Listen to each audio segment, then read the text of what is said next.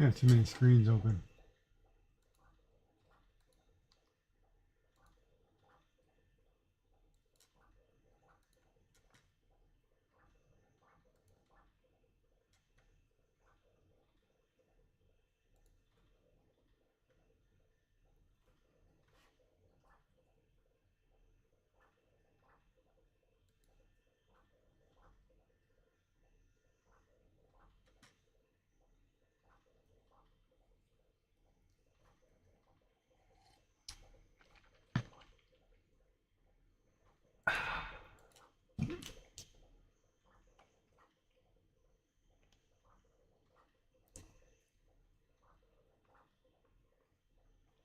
Let's actually fix these lights for a minute.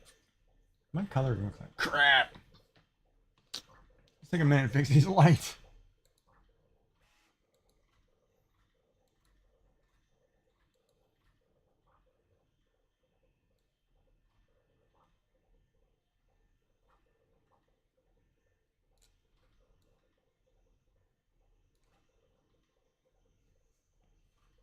Now they're super bright and super crooked.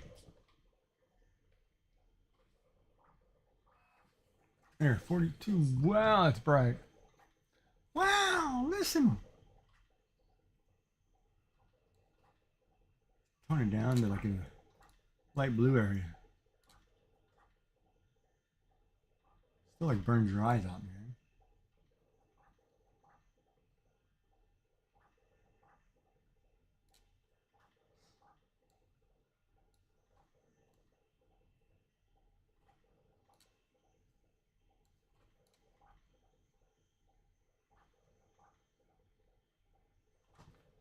Can't tell if I look too white, too blue.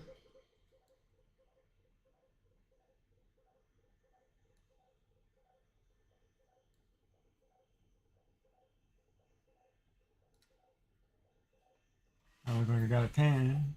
All right, let's do that. All right, so let's create form. We need to create a sketch on this plane. We need a center diameter circle. We are going 70. Wait, center diameter 70. 75 is 3 inches. So if it's, wait, 60, 10, 20, 40, 60. I'll go 70. What's up, buddy? How you doing? All right, so we have a 70 diameter circle. So we're going to finish that sketch. We're going to now bring this up. I'm trying to remember how to do all this crap. Oh, extrude. We're going to go up 5, 10. New body. Okay. We're going to take this. We're going to modify it by chamfer. We're going to add a fillet.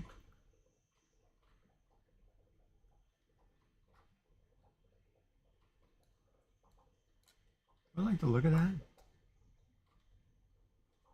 Yeah, all right.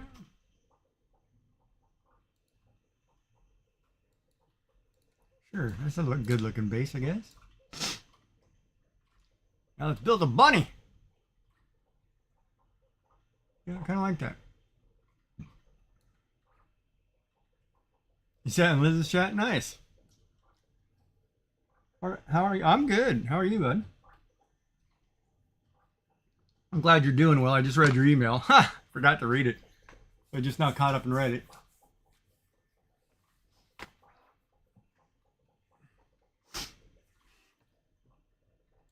Kind of slow. Well, I guess I'm good. I just lose track of time, I think, today.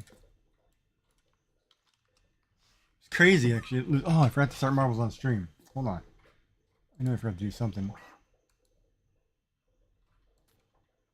Let me get that going in the background so I can get that moving. Oh, yeah. Start in that corner, why don't you?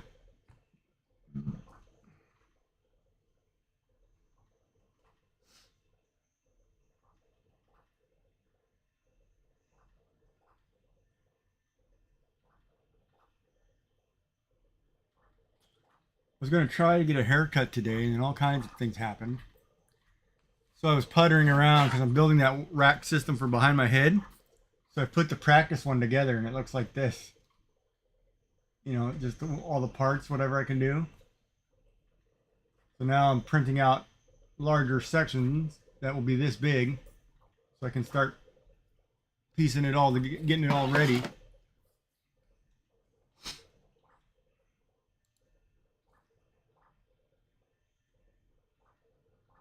Okay, so you're not going to work, are you?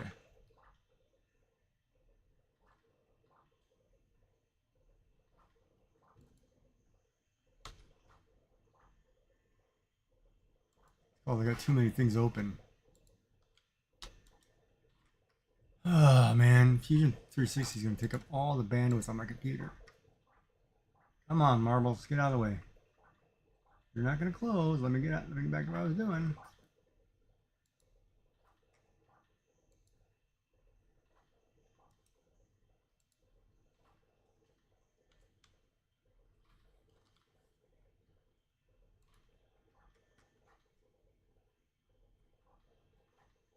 Why is that running?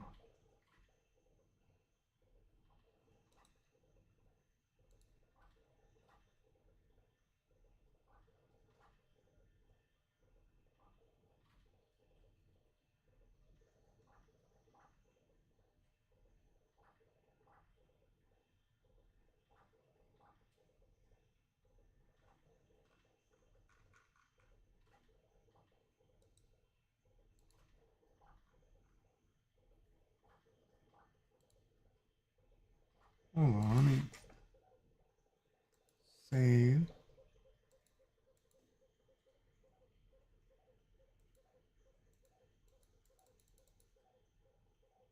You're not working either?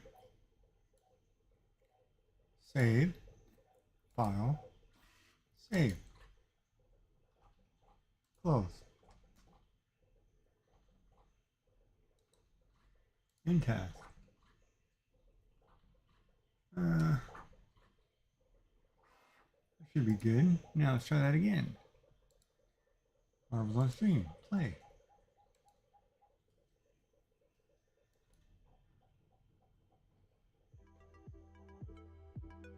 Well, now it works.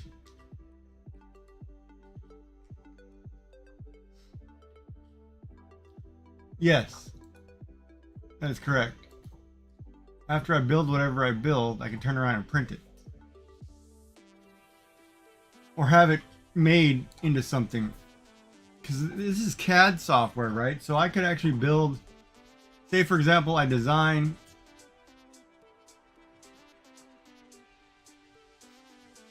a working chainsaw. I can then have it sent and built for me. Like whatever tool or anything that I build in this program can actually be built real world out of metal, out of plastic, out of whatever.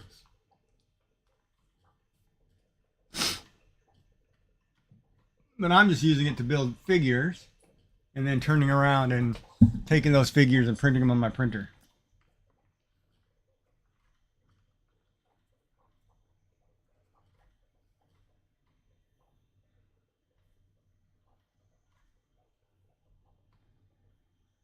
All right, so now where was I?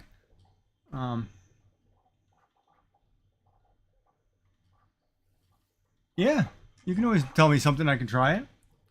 I'm not necessarily good at this, but I can try it.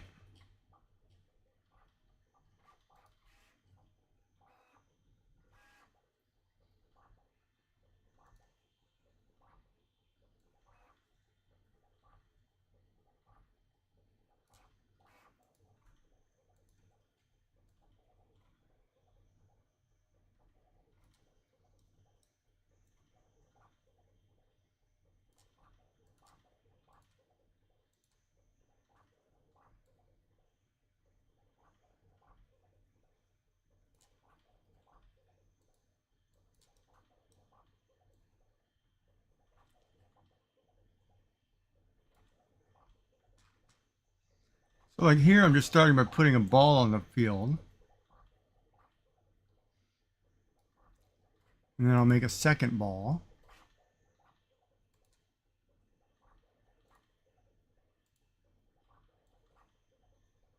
A little bit smaller.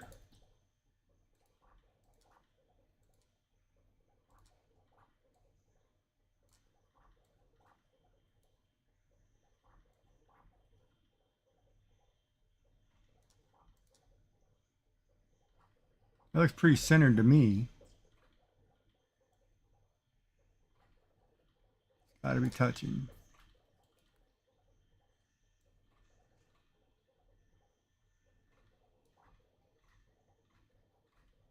All right, let's talk about reinforced filament. Let's do it.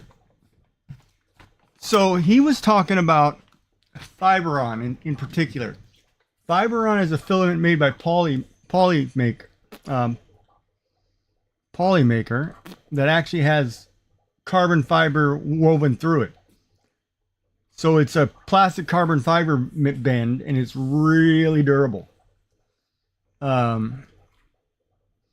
Here, I will pull it up and show you what he's talking about. Oh, I got their site open right now.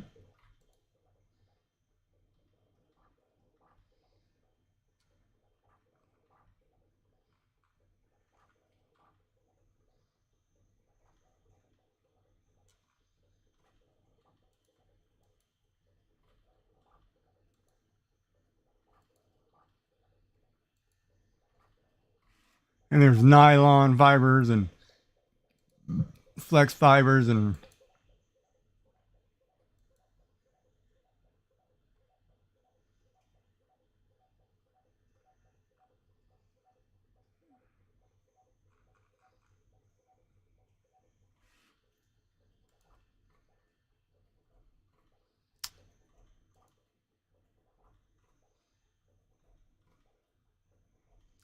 so here it is here.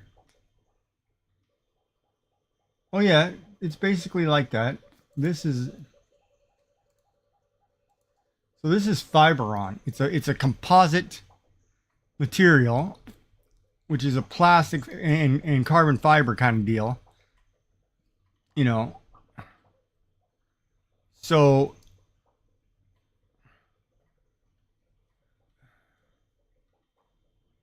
yeah, like here's a good picture. Like they're using it to do drone casing, ski boots,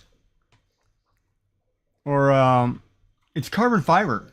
Basically, what it is, you're basically printing with carbon fiber. You know, we use it for prototyping, jigs, tooling. Like, so that's what I mean. Like he's sitting there and he's designing a arm mount, or a gimbal mount for a camera, for a large camera, and he's using Fiberon to hold the elbow joints, to hold the whole arm, and that's what he's doing. So right now, that's what he's designing on his channel.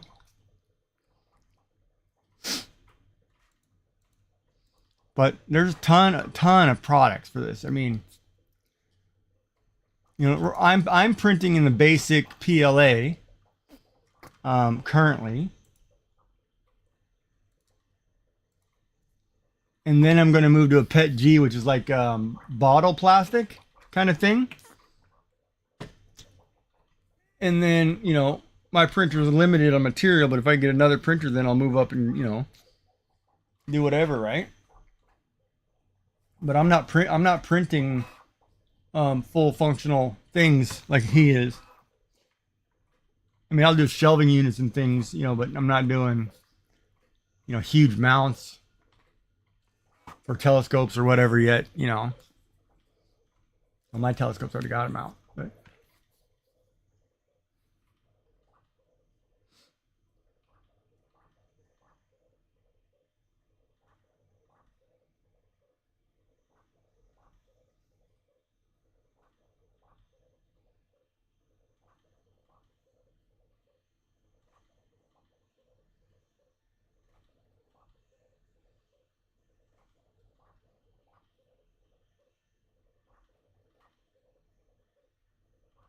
if that makes any sense.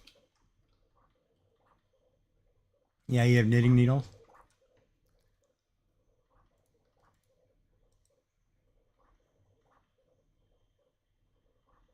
I need to combine these.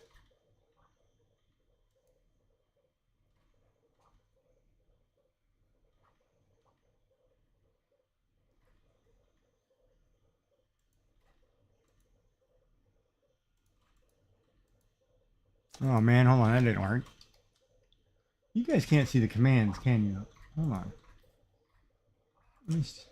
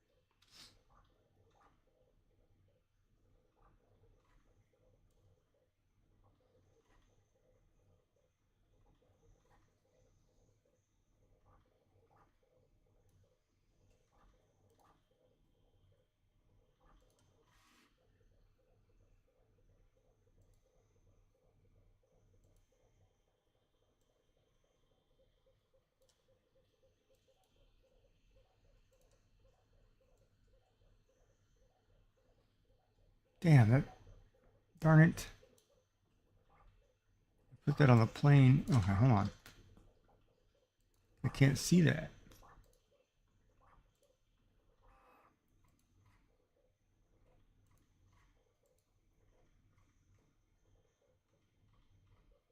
So you have a small welding set. It's bad. They make the snap-on sets. There's a powered roller that pushes the main wire to the gun. The wire runs through a plastic part, basically a cylinder, about 8 millimeters diameter. But there's a shoulder inside that stops a nylon sleeve that the wire is guided through. So one side has a bigger hole than the other. Plus, then it has a rod at 90 degrees coming from it, which is thread. Is a tensioning screw. Okay.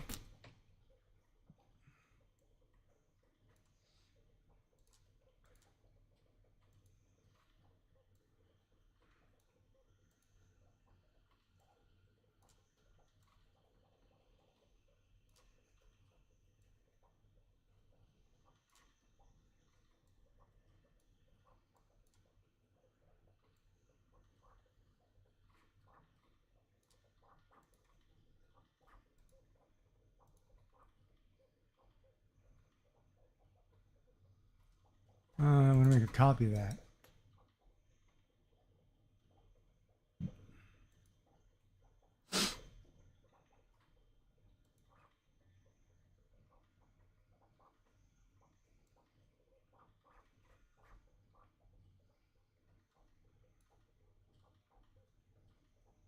Why don't you make a copy of that?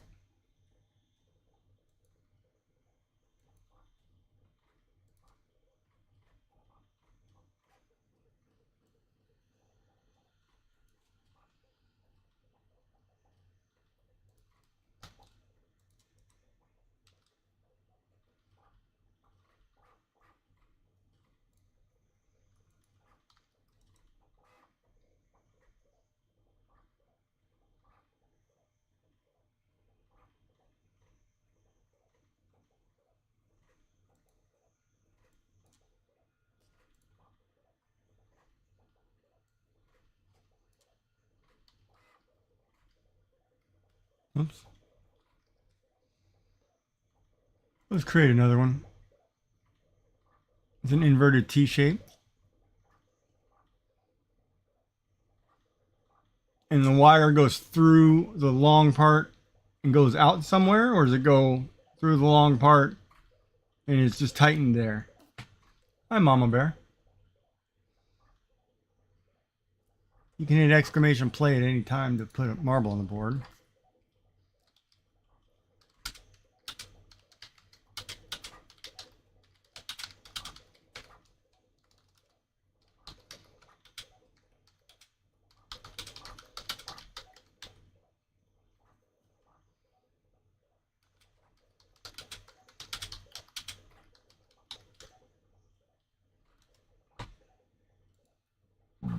I'll pin this message.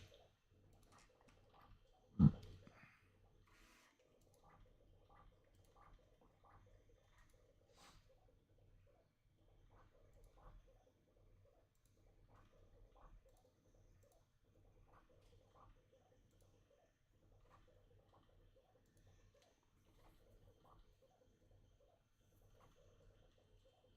get a feeling that's not 20. I feel that's 15.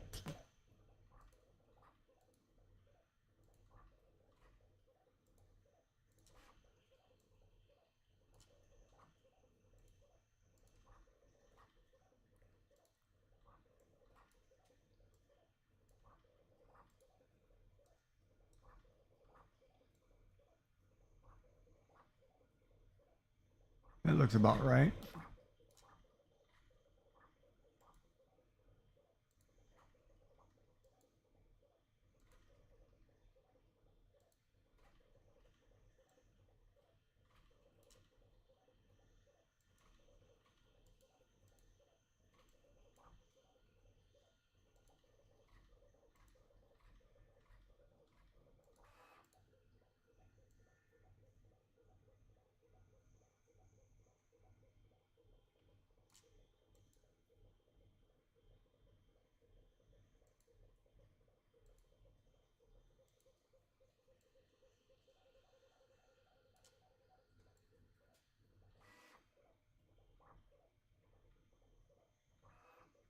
I don't know if I like the way I did that.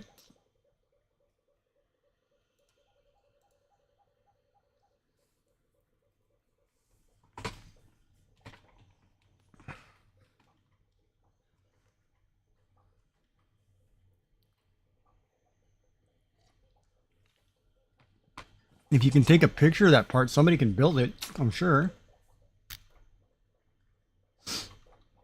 I am in and out trying to get my stuff done before Elder gets up. Okay, no worries. No worries.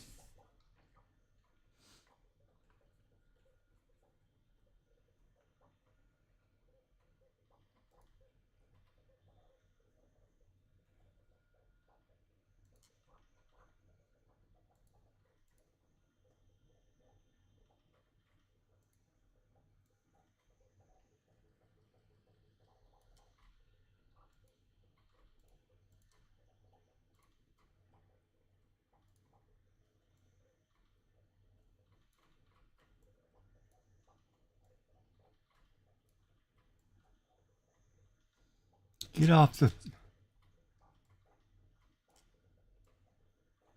Why won't you go up?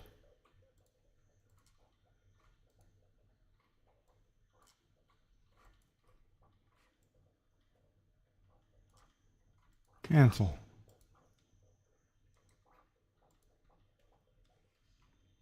Cancel, move, the whole thing.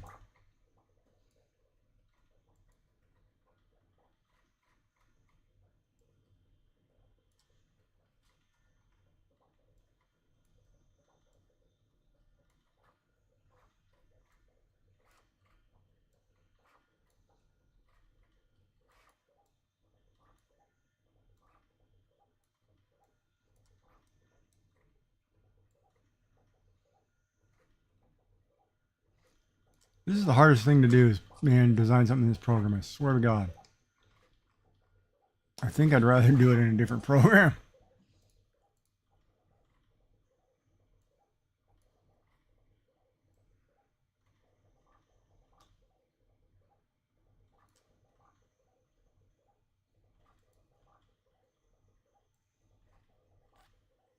Like, I think it'd be easier just to do this in Blender.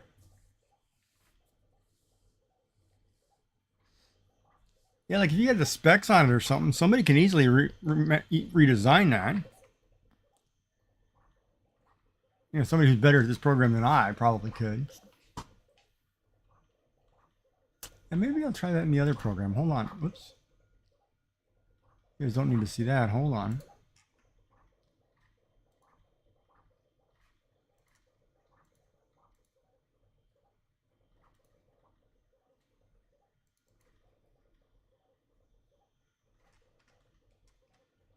Let me switch to Blender really quick.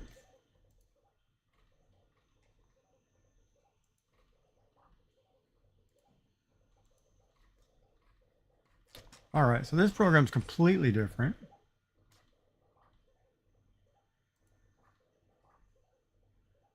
Because this one allows me to add pieces to this. Basically what you're doing is sculpting. You guys can't see my screen.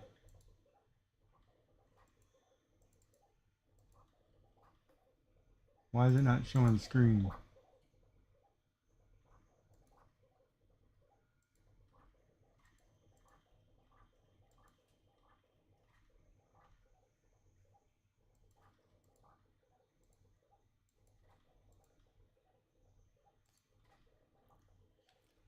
So this one allows me to sculpt on top of something repetitively.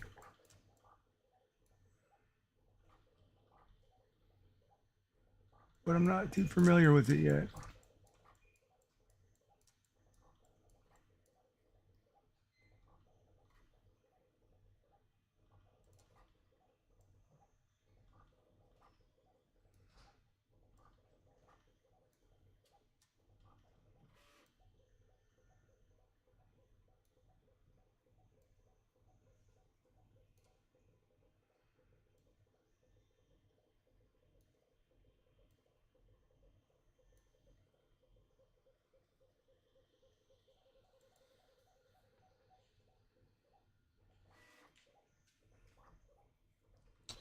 Why is it not showing my screen?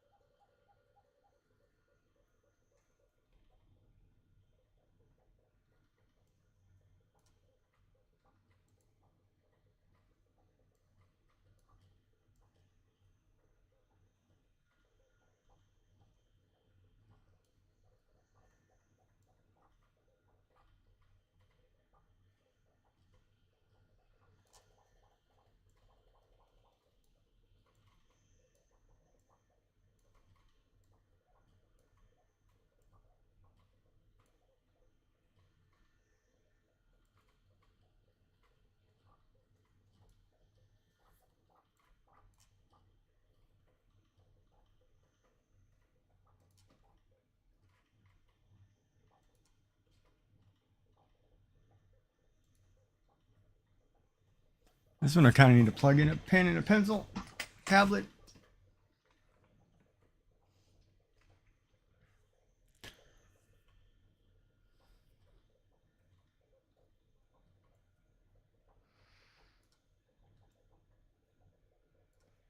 And roughly be eye.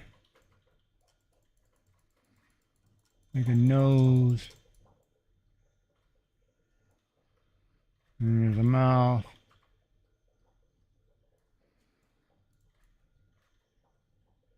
Shrink this part of the head. You know, then we got a body. So on and so on, right? And then you just kind of keep building it. But that's a learning process for me, sculpting. So is the other program.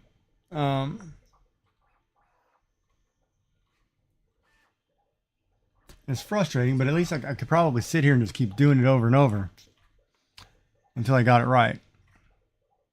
Or I could just draw it. I should try drawing it and importing an image in.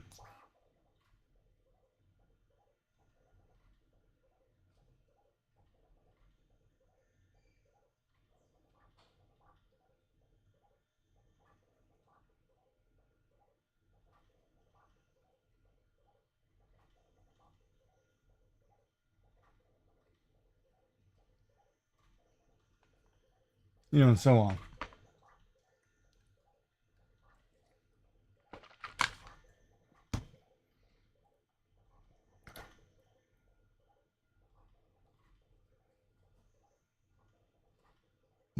All right, let me check this.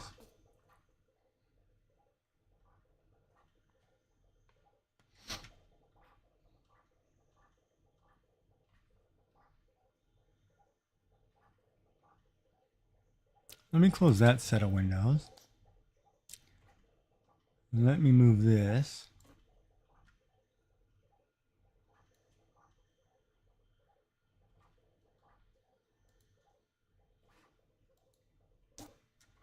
That way I can try setting this monitor.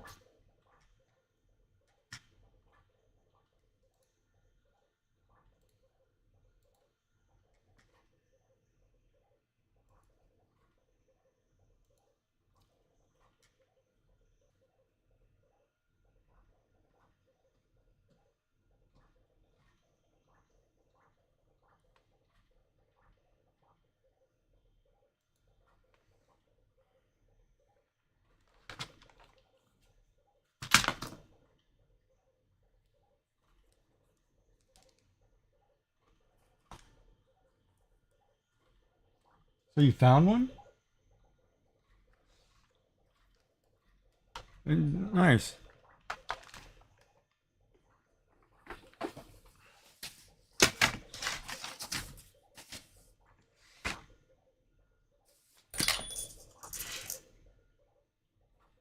What's that gonna cost you?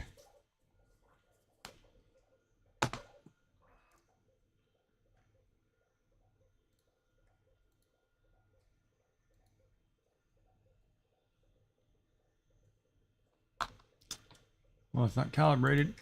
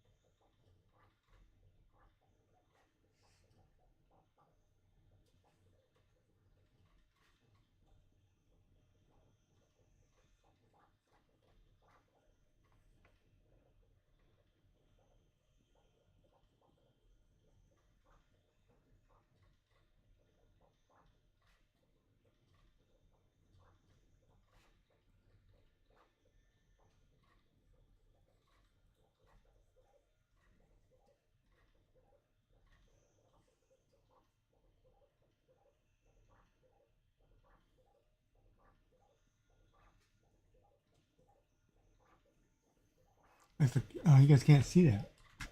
Why is it not showing the screen? Anyway.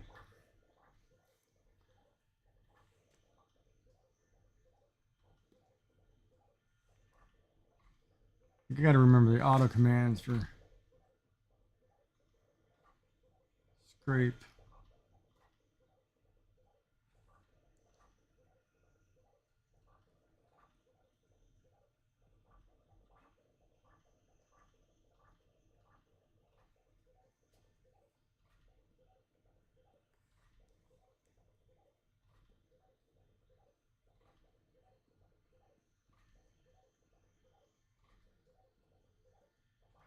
Is it actually digging a hole?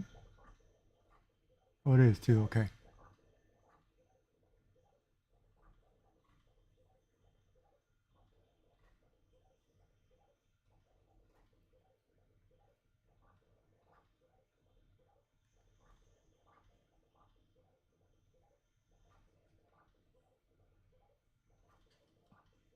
This rabbit's gonna look crazy.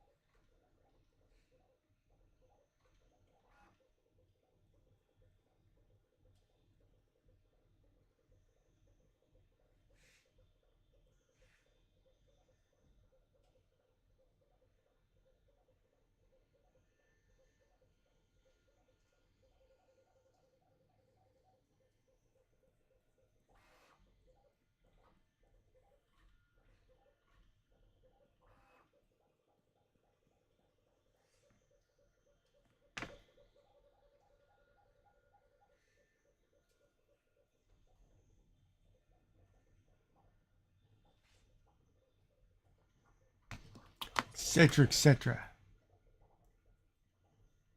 You start carving a face. You gotta know what the face looks like. You actually found it? Nice. 8mm bullet shape with a bubble nose, blunt tail, 3mm hole in the front half, 6mm hole. Yeah, that's easy. Well, but you found it. Good job, man. Awesome.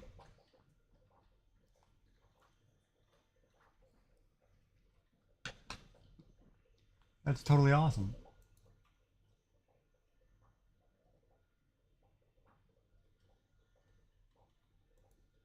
All right. So I'm actually going to go and draw this, I think, first. Before I try to sculpt this, because this is foolish on my part. So let me do this. Let me screen capture that page and close the other two programs.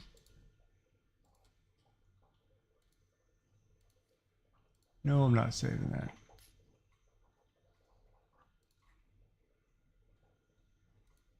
No, I'm not saving that.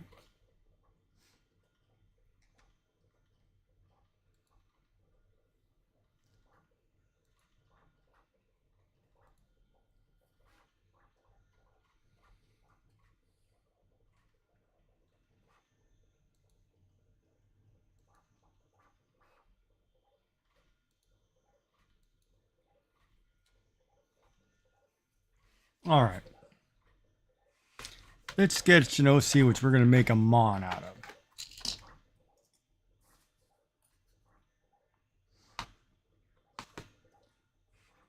Because I can.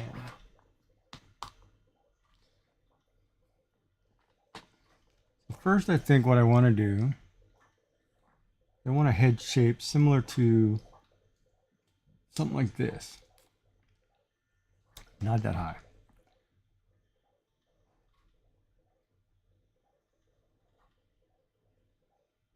Right? Then we're going to have a little body. Does this.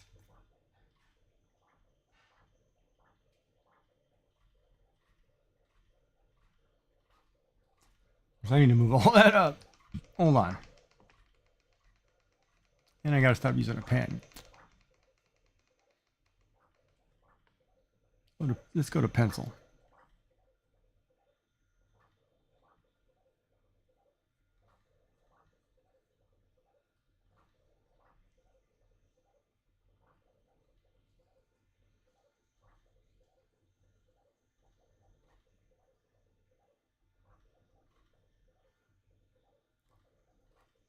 Some generic shape like that, right? Head's a little weird, but we'll fix it. The 6mm rod coming off a bullet at 90 degrees. There's like a pogo stick footrest on the side of that.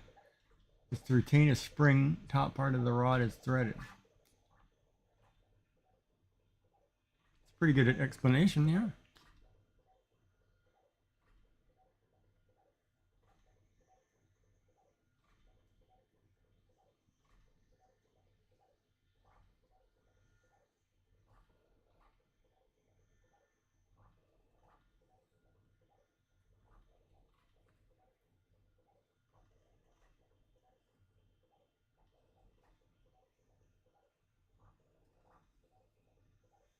Then we're going to do eyes.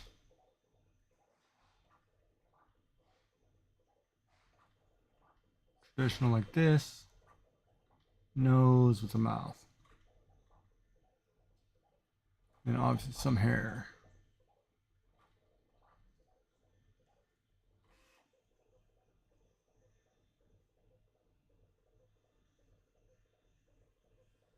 Something like that. Hands. Feet.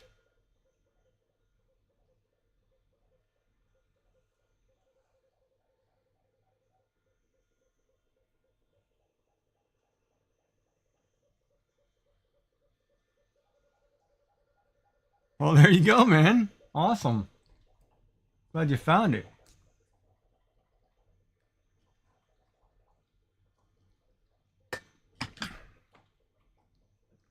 All right, so let's do some line work.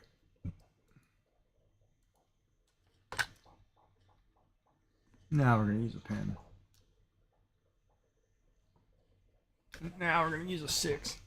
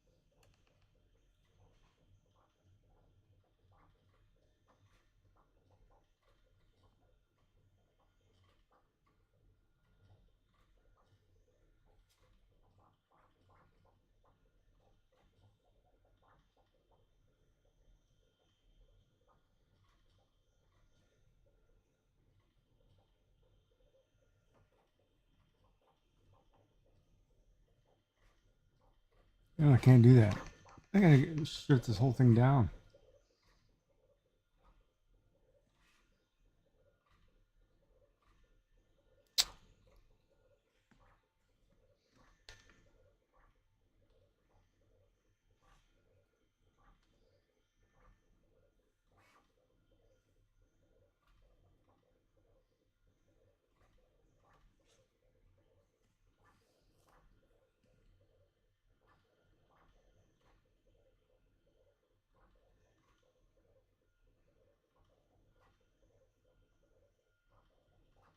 Darn it, man. Come on. I feel like I'm still doing sketches here.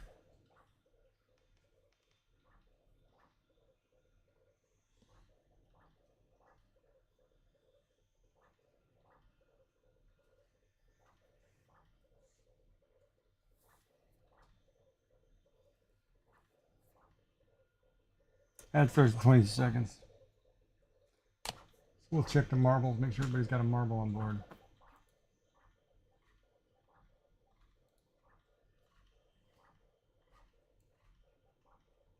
Just Giggy Jack and Mama Bear. So if you want to get a marble on here, exclamation play while we wait for the marble, while we wait for the ads. And I'm running this sucker.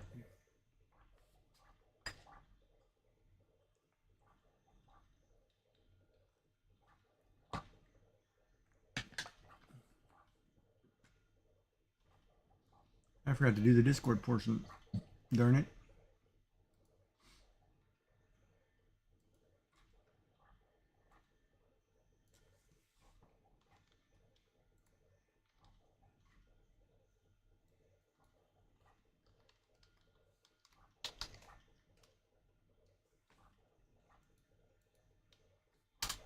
I forgot.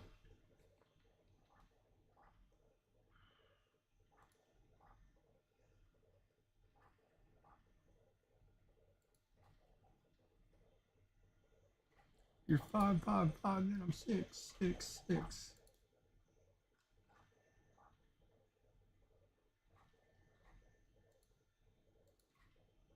Lunatic.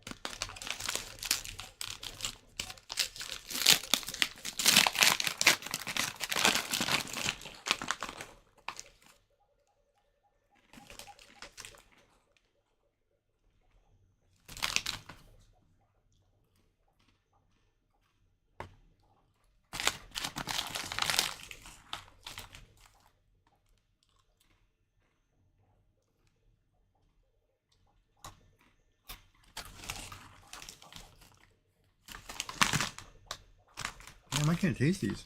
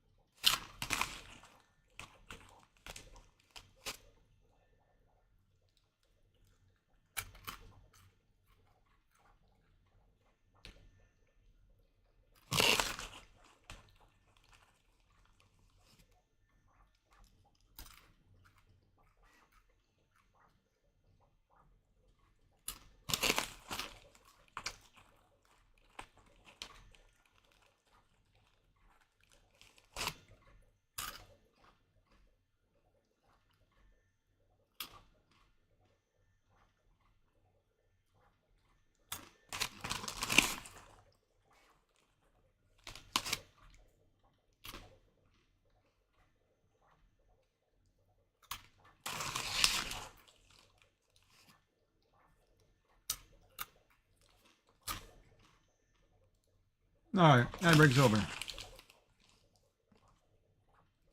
You got 4 minutes to put it. No, you don't. You got like 2 minutes to put marble on board. I think that's everybody anyway.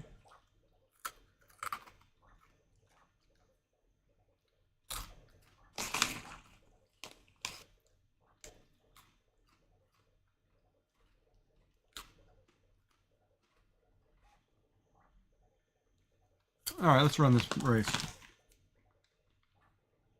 Here we go. 10 seconds. He's the current record holder. I'm gonna drop you into the track. Yep. Wait, did we just bypass that whole thing?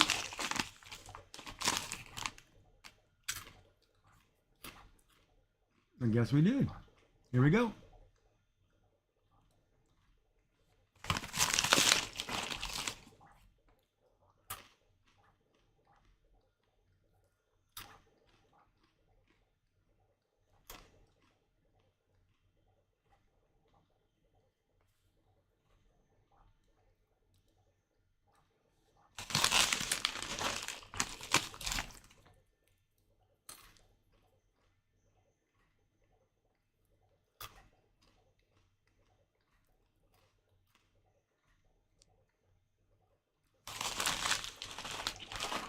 And Kelt takes the lead.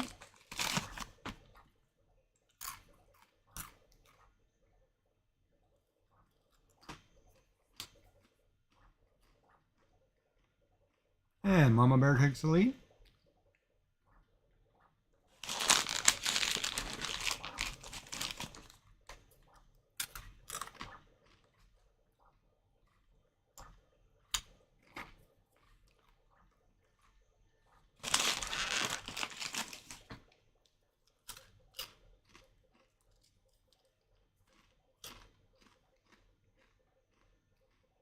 Oh man, I'm way back here.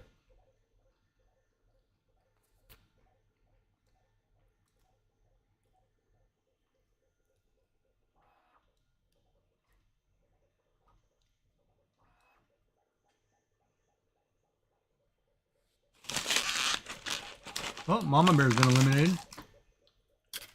Oh no.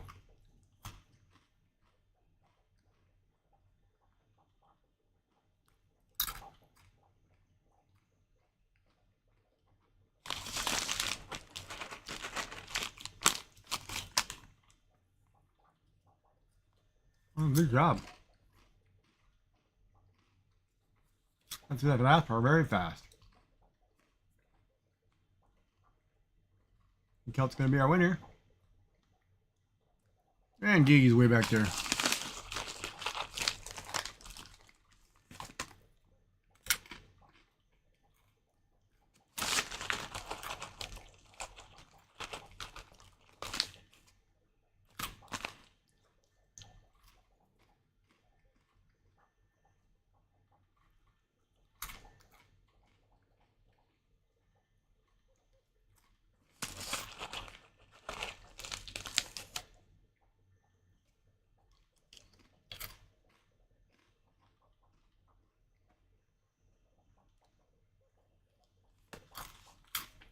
And Kelt is our winner. Followed by Gigi Jack, and Mama Bear was eliminated. DNF.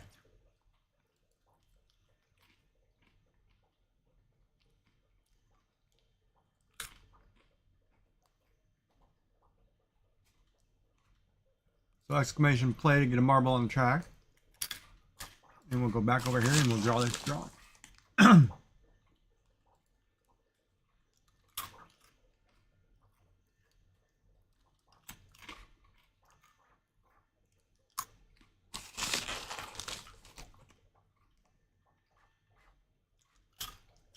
Which I don't like at all.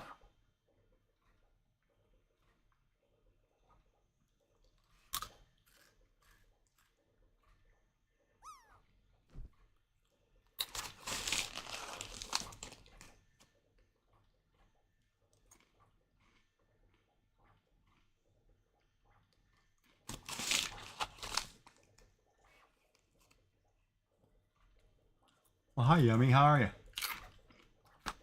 You missed the pool. Yummy has gone home to stock up supplies for food.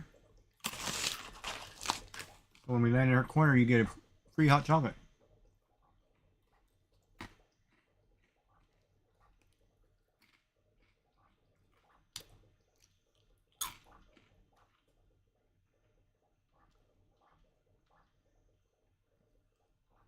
You're dizzy. You like a blood sugar thing? Oh, if you're dizzy, go lay down or something. Don't do anything crazy.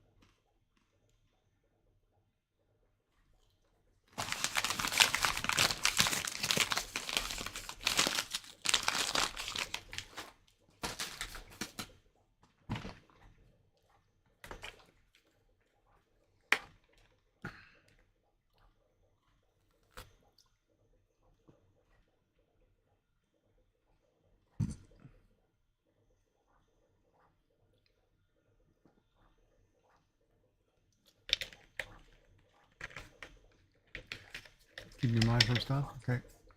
All right, let's think about this. I don't like this, so we're gonna get rid of those layers.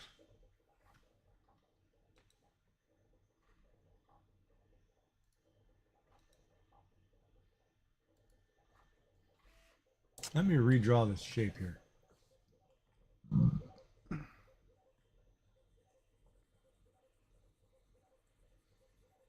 Oh, that's gonna have vector lines. Shoot.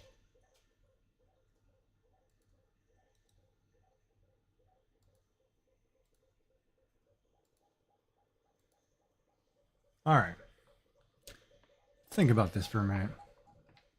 If I do eyes here and do a head shape here,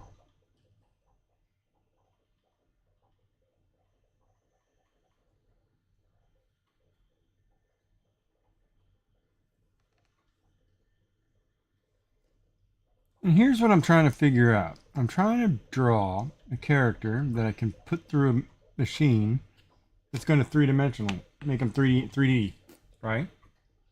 I could do an Easter bunny, and here's what I'm talking about. Let me pull up some files here. Let me show you. So as you recall, I drew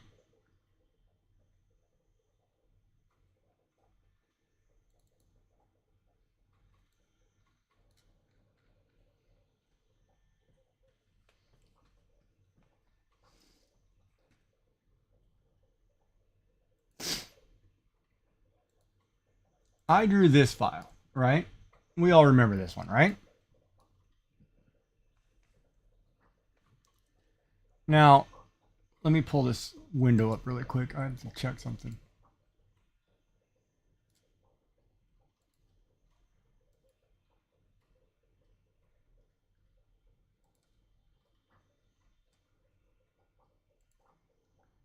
So, you remember that one? So they have what they call a mon, a print mon thing, where I can take a picture of something that I drew and it'll make it a 3D character. So I did that late last night, and this is what it turned out. It turned out that figure based on my drawing that I can turn around in 3D print. I didn't like that one, so I did it again. It turned out this one, which I really liked, but it made a character based on that drawing, which I thought was really cool. Of course, I did it a few more times just to see what it would come up with, and it came up with this cute one with the holding a mushroom, and another one, you know. So it kind of animates the character and comes up with that. So I'm drawing characters and saying, well, let me think about that, right? So that's because like yesterday I printed. This is what she made. That she drew a picture of this cactus, and she put it through that machine, and this is what came out, right? We all remember this little cactus, Lovey, that Pezliz made, and that's what came out in that thing. So I did a few more drawings, right? As we all remember, I did Abigail, right? Which turned out like this.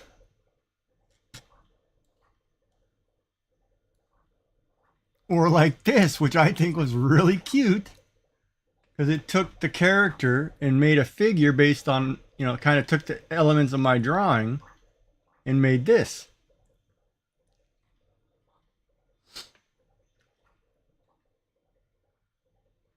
Of course, I also did the Easter Girl, which it came out with various ones that look like this. Of course, this is my favorite. It took, you know, right here, because that basically matches, you know, kind of like the whole dress, flowers, basket, you know, adorable, right? So I might just say, okay, well, that's that character, and I'm going to print that based off an image I drew, right? But the first one it drew it like a little cat type person, which was cute. I didn't like it too much because I don't like the eyes. Did this one, not so much. Did that one, yeah, kind of cute. This one, totally adorable. You know. So, what's what question?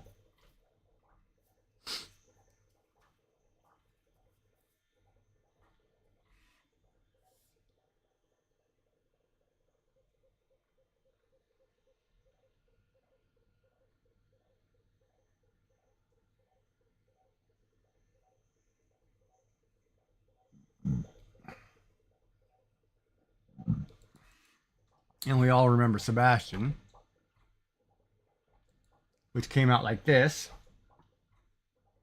Oh yeah, I gotta figure out which one of these I want. You know, originally I printed this one. This was cute and all, but I was like, yeah, too many colors. I don't like it, so I'm gonna redraw somebody and get rid of some colors so it's more grays and black. It did this one, which I really liked, but for some reason it gave it 2 eyebrows, which I don't understand why. This one was cute, you know, but this one just says, oh, hey, adorable, happy, right? But it's based on a drawing I did. So it's like, that's kind of cool. Then I did the frog, I did the Easter girl.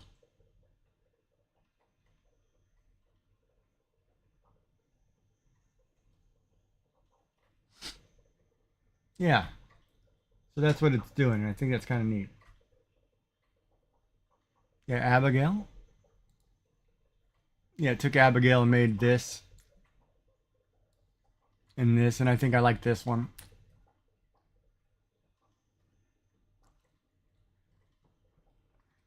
And if I hit retry, it'll remake it really quick. And we'll see what it comes up with.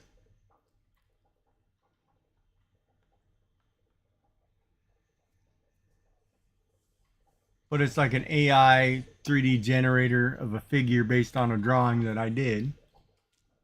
And see, and that's totally cute too, right? In the original picture, hold on, looks like this. Green eyes, ribbon, sword, blue outfit. Green eyes, hair thing, blue outfit, sword. But there's a mistake here. If you look at the hand looks like it goes through the wrong part of the sword, so that's a AI mistake. Right? So you have to be kind of careful, like this hand is in the right place. This one's in a better place. Like you have to really pay attention. Like I don't know what this object is back here. You know, so you have to be kind of careful because it's AI generated. It's not necessarily perfect, right? So I'm in the process, well, I'm going to draw a new character and I'm going to put it through that machine and see what we get. Is what I'm thinking. So we can do an Easter bunny. We could.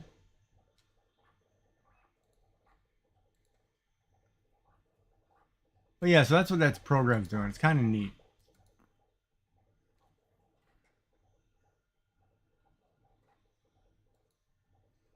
And I might have to play with it a little more. So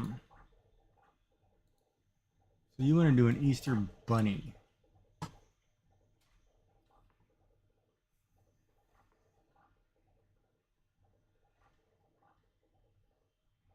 And I want to limit it to 4 colors. So when it put it through that machine, it only does 4 colors. So that's one thing I have to be careful with. All right, Easter bunny.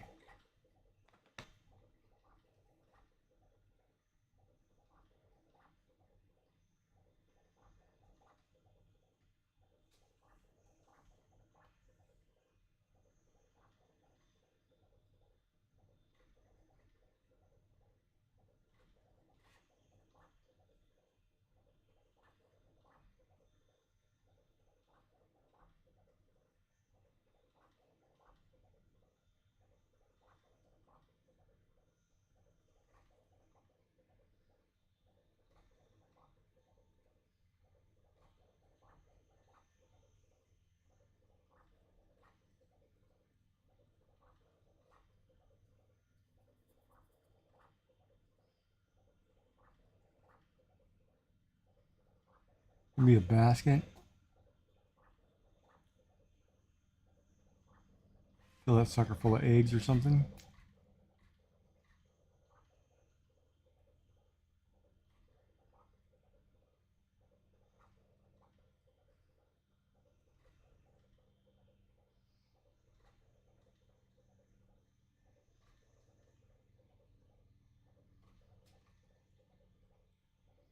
Maybe we'll have him sitting.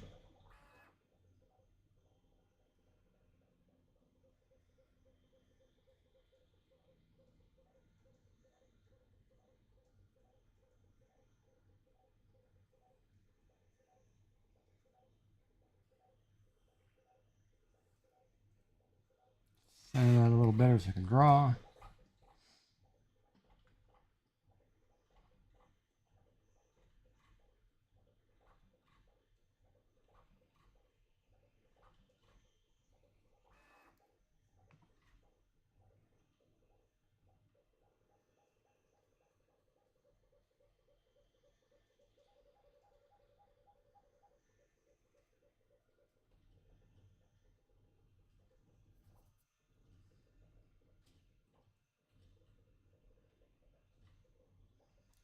Maybe something like that. And normally you'd have some background here, but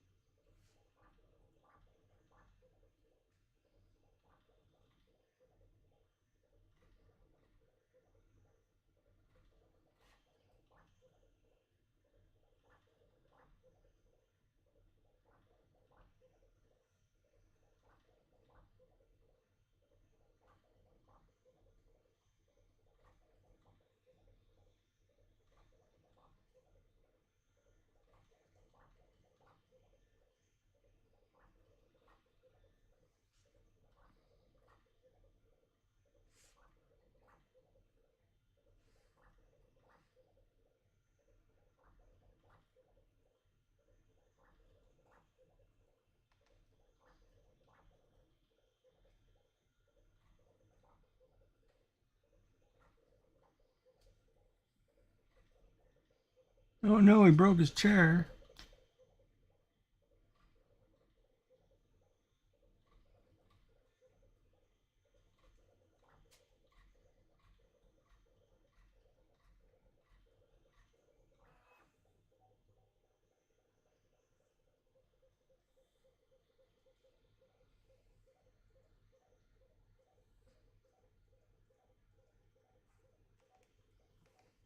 Not the chair.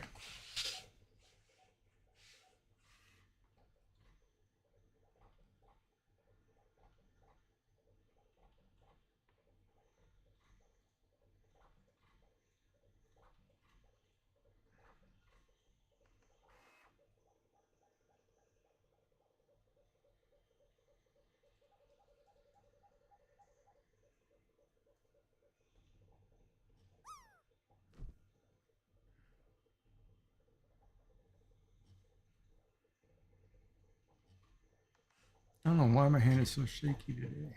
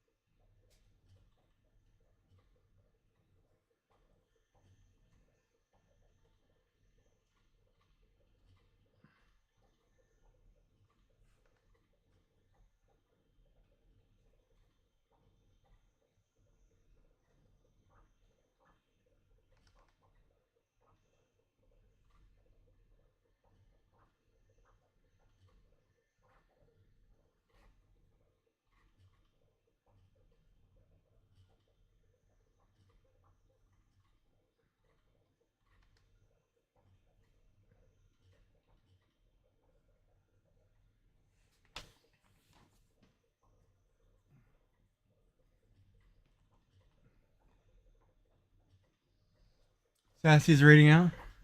Okay. I'm stuck with you. Okay.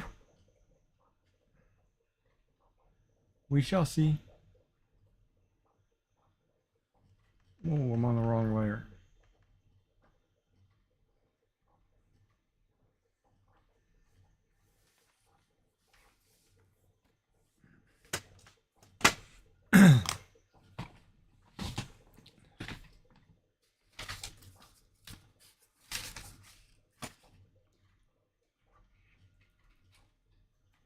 Why don't I have enough cable here? What's going on here?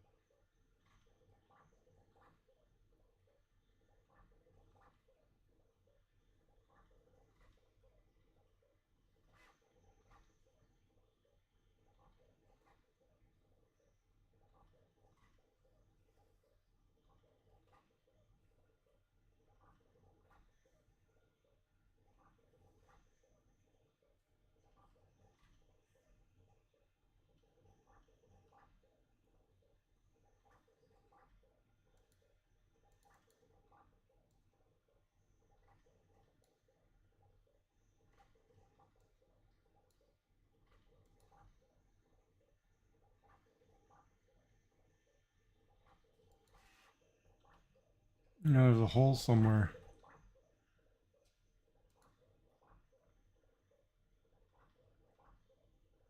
Somewhere a white line does not touch.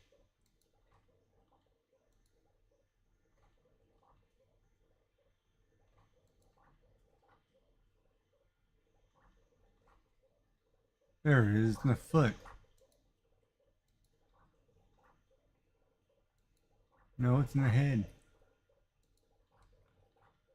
Somewhere a line. Oh, it's right there.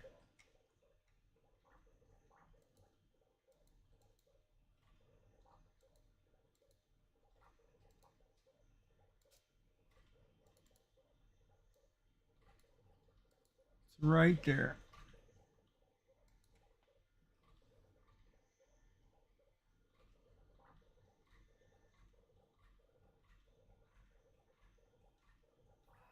Just want to see.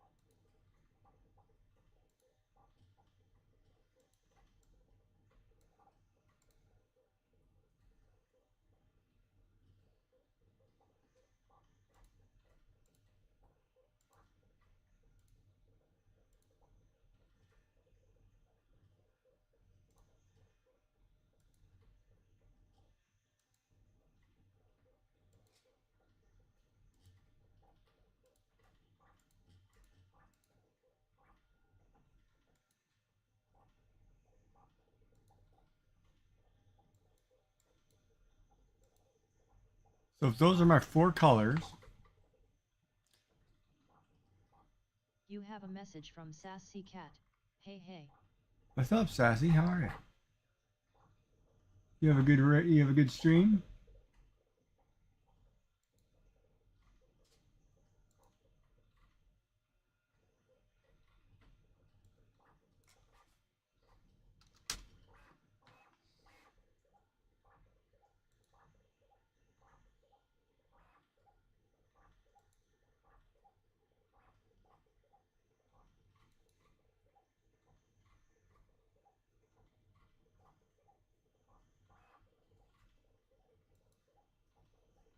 So if I did this with my 4 colors, right?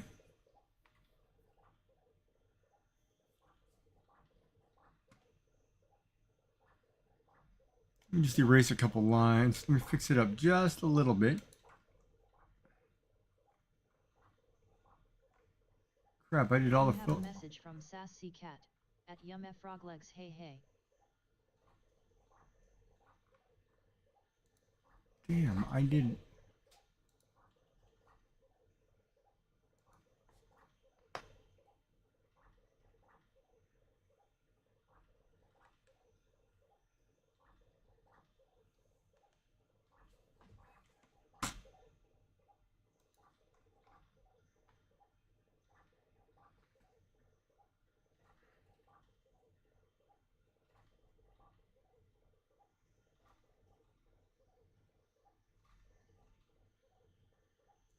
So this is my picture, right? This is my bunny. I'm going to leave it like this, 4 colors.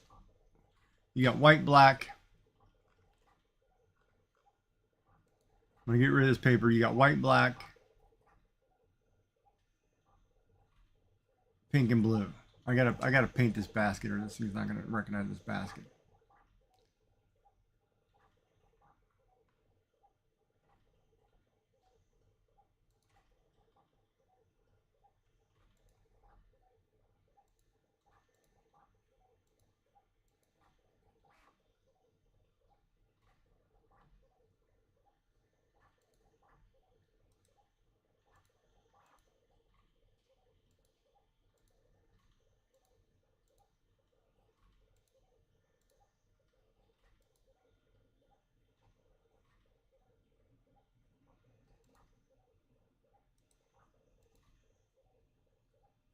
All right, so this is just a basic bunny, right?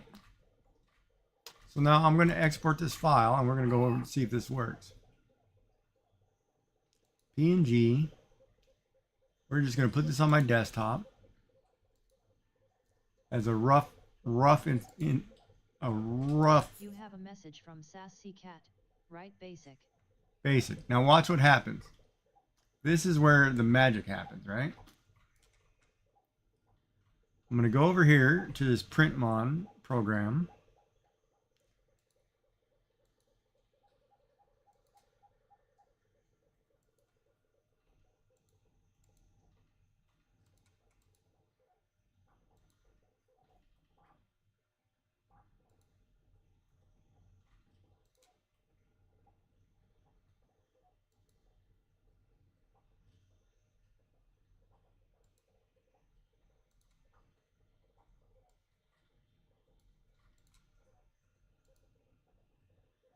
All right, so now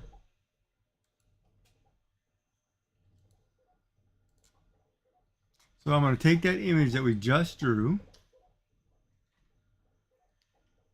and I'm going to load it here, okay? And now I'm going to get a concept art. And it's going to take that image and make a 3D character based on that image in an anime style, and let's see what it does.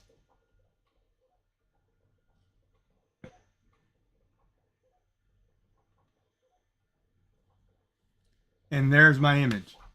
Based on the picture that I just drew, that's what it came out with. So now I can 3D that bunny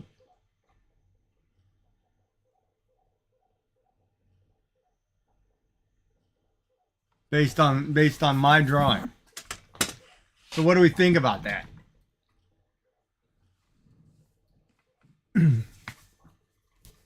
I drew a basic picture, and it molded that into that bunny.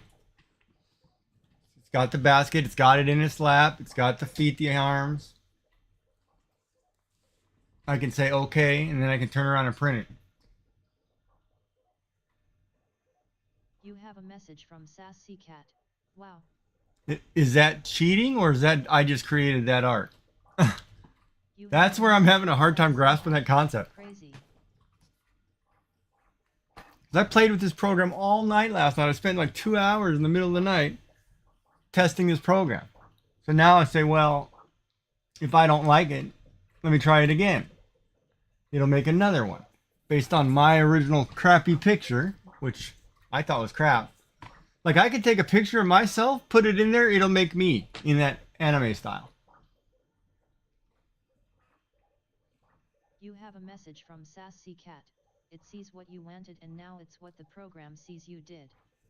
So now that's completely different from what I drew, but that's cute too. Of course, I like the first one better, but... Right, so as we recall, I drew a bunch of images. I drew like Abigail from Stardew Valley, Seb, and it came out with these. Right? So I can say, okay, I drew a picture. I can print this model. Did I create that model?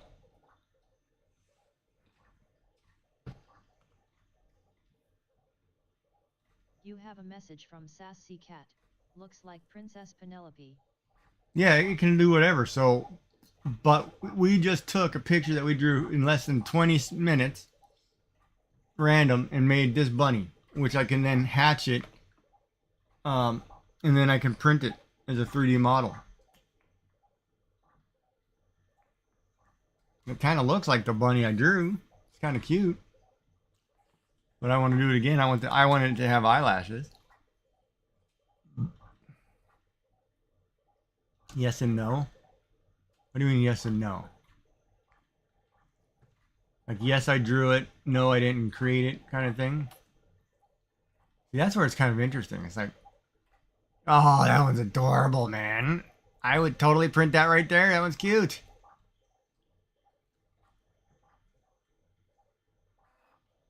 And it's got the ear curl. It's got eyebrows. It's got a basket full of eggs, which I drew a pattern similar to that.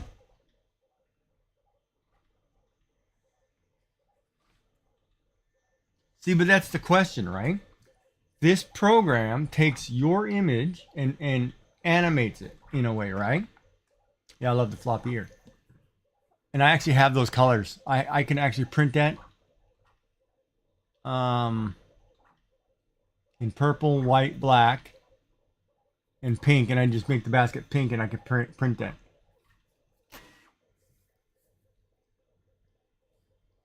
But I drew a picture, it made an image, or it made a figure. It's kind of similar to the one that I did where I took the picture and made the wall hanging because it took my art, but that one is more traditional to my art, and it makes it a keychain. So this is more traditional. It just took the actual picture that I had. Well, I should load one of those up in there actually. Let's see if it makes a koi. Now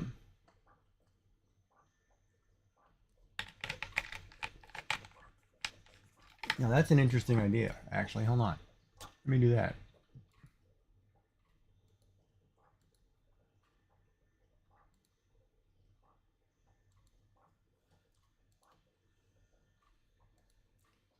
Let me find the image.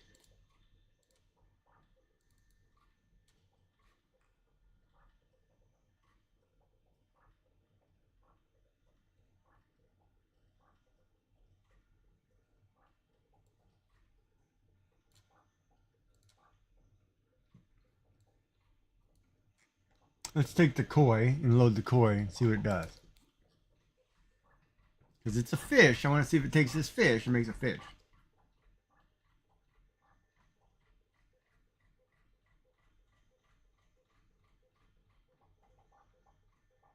You have a message from Sassy Cat. So I could draw a unicorn and it will give me its idea of what I drew. See, and there it is. It put it in a form with legs, fins, and made a fish based off of my drawing with my colors. That's kind of cool. That actually looks pretty cool. You have a message from Sassy Cat. Oh wow. But then is that me creating that or is that not? You have a message from Sassy Cat. That fish is very I sassy. know, I really like it. You know what? I'm gonna take that picture of Hey Hey and put that in here really quick. Hold on. Let me see what it does with Hey Hey's picture. You have a message from Sassy Cat. So it's almost like an AI. Well, it generates an image to a 3D model, giving it kind of an animated style. Like this one behind me that you can't see.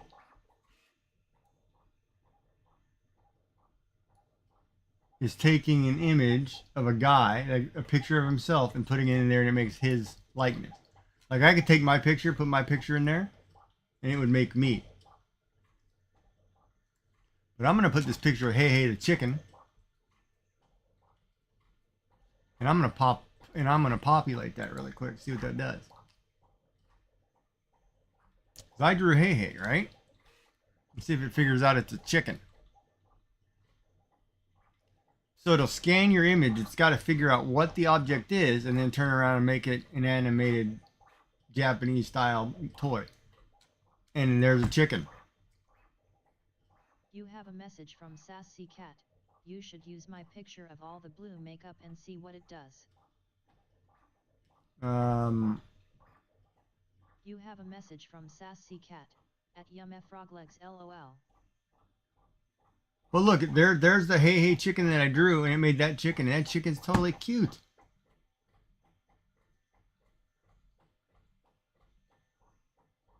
But did I create that? I could take your picture. Where's the easiest place I can get a copy of that picture?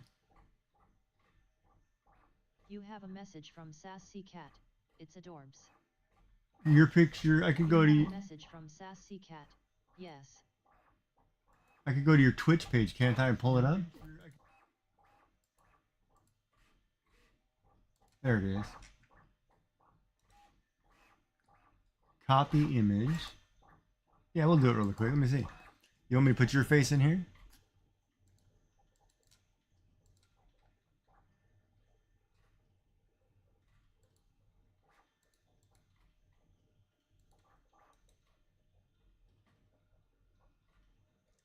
Oh, it's not gonna let me paste that. Hold on.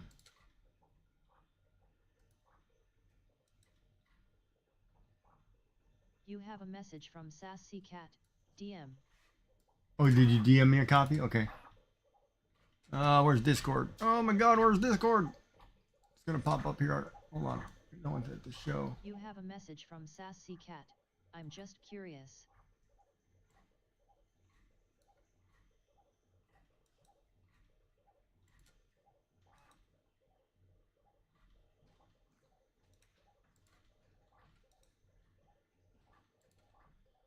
I gotta save the image to my desktop first.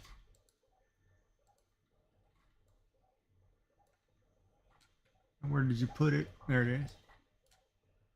All right, so there's your picture, okay? Don't get mad at me if it does something weird, because I don't know what the outcome is going to be. I'm just letting you know now. It's not, I'm not creating what your picture looks like. Well, here we go.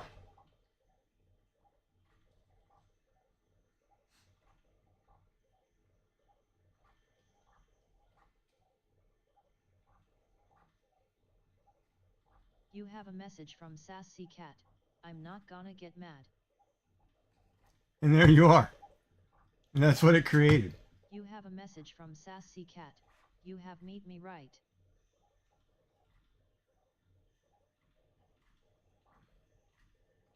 You have a message from Sassy Cat. LOL. That was kind of cool. But we can retry it and it'll make a different version of that. Like you can sit here and hit that button all day and it's going to just keep making images until you find one you like. But it took your colors and added, you know, of course it added blonde, but because that your picture was more white, I think.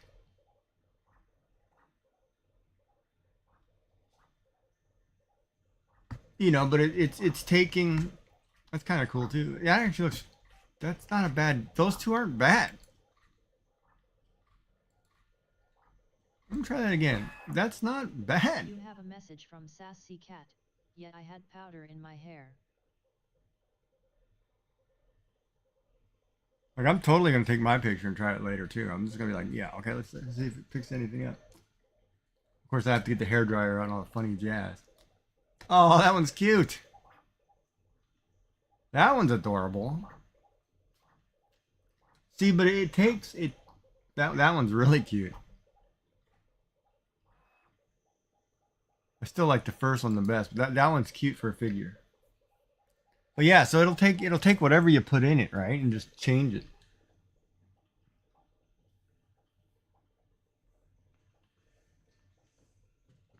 Yeah, okay, I'll take my picture and put it in here. Oh, that one I like. With the long hair and the long, like, hooded poncho, whatever, raincoat. That one's cute. But I do like the first one with the ears. Because I think that's just kind of Sassy Cat, right? It's a cat. You have a message from Sassy Cat. Raincoat. Yeah, it's crazy. Sometimes it's random, right? What this thing does. Do it again. I need to take my picture. Hold on. You have a message from Sassy Cat. Yet. And I could play with this and say, hey, which one do you like the best? And let's go for it.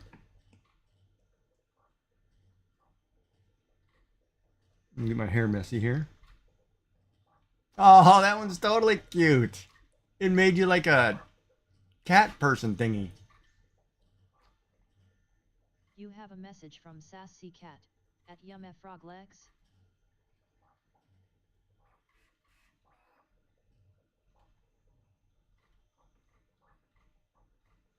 That's the ugliest picture of me ever. With pigtails. I'll send myself a picture.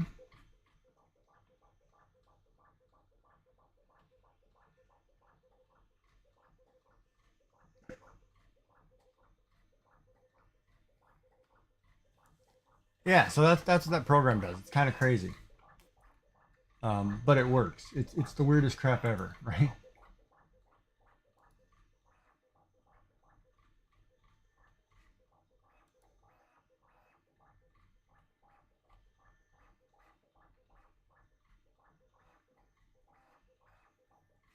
Oh, Twitch is doing something funny.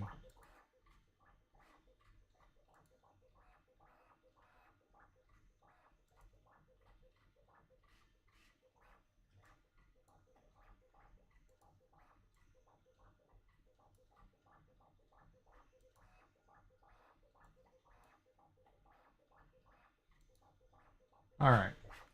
So I took my ugly mug.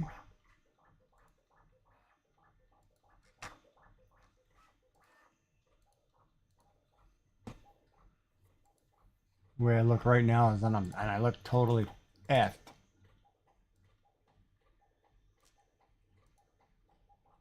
I want to see if this thing gives me a beard though. Come on. So we'll take this ugly picture of me. See what it does. Just a random ugly picture. Well, that picture I look like I'm going to prison. God, I should shave and clean my hair, clean up. I just want to see what this does. It's either going to make me cute or it's going to make me hideous. Huh. That's interesting.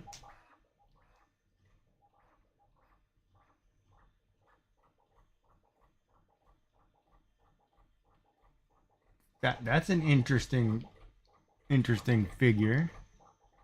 You have a message from Sassy Cat. Yes, it is. I don't know what to think of that picture. That's kind of interesting, but I'm wearing black. Correct. I had a beard, but it changed it. I have hair's not bad. It gave me the glasses. That's kind of crazy. I'm gonna do another one. Let's see what it does. But yeah, so this program is totally nuts. But it's you know I have to buy points to use it, and I have points to do it. But it's like I can take whatever I want and make a figure and say, okay, let me print it, because it will take it and make it printable. And then all I have to do is feed it through the printer. I like the hair better in that one.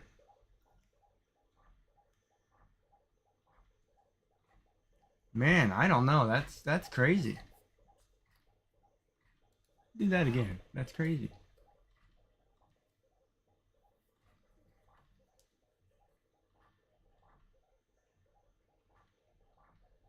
Like, I feel like I should just braid my hair really quick and just do all kinds of crazy stuff. So I don't have to think about all this stuff.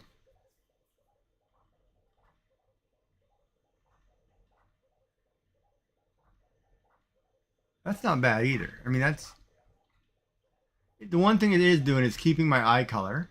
It's keeping the beard. It's keeping the glasses. You have a message from Sassy Cat. Do cousin it and see. Oh yeah, cousin it. That'd be funny. It's gonna put a face on it though. It'll make cousin it an animal, because it has to. The program is designed. It has to have a face of some kind. So it'll put a face on cousin it. Okay, that one I really like.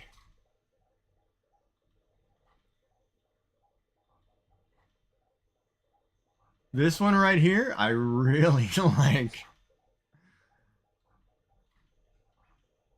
It's not the right beard, but that picture looks cool. It's best hair so far. It's the best outfit so You far. have a message from Sassy Cat. Yeah, my fav also. I mean, that's a cool picture right there. I may have to save that one and print that one. That actually is kind of cool.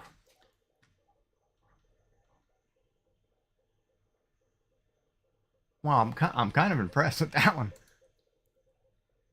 I don't think it can get any better. So definitely I could take a good picture of myself. And then that's it. I'm going to go get a haircut tomorrow. Then I'm going to take my picture. Well, you know what I'll do? I'll put my hair up in a top knot. I'll go get a picture. See, now it's going orange. That doesn't work at all. But it kept the beard, glasses, and it still does the hair. See, so it's keeping certain elements, but this one, like that one I would print, I would draw, and then make that my avatar. Like I would replace my face with that. That one I like. And that beard's easy to grow.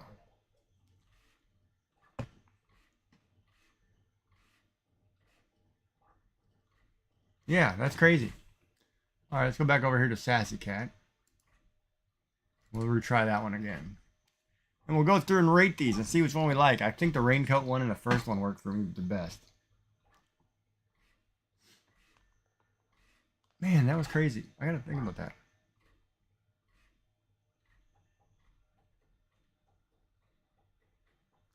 Aw, that's totally cute.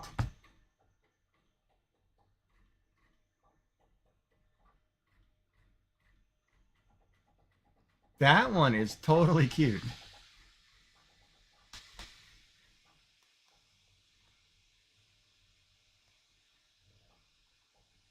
That's starting 1 minute.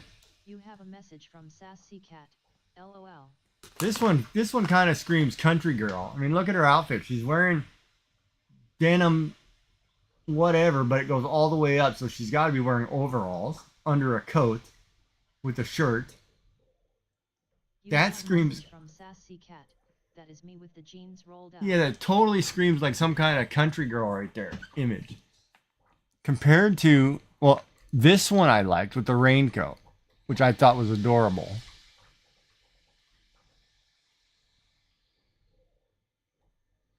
And of course, You have a message from Sassy Cat. Yes, so me. and this one, the first image, I just loved because it put the ears in. And the hair. Yeah, no, that thing does a pretty good job. Because it takes like the colors that it sees, keeps the colors. Like this one's kept that green color for everything.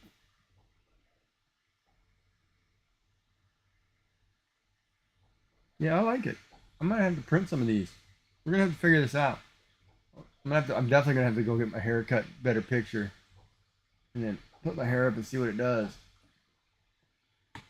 But I'll put on a bright color shirt. But yeah, it's totally crazy. Like, I mean, even when we did that bunny rabbit that we just drew, or the chicken, this hey hey chicken right here, totally love that. Okay, you love the last one the best. So you love the last, this image we're talking about.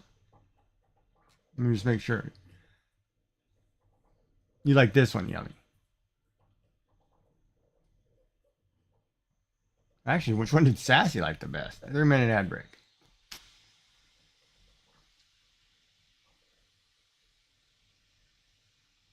My mouth is doing something funny again.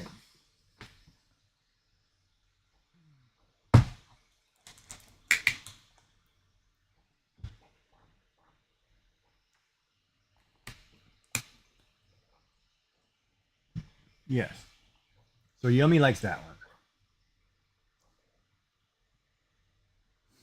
That's yellow. I don't have a blue. You know, it's funny. I could print that in all gray or all white, and somebody can just paint it. Sassy Cat. Last one in the bun ears. You like the one. Which one? This one with the bunny ears? Or the cat ears? This first one you talking about?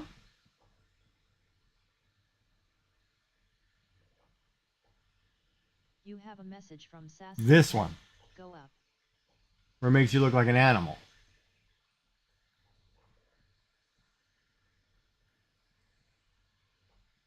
You have a message from Sassy Cat. Yes. That one is cute.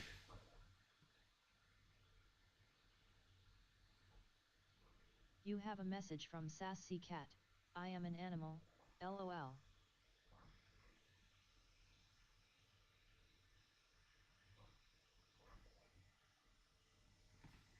You have a message from Sassy Cat. Just needs whiskers. Yeah, I don't think it'll put whiskers because I don't think it can print whiskers. Like it can't. See, this one did eyelashes too, which I like. Like it can't print objects. You have a message from Sassy Cat. Looks like Pokemon's girlfriend. Oh, could be. It can't print objects that hang out like this without putting supports, and it's really awkward. So even when it does like that hair that's hanging down, it's going to build supports to hold that up because it starts at the bottom and works its way up. So objects that hang really far are crazy. Yeah, it is kind of crazy.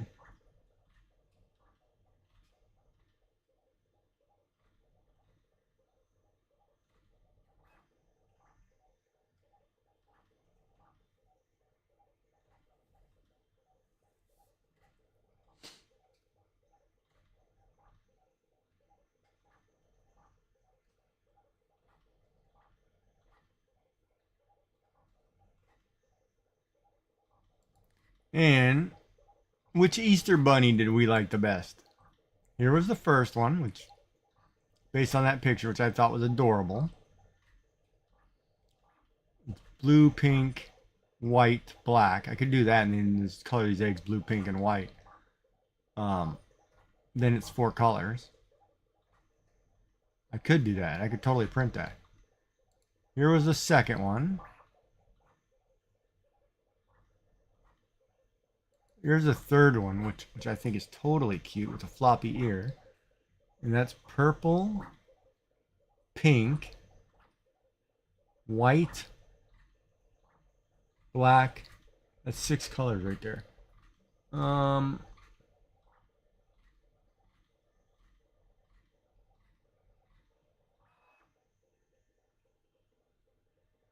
got rid of the blue and the tan. Like pink eggs in a black basket or something. Or in a black and white basket. I don't know. I don't like this purple with the ear. Let me try this one again. I do like the ear. I like the floppy ear.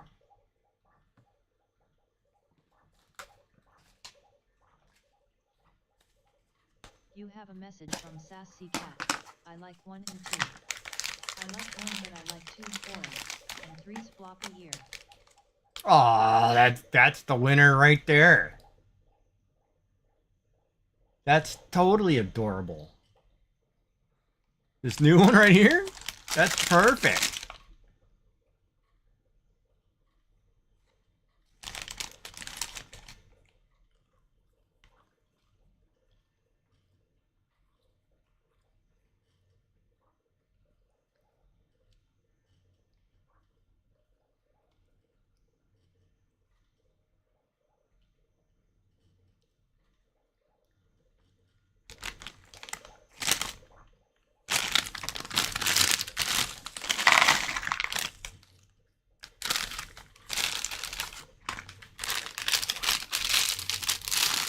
Yeah, that's a crazy program.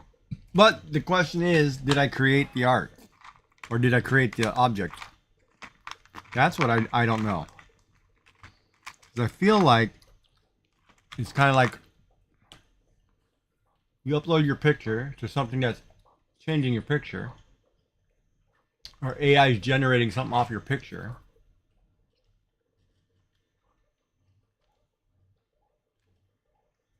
Did you technically create that?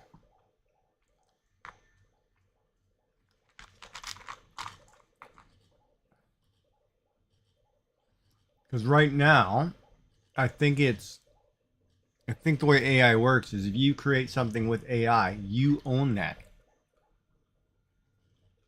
Because you technically created it based on your idea.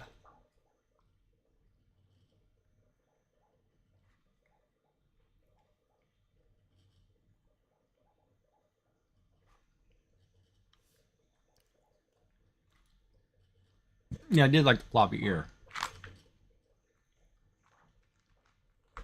I really want it to give me another floppy ear.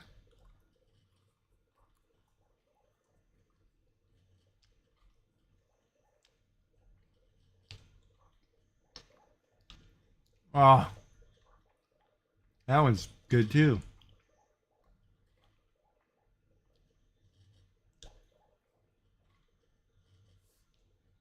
I do like the other one better. I like the tuft of hair here.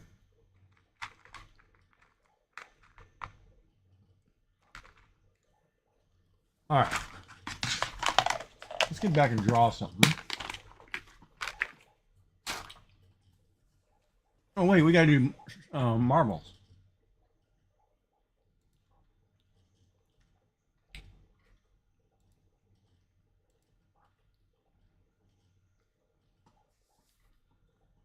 So exclamation play to get a marble on board. You have 4 minutes. Because the ad break just finished. I forgot.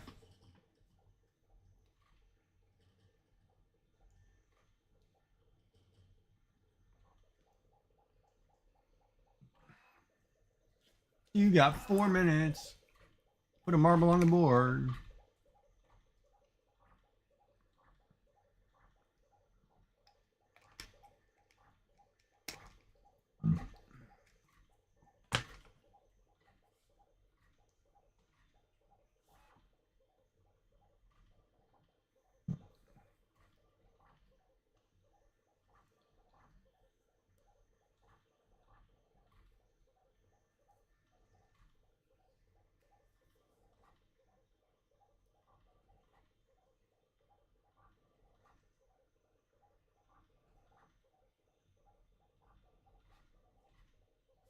This one was Sassy was the winner before, so she's the record holder.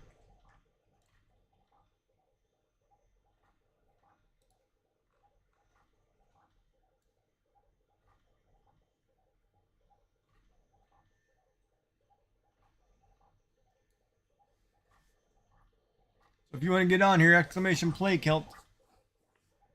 You got 2 minutes, 30 seconds.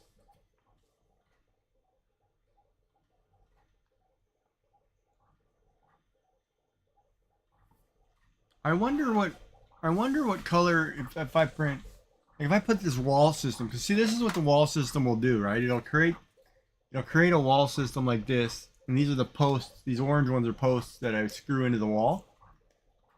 But I can put hooks on here to hold stuff. I can put a shelf on there to hold stuff. And I'm kind of doing a panel right now in yellow, so I'm thinking like it'll start way over here in yellow, and I'll do like yellow, yellow, yellow, like in a diagonal or something, or straight across and put another color above it, another color above it, so it's multicolored wall. But I don't know what color I should do these posts in. Part of me says do all the posts in a blue or a purple, and do everything else in like darker colors, but I don't know. You got a minute 30 to get a marble on board. What's anybody think?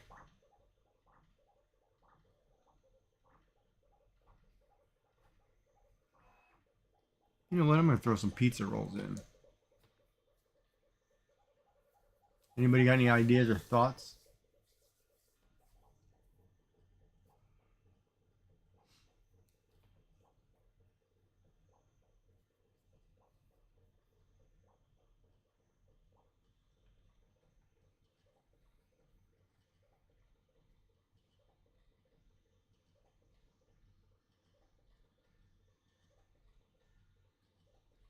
You have a message from Sassy Cat. I have none right now.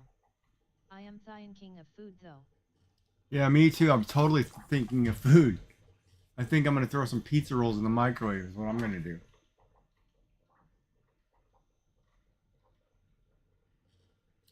Yeah, it's kind of weird because today I was so motivated to do something. I'm like, and everything for me is like baby steps.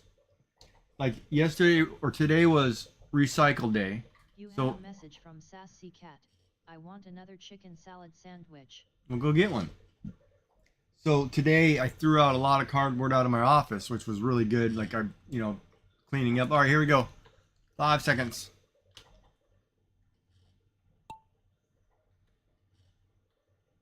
We're gonna follow Yummy Frog Legs down.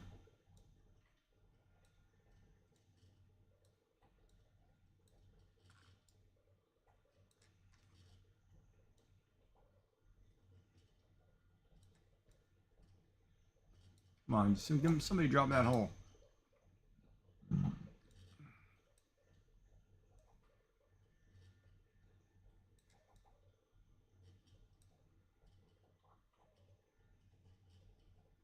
Sassy went down the hole. Yummy's going down the hole. Gigi's going down the hole. All right, everybody's down the hole. Here we go.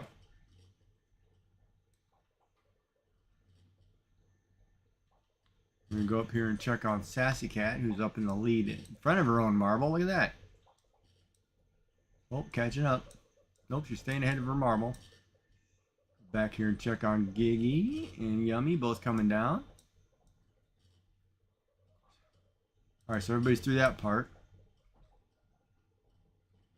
Sassy's still in the lead ahead of her marble.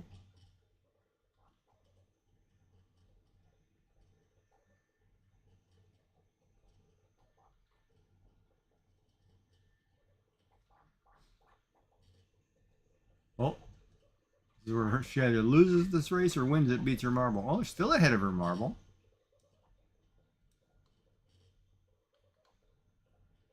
Yummy's in second, trying to catch up.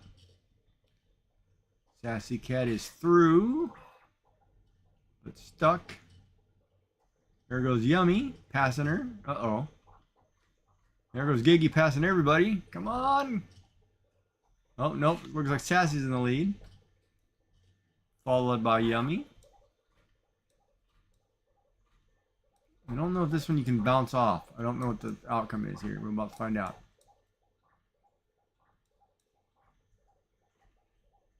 Sassy Cat's in. Yummy's in. And Gigi's stuck way back there.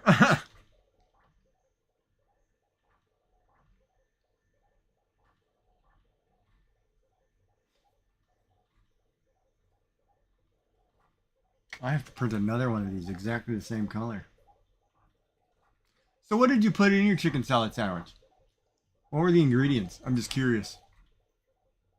Like salt and pepper, mayo. Sassy Cat's our winner.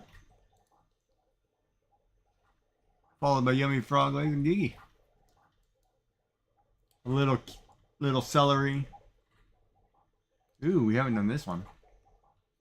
Exclamation play to join at any time. You have a message from Sassy Cat. Mayo, celery, and onion. Yeah, I might have to go to the store and buy some chicken. See, I'm like a chicken thigh guy, right? Like I can't stand chicken breast because it's too dry. It's I don't know what it is. Like I can't do white meat usually with chicken, no matter where I order it from or get it from. You have a message from Sassy Cat. Oh, and a little sweet relish, not too much though. Ooh, that's a good idea too. Oh, you know what I'll do? I'll go buy a rotisserie chicken, shred it. Okay, yeah, I'm gonna do that. I'm gonna totally get a rotisserie chicken, shred it with and a potato salad. You have a message from Sassy Cat. LOL. There's nothing wrong with the word breast.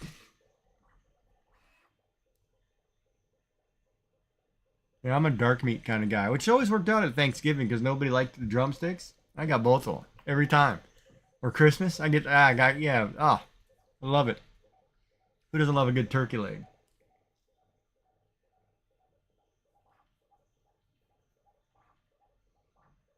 That's like these chicken wings too, right? Like for you, you do a boneless wing, that's all white meat. That's all, breast. So that makes, to me, that's not a wing. Because wings to me are dark meat legs and wings. Like I want, when I order wings, I want wings. I do not want, don't send me that other garbage. Don't send me the boneless crap. If I wanted boneless crap, I'd order boneless crap. I don't want boneless crap. All right, let's get back to drawing this picture.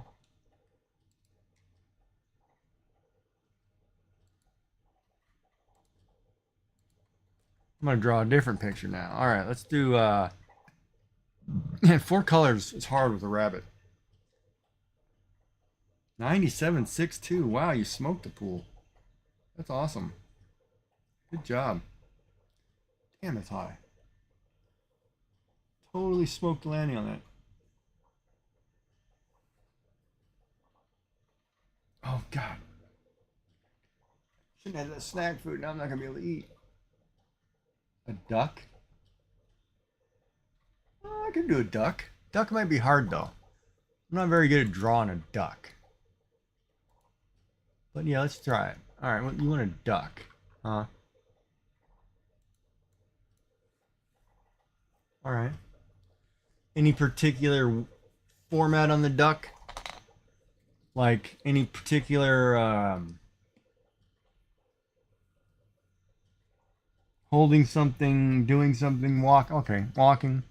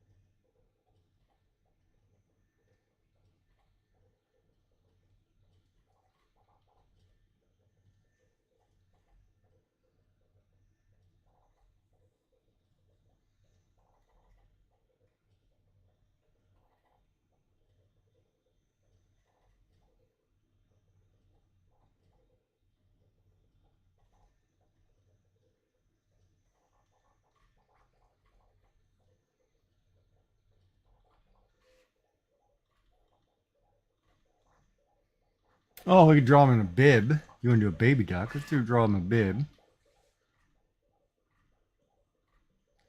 Give him some arms. Let's have him sit down. We'll draw these big old duck feet. See if it can recognize these big old duck feet.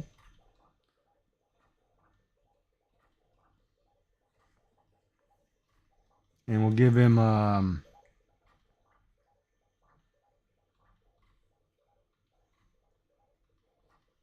Easter. What else would be we're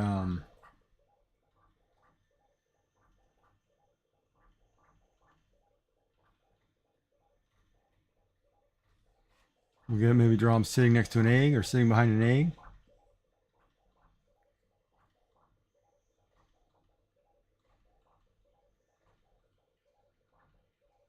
Maybe something like that. Maybe he'll figure out there's an egg.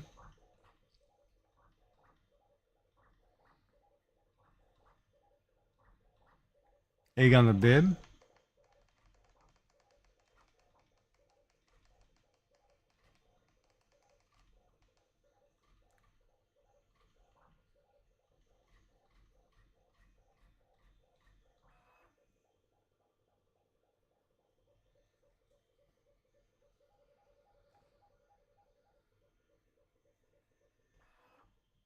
Oh, tell me I'm not in the damn line layer.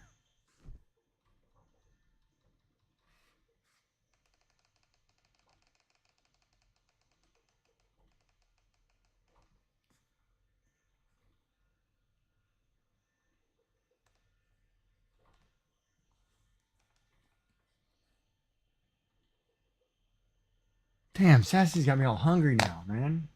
Hit exclamation play, Sassy, so you're on the board. I gotta go get pizza rolls. You got me totally starving now. I'm thinking of, I can't think of anything but food.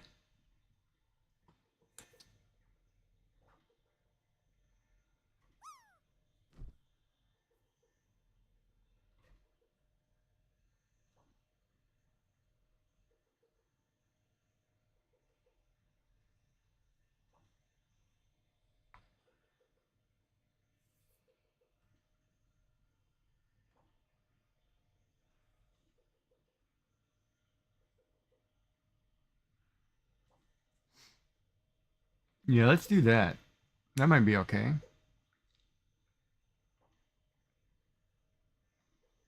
We'll have to make his bill bigger, though. I think his bill has to be a lot bigger. So it can recognize it, say, hey, this is a duck. Like, it actually should come out to here under his face. Yeah, it should come way out here under his eye. Of course, I'm thinking of Howard the Duck and Donald Duck is what I'm thinking of. All right, let's do that.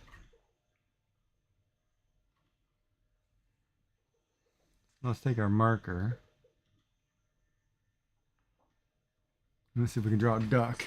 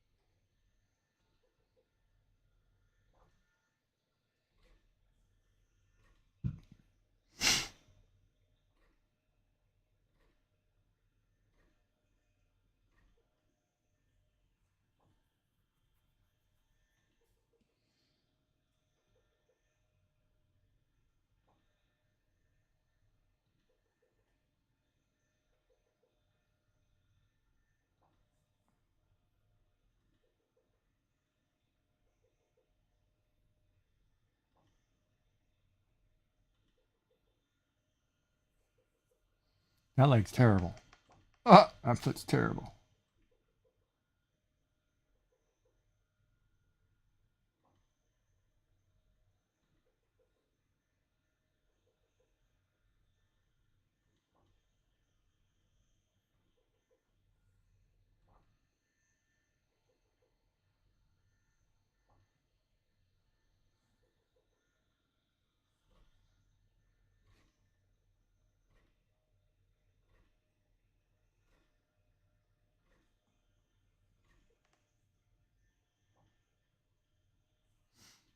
All right. So now we're going to color this duck. Oh, I need to draw a line here.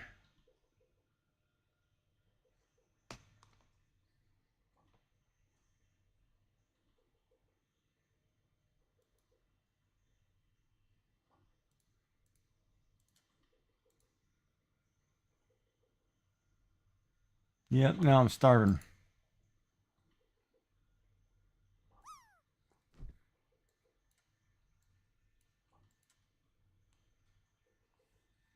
Going to see if it can recognize the fact that we're doing a duck.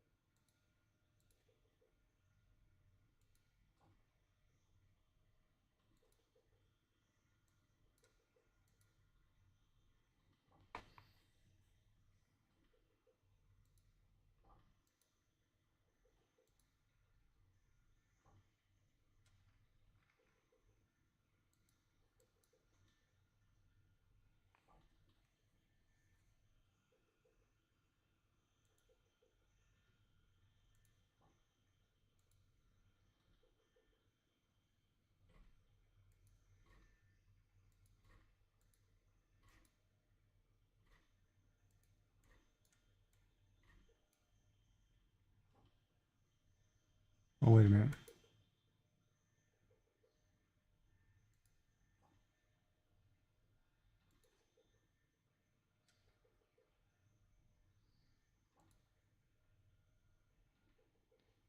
1, 2, 3. Oh, I can't. 1, 2. Well, for the sake of just trying this, I'm just gonna make this bib blue. You know, my eyes hurt.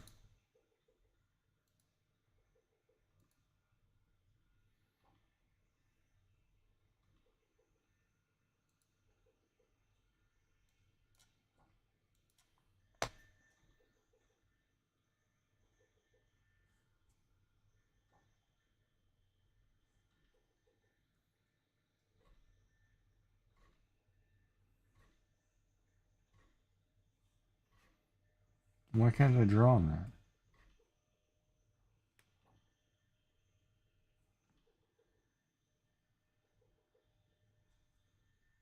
There we go.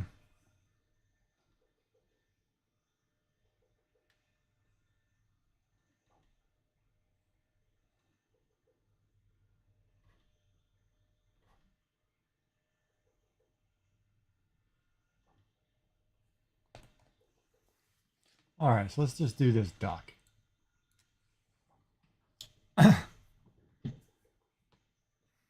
Rough sketch of a duck. It's so funny because I could sit here all day and just rough sketch these. Desktop, illustration, duck.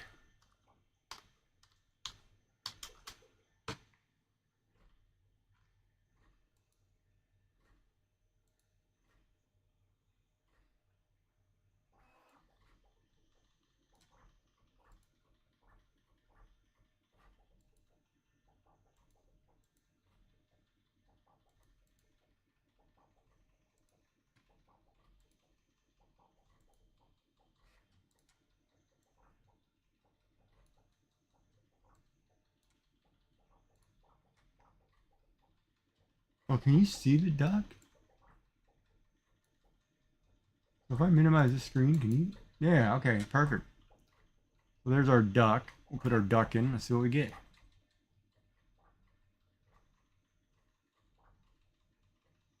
Come on, big feet. Make it a duck. This is hopefully I drew a duck. Don't make me a chicken. It made a chicken. And it's yellow. That's kind of, see, to me, that's a, well, that's the blue bib. That's not what I want. Make me a duck.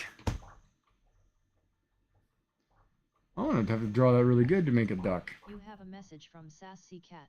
Alrighty, hun, getting food. Okay, there's a duck. That's closer to the image that we drew, right there. That's perfect. To me, that's basically the image I drew. That's perfect. It's got the three things in the hair. It's got the arms out with the feathers. It's got the duck feet and the bib. That's perfect. And it's a duck. So there, it actually took my image and made a thing. This one I will print and say, we made an Easter duck. And I think if I take it into Blender, I can add the egg and details on the bib, whatever. That's cool to me.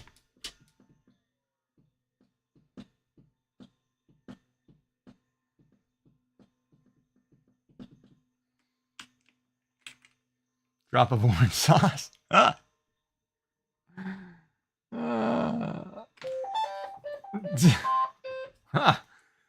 Yeah.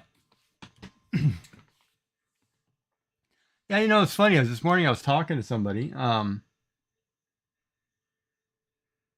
We were talking about raspberry ripples, eating, talking desserts, man, like classic British desserts. You just have to have. It was crazy. Got me all hungry. I'm starving now. So there's an ad break in progress right now. So I'm gonna run down and grab some pizza rolls, and then we'll do it. Don't forget to hit exclamation play, and when I get back, we'll go ahead and do a race. But I'll be right back in 1 second. Short break.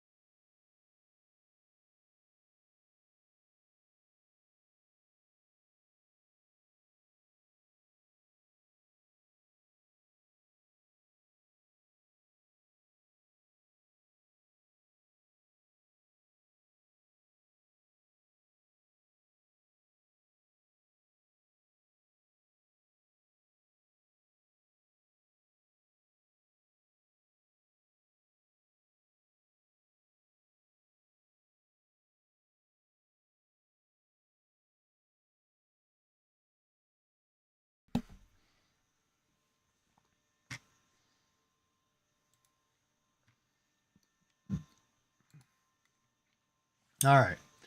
You guys all on this track or what? Oh, what's going on here? Miss Creates. She was drawing doodles today. We're cute. Let's see what it says here. Check in. Shout out. Thank you for checking in, Miss Creates. I really appreciate you stopping by for a visit. Welcome in, fellow Craft Collective member. Links to Craft Collected. Blah, blah, blah. Miss Creates is a Canadian artist who streams whimsical creations, often feature adorable puppies. Yeah, they're really cute too. They're currently on a capybara kick, making stickers and practicing their drawing skills. From frogs to capybara, small business owner keeps it cute and crafty. And Lurking. Thank you for the lurk. Don't forget to hit exclamation play if you're still here. This race will start in 4 minutes. While my pizza rolls cool down.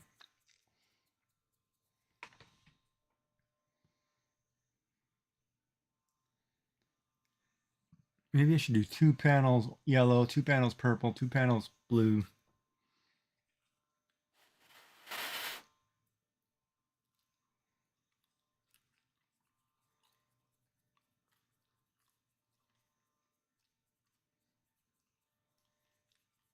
Three minutes 30 to join the race.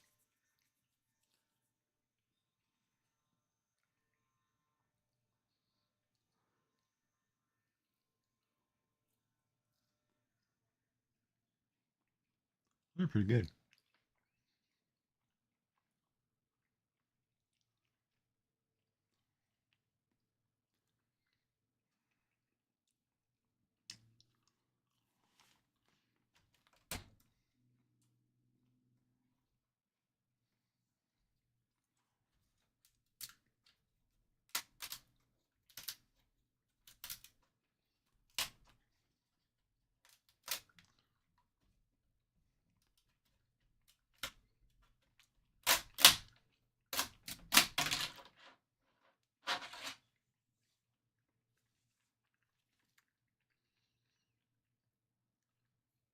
Well, it printed all right. Ooh, I don't like that one funny spot.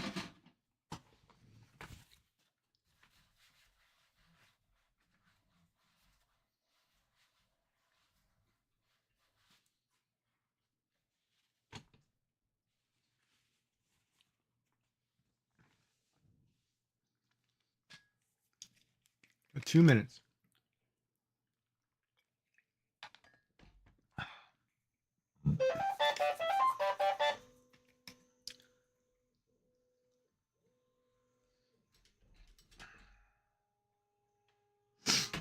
Yeah, that was cool. I made a duck. I like that. Actually made the duck.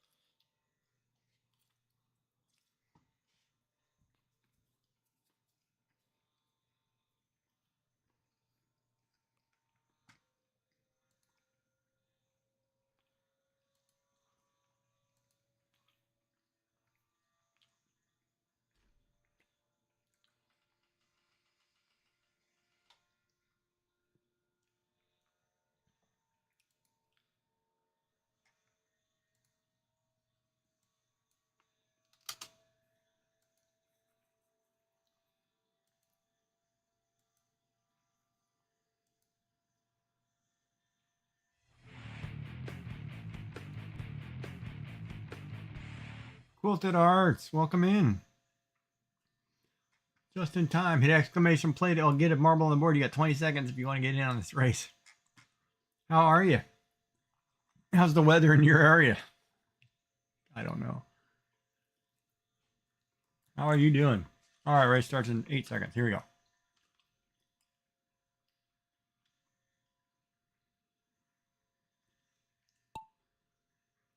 That's kind of funny. I can ask you about the weather, but I know the weather. I live right down the road. That's actually funny.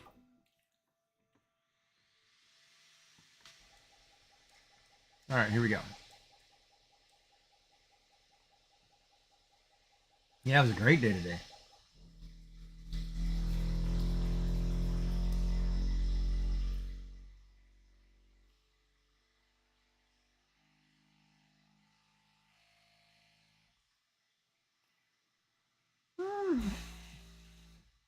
Not much. I mean, the only difference is you're going to get the breeze off the water.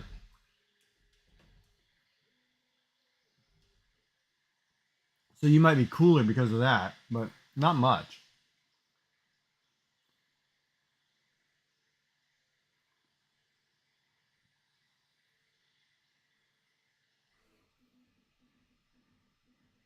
I mean, basically, if I'm getting rain, you're getting rain. It's just the way that's going to work.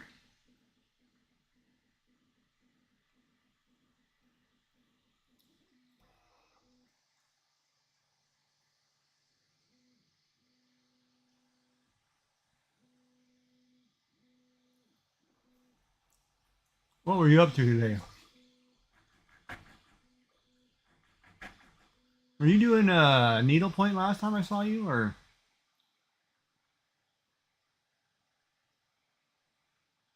a cross stitch? I can't remember. A couple days ago, you were doing something.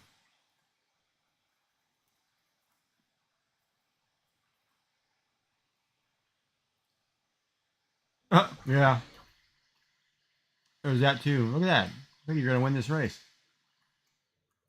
Nicely done. You did win this race. Yummy was yeeted. Sassy and Gigi are trying to get through.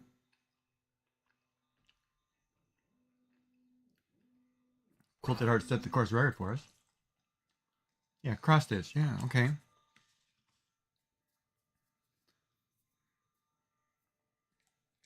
That's what I thought you were doing the other day, was cross stitching. I couldn't remember.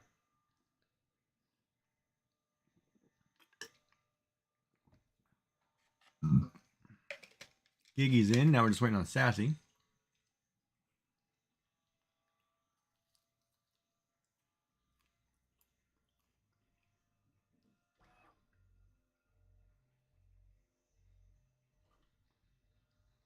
Winner, Quilted Hearts. Look at that.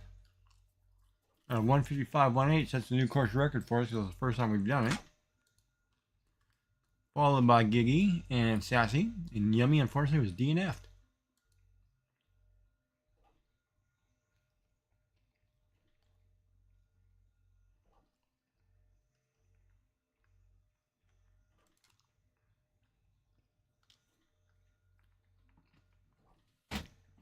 And this one you hit exclamation play to drop a marble. And this one's controlled by Sassy Cat. Or this one's controlled by Mama Bear, I'm sorry. She was the course record.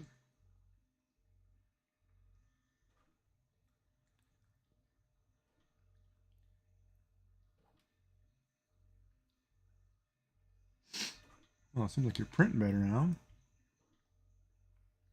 Let's say that, knock on wood.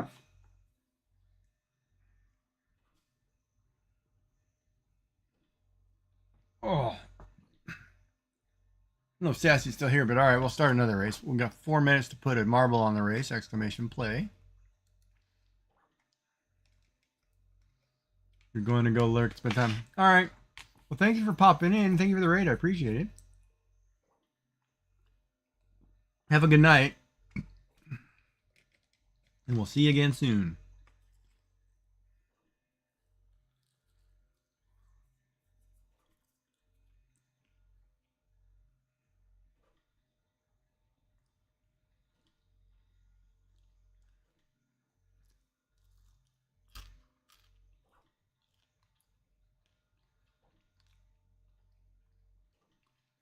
Goodra. I don't know that Pokemon that was.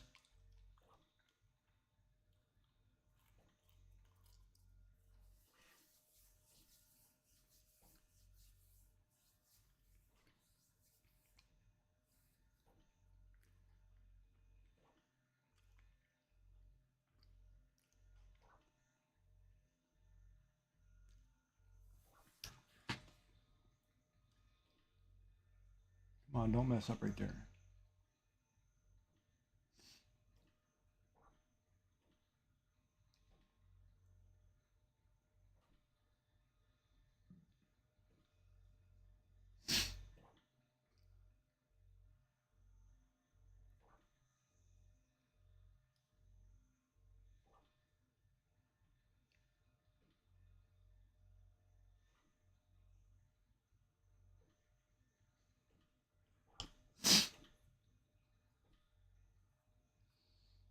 So you got 2 minutes to put a marble on the crack there, Sassy and Kelt, if you're listening.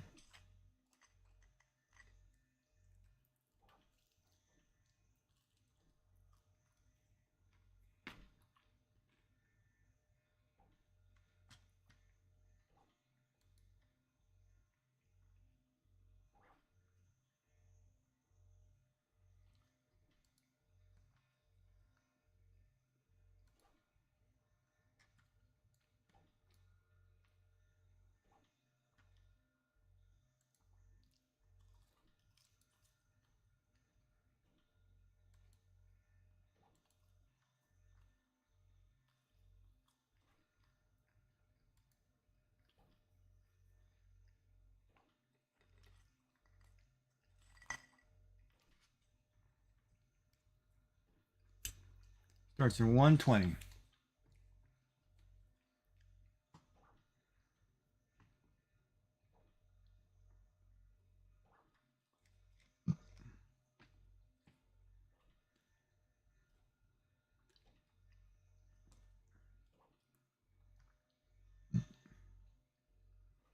One minute.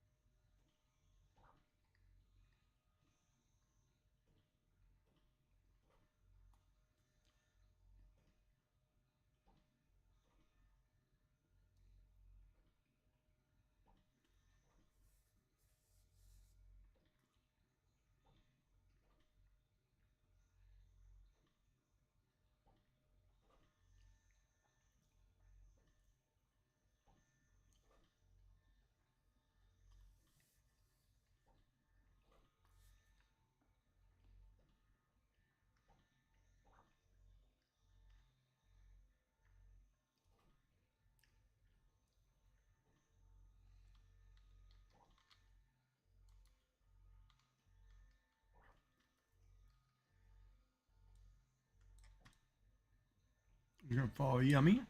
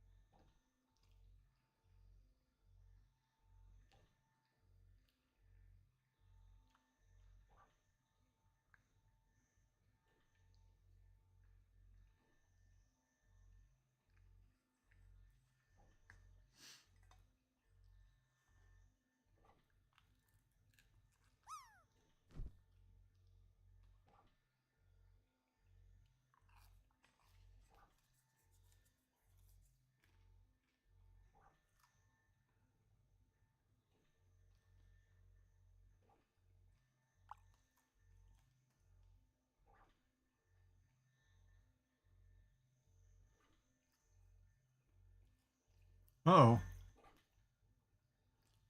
Giggy got eliminated.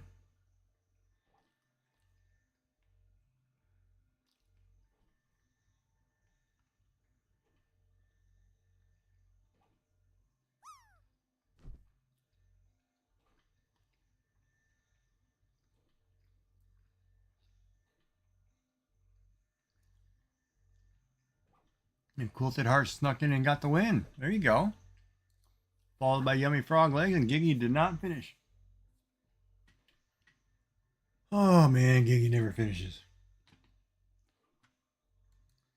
All right.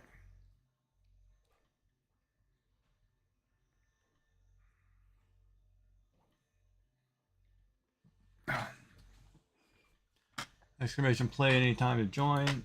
This one's owned by Elder Wolf, the leader, the winner of this one before.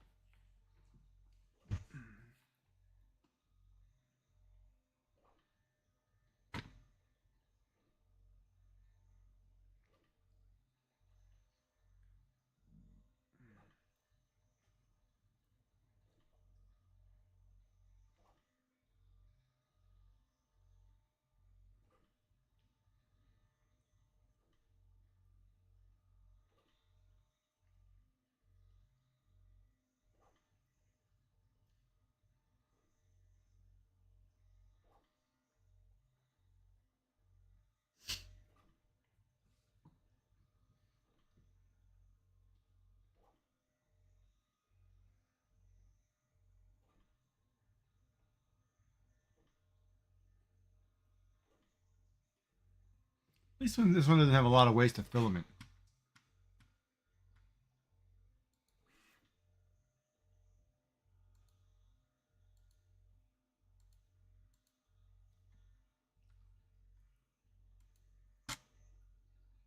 It's not the screen capture that I picked.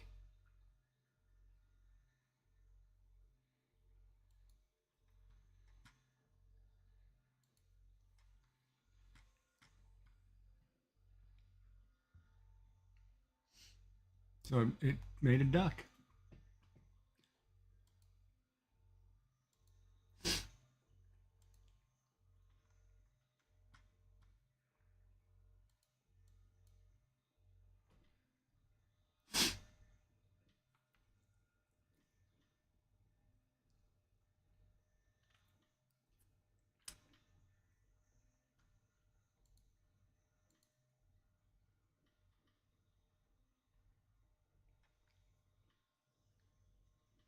What do you mean, draw another duck? Is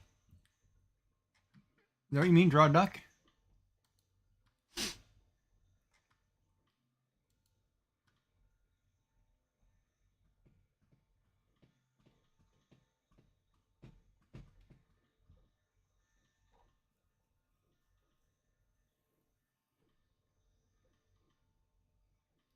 You want me to draw another duck? Is that what you're asking me to do?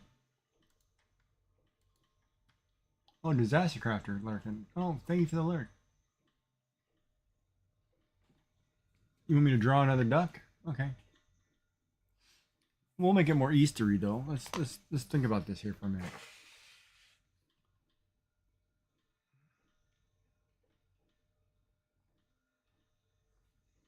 So it was able to tell it was a duck. Okay. Whoops.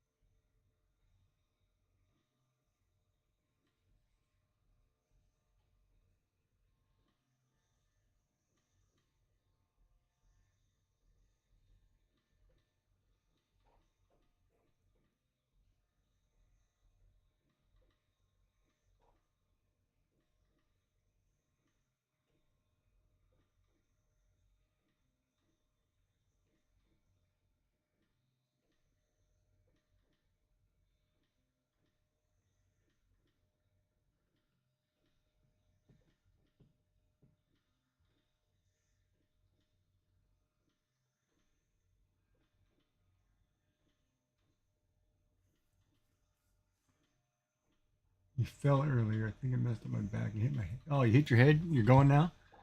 Okay. Well, I hope you feel better soon.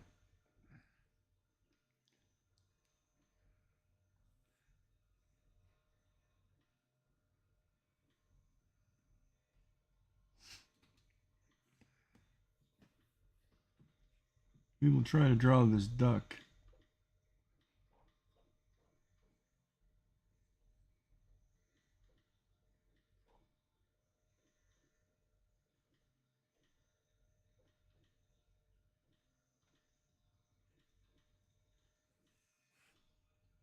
Yeah, I hope you feel better soon.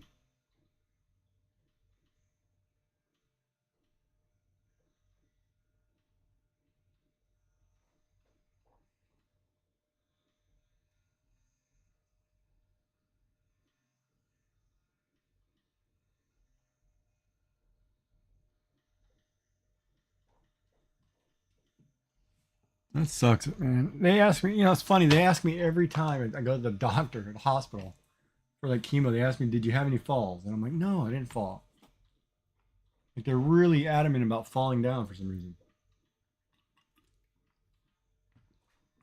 And I keep telling them, "No, I just crap my pants. I don't fall."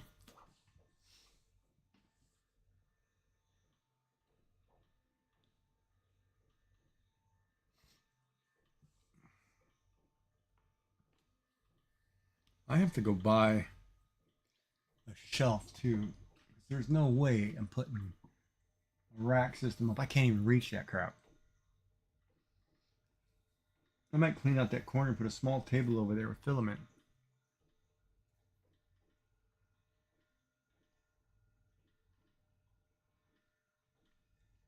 Oh, I forgot to show. Sassy, if you're still here, I need to show you a photo. You gotta let me know. Ad start in 6 seconds. Let me know.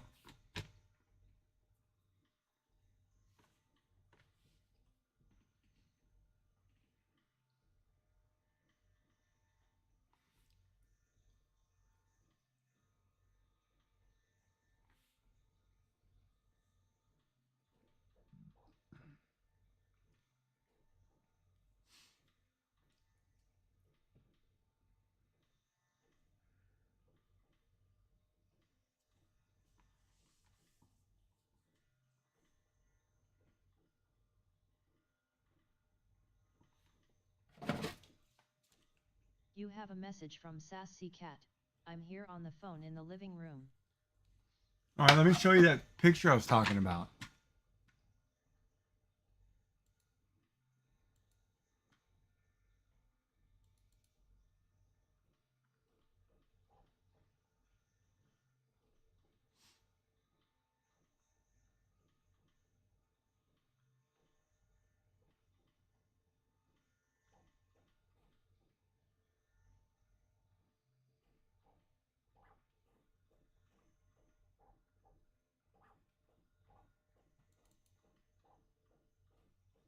It's this.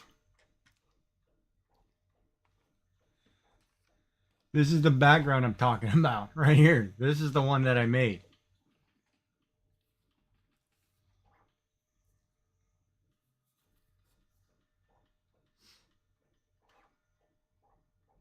You have a message from Sassy Cat. Oh, okay. So I hand drew an entire 1920 by 1080 background, like a stained glass. So that one I can easily do 10 to 15, right? Sassy Cat. That's very cool. So I was thinking of putting it on there for like 10 to 15 or 20 or whatever it is, you know, because I think it's, but I don't know if that's too high. I mean, nobody's going to go to Kofi anyway, but, you know.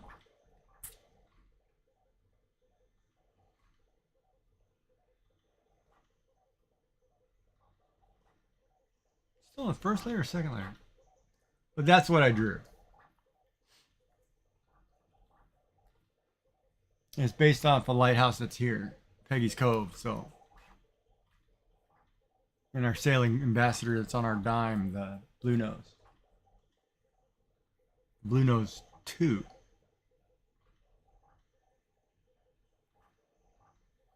You have a message from Sassy Cat. Let me wear between 12 and 17, I would say. Yeah, that's what I'm thinking too, somewhere in there. But on Kofi, you know, I don't know how many people would go there anyway. But I have to get that working. I gotta get Kofi working like tomorrow or something, or one of these days. I gotta sit down and actually put some things on there.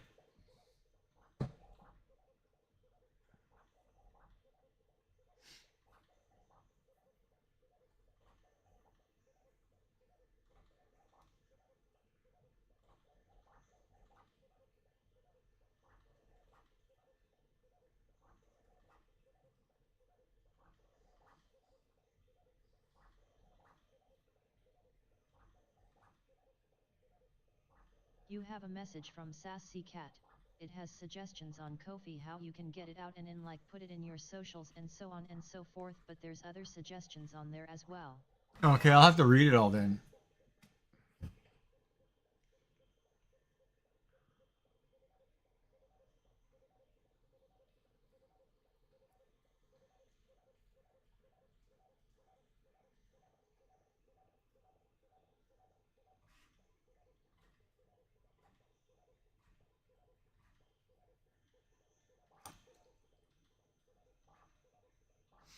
Elder Wolf is playing Split Fiction. I don't think I did my Hello Kitty dailies today.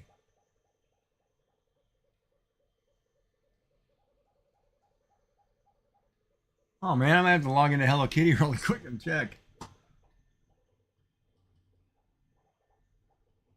Yeah, let's do that. Let's play a cozy stream real quick. Let me switch over because I don't know if I did my stuff. And yes, it's a cozy game, and yes, playing it every day, and yes, it's Hello Kitty. You know, I gotta sit down and actually get into this too because I've been asked to do some of these characters. Let me just check real quick.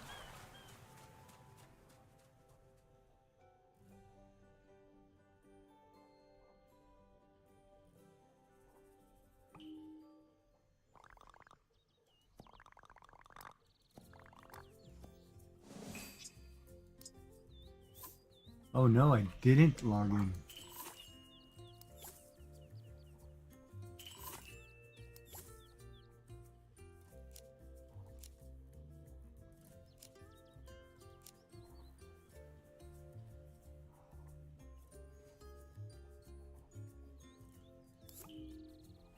Come on, did I not log into this?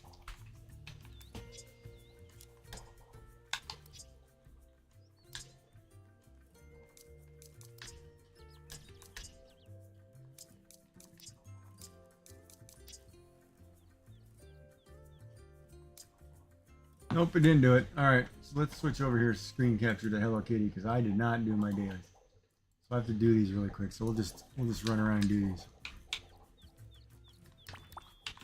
You go collect me.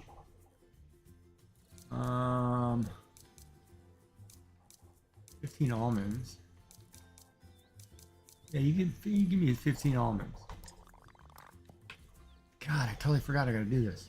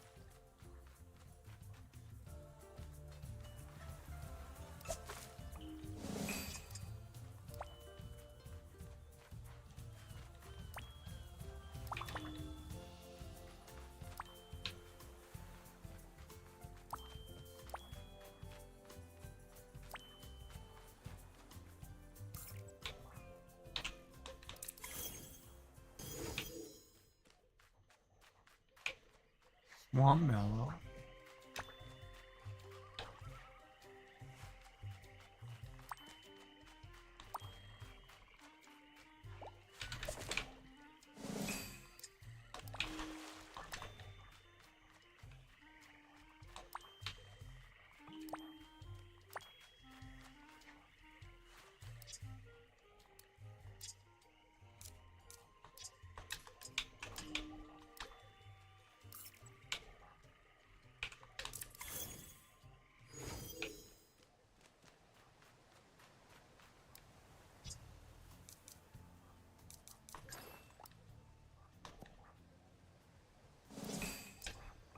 Come on, Retsuko.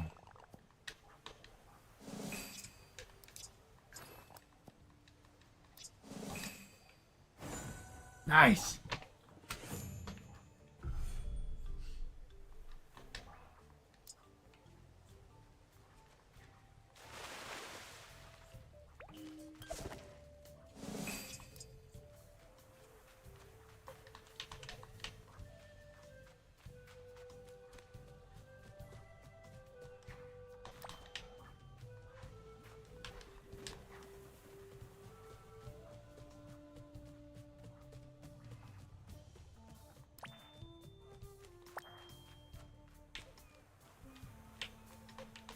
I think. Ooh.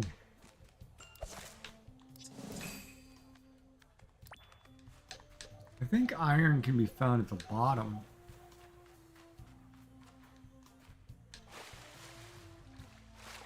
Down here somewhere.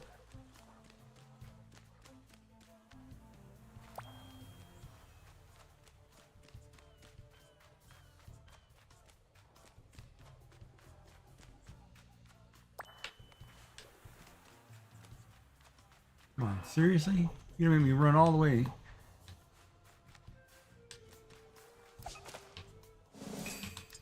Ah. There's one.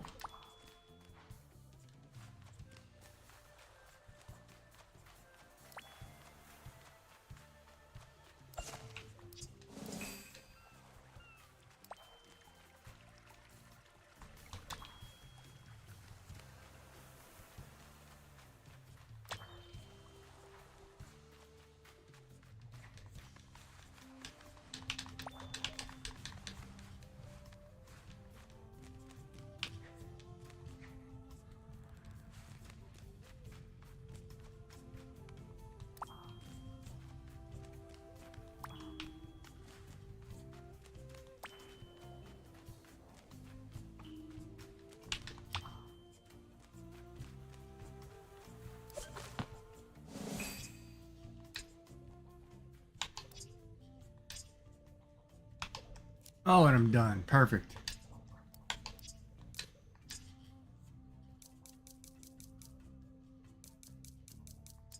I'll do those later because I want to film those, make a video.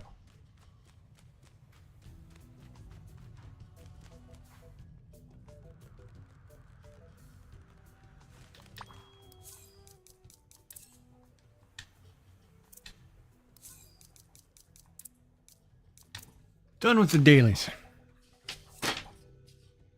All right. Back to what we were doing. We have to do a marble race.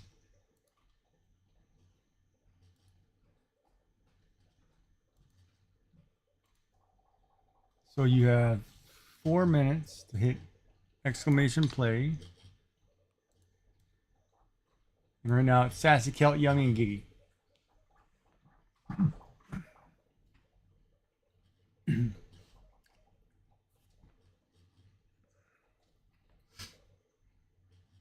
And those pizza rolls are good, except they can't taste anything.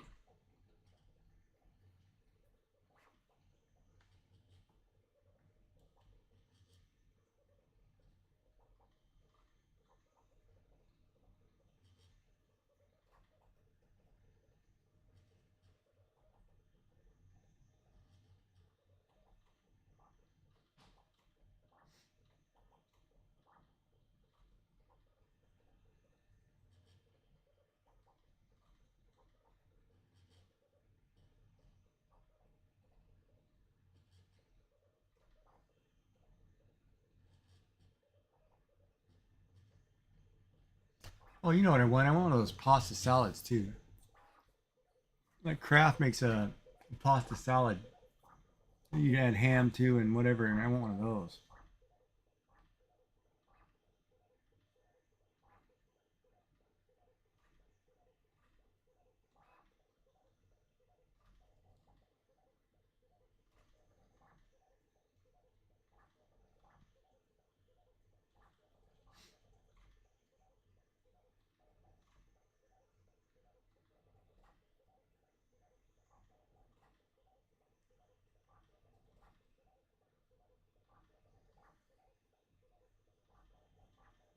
Two minutes to the race.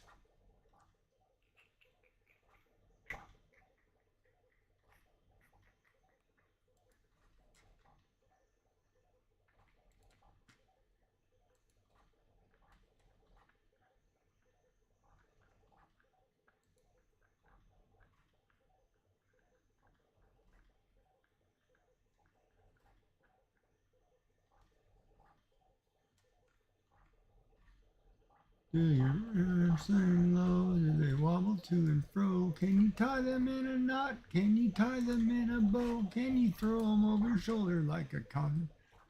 Do your arms hang low?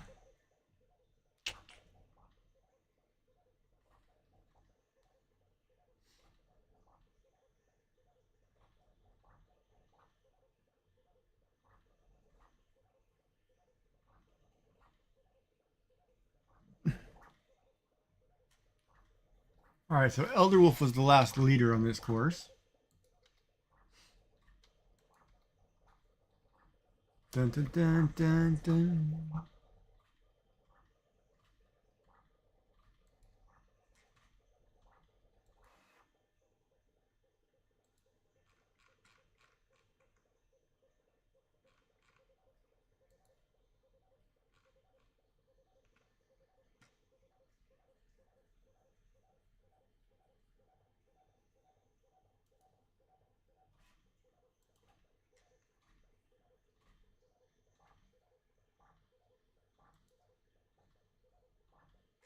Oh, you should have posted a picture of that chicken sandwich in the food channel. Chicken salad sandwich, that would have been nice to see.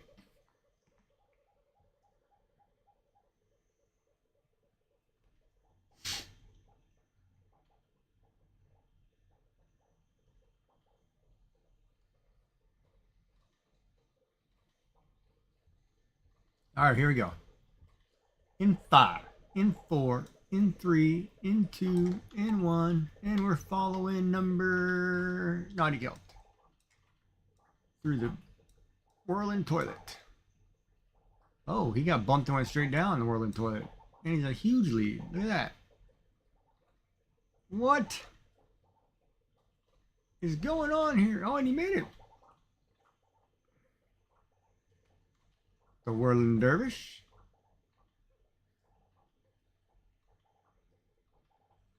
What is this, man? He's just flying through this course. We're gonna have a new winner on. Oh! He got eliminated right at the end there.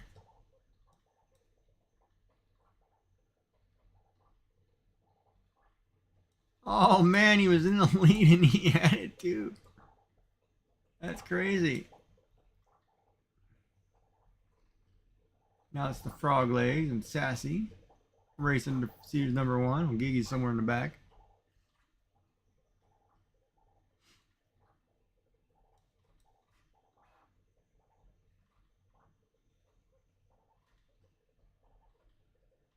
And it looks like, oh, Gigi snuck in. Who's the winner? Yummy Frog Legs. It was a minute 9. Beating Elder Wolf's score, followed by Gigi Jack and Sassy Cat. And unfortunately, Naughty Cat was DNF'd. Did not finish. Got wrecked.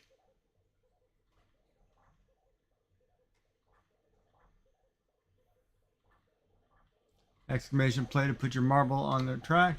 Naughty Cat is the previous leader. 33 seconds. This is just a straight race down the road.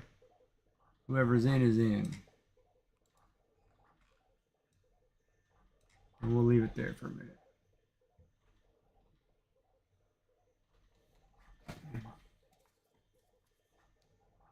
Well, the good thing is I can take this one apart and use these orange hooks for the wall. The bad thing is I need to get a can of paint and paint that wall first.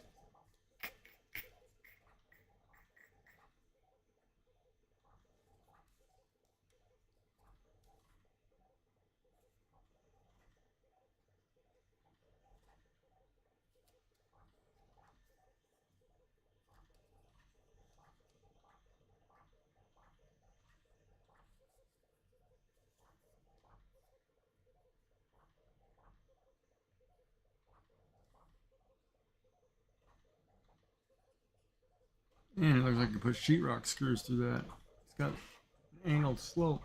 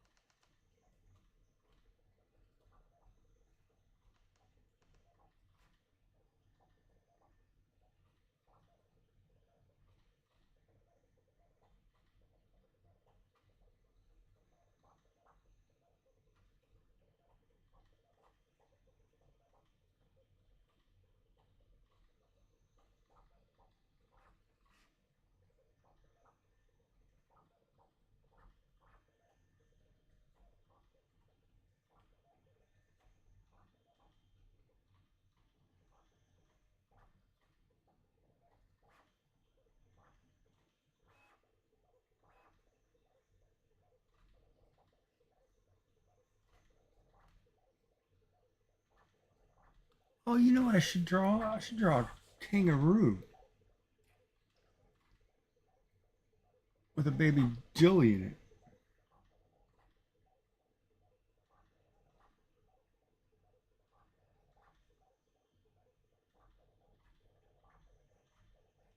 I got a raging headache. Oh my god.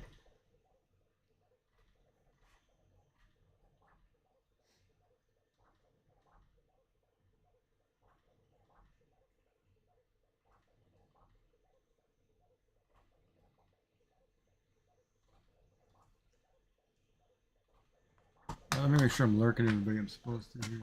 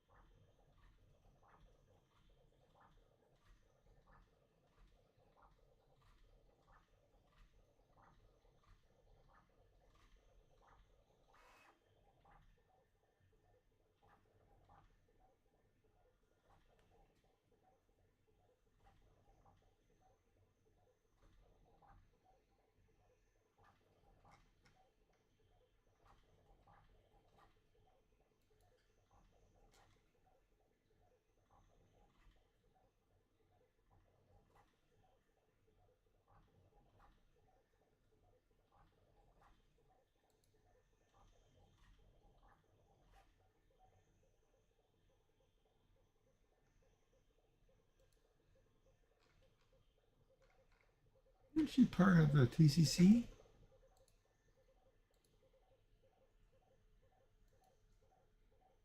Yeah.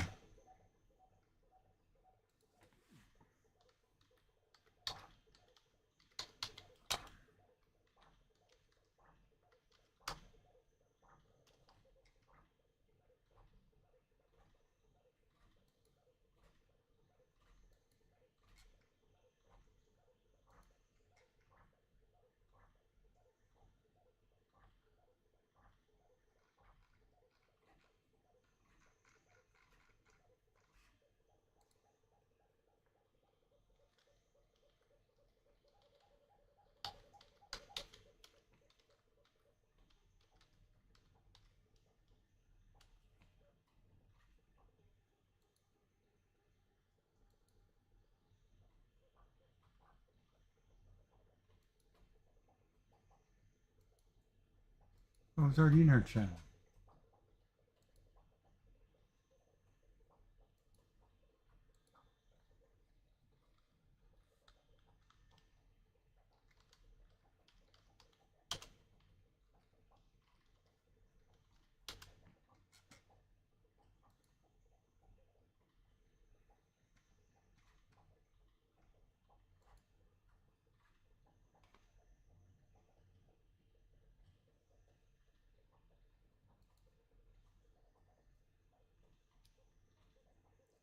Man, the Athletics got whooped.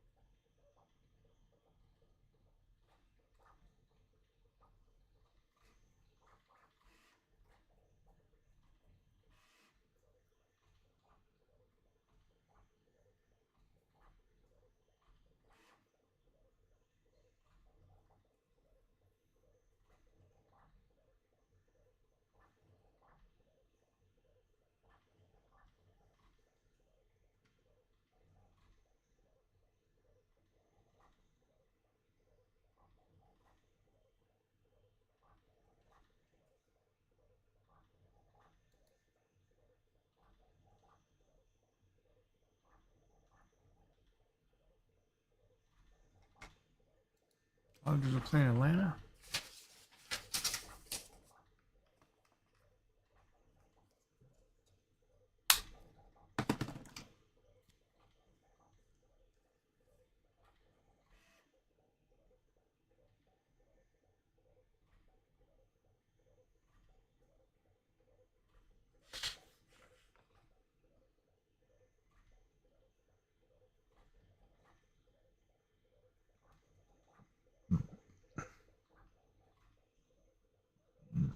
There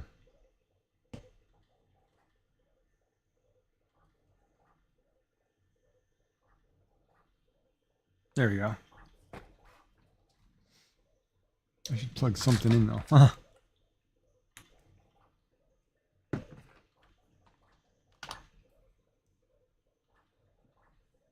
Yeah, I gotta look up a rabbit or a bunny rabbit.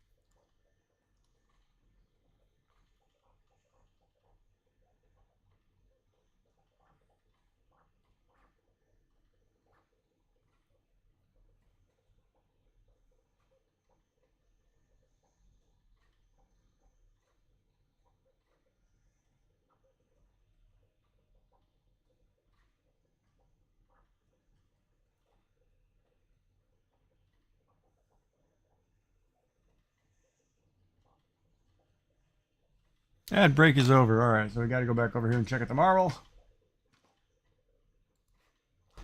Nobody's in, so if you got in, if you're still here, exclamation play. We won't run the race till we get a few bodies.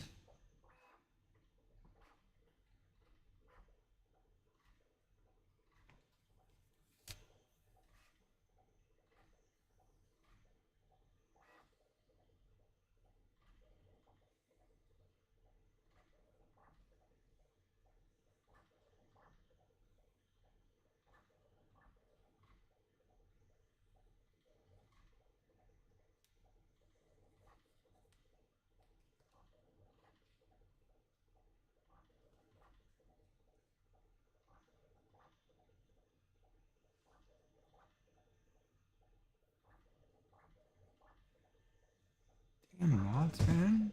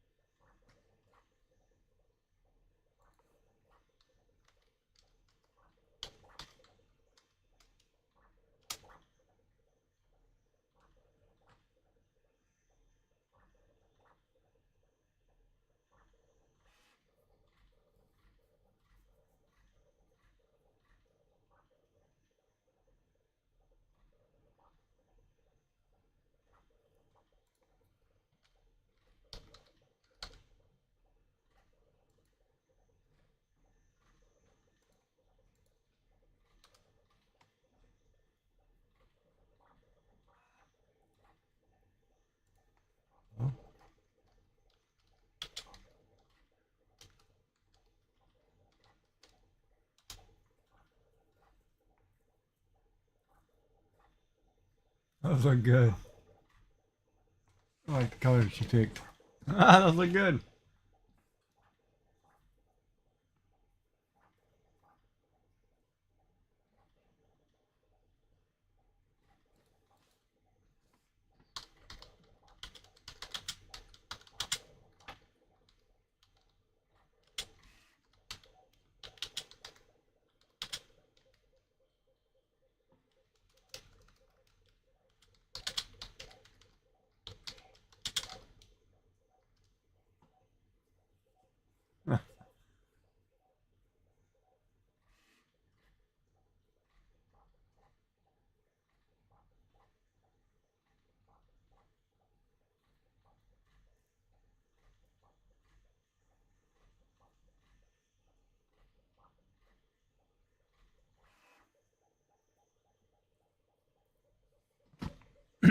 All right, back to the.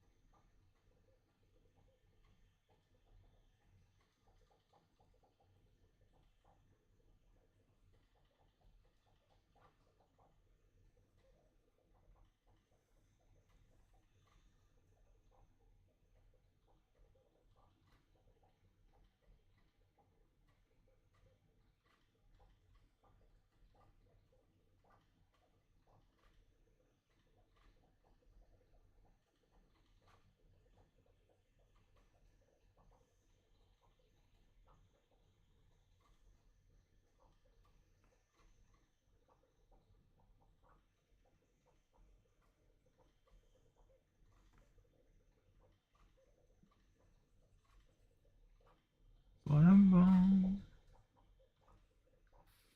Ba-dum-bum.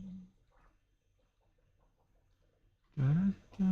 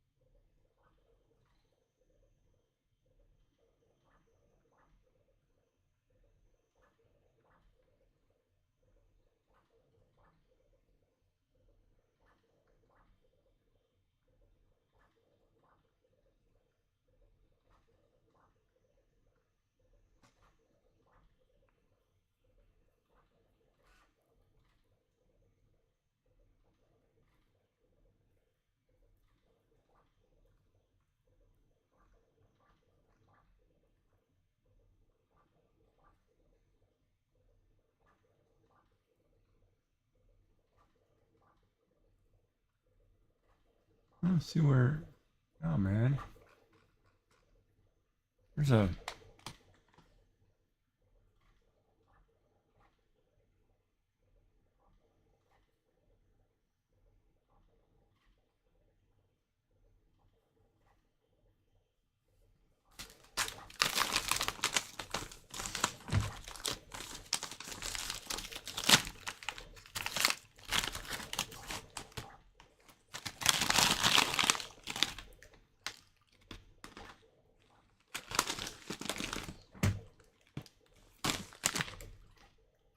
Hey, what's going on? How are you, Silver Backwood?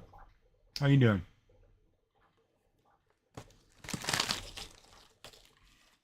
Welcome in. How are you?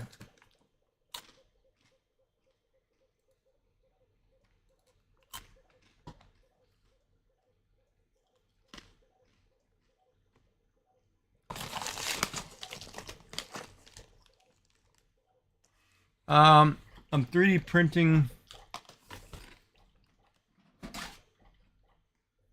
the core panel for the multi board that I'm gonna put behind my head. So I'm just printing core panels right now.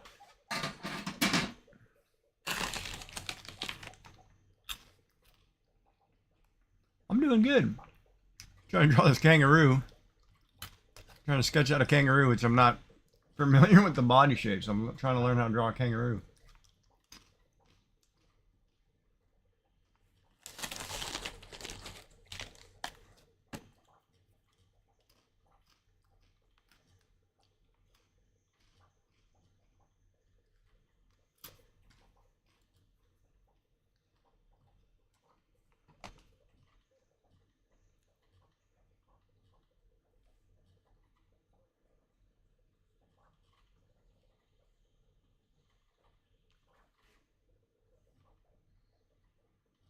What are you up to tonight? What are you printing?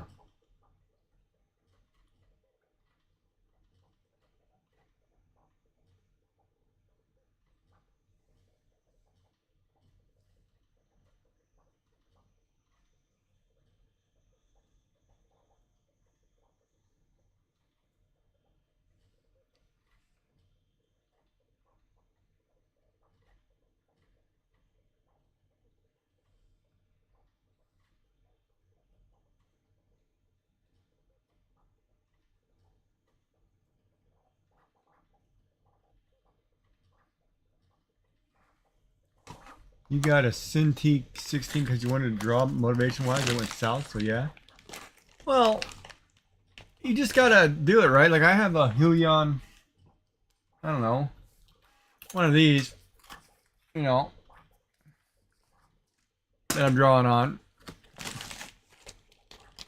You just gotta do it. I mean, like I did, you know, I do art, but it just kind of, I'm a pen and pencil guy on paper, but I'm teaching myself how to do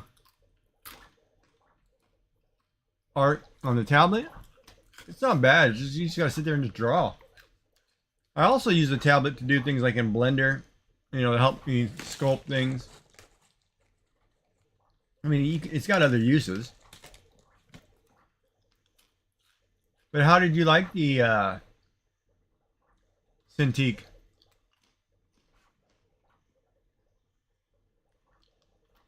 I mean, as far as the device went, how, was it good to use? You know, pretty straightforward.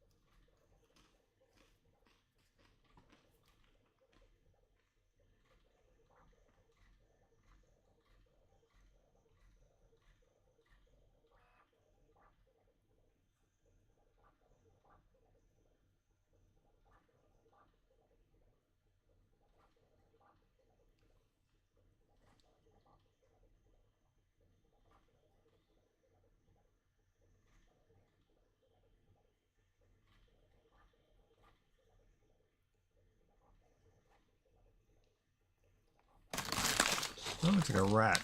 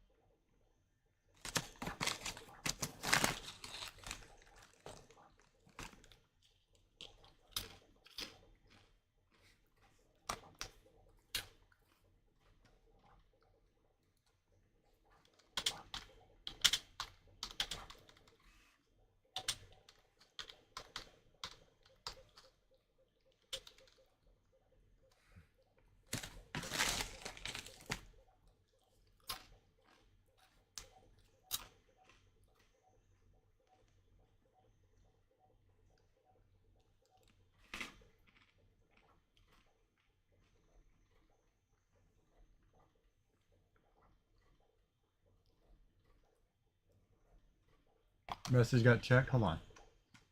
I'm gonna look, find it. Yeah, because it didn't like the word ASS. It's fine until it doesn't have a touch screen. Oh.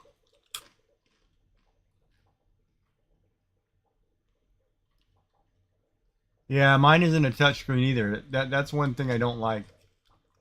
I started drawing on my Samsung tablet, which was the best thing ever. It worked just fine. I should have stayed with that or got an Apple tablet.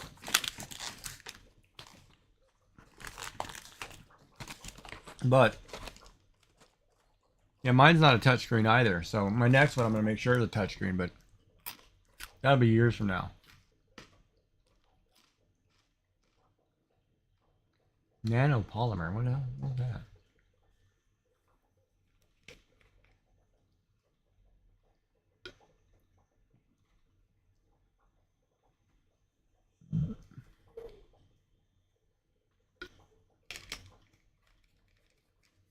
No, these gloves are to keep your hand, because your hand sits on the screen a lot, so it rubs.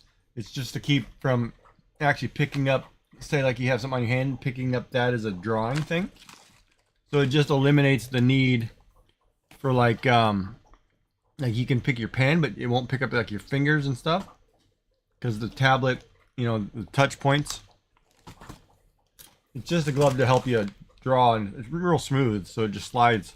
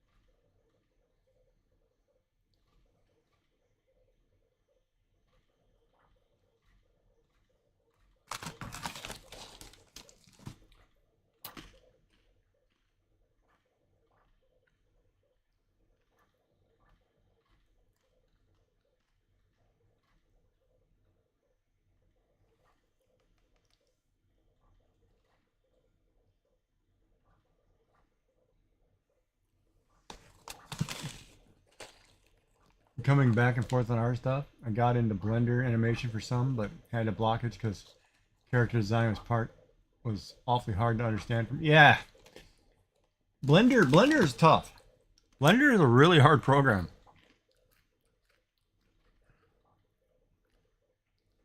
But character design in general is not hard. You just have to draw a character.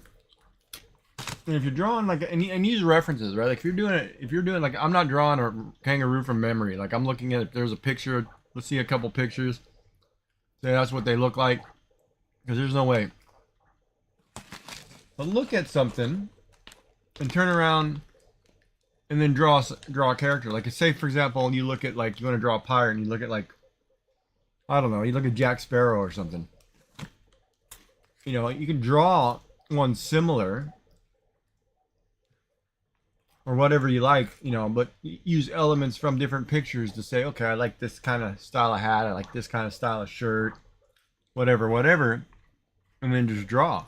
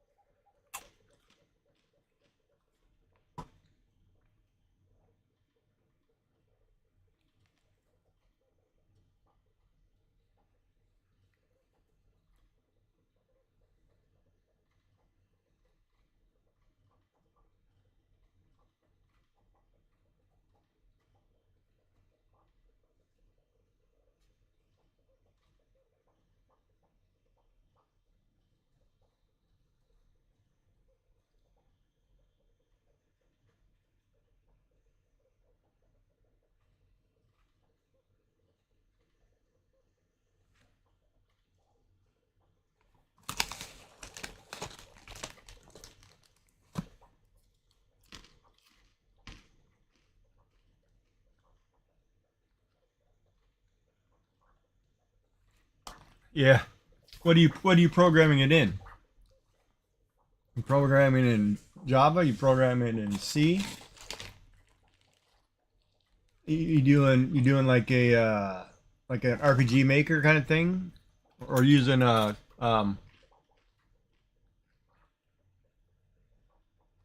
Godot or God memory. Come on.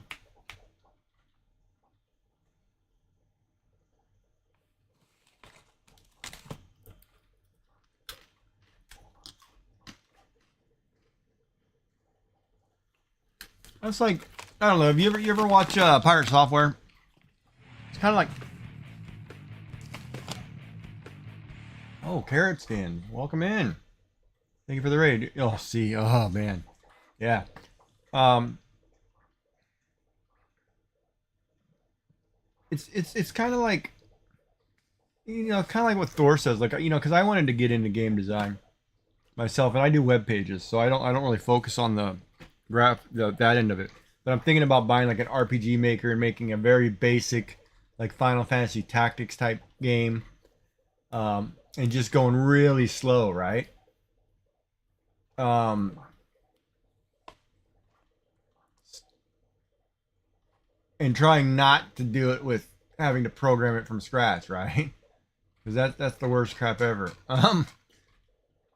For me, that scares me to death. But you know, I figure if I get in there and I can program a page or one screen, if I can make that guy move from left to right or up and down, then you know that's what I'll focus on and do that bit first. Background stuff is just art later, right? For me in my head. So basically, it's just make something that can cross the screen, and then you know go from there, right? But some of the depth, I mean, yeah, programming a game scares me the crap out of me. Drawing the background for a game doesn't scare me at all. But it's kind of like when Thor's doing, you know, the block game or whatever. When he's programming that, it makes sense because everything's organized in files or in locations, right? So then it's like you know where all your assets are, you know where all your stuff is.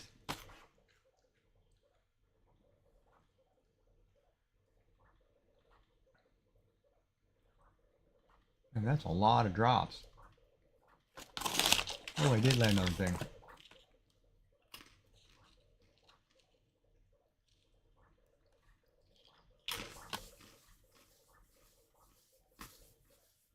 But yeah, I mean, just go slow and you know. Thank you for the check-in. Oop, I'm missing a comment there. And welcome in, Raiders, by the way. The art stuff is actually so much more different than I thought, because each thing you put on the screen, if it has a function, it has to be linked somewhere. Ah, so everything that you put on has to be, like, you're talking about any character or any object. Yeah.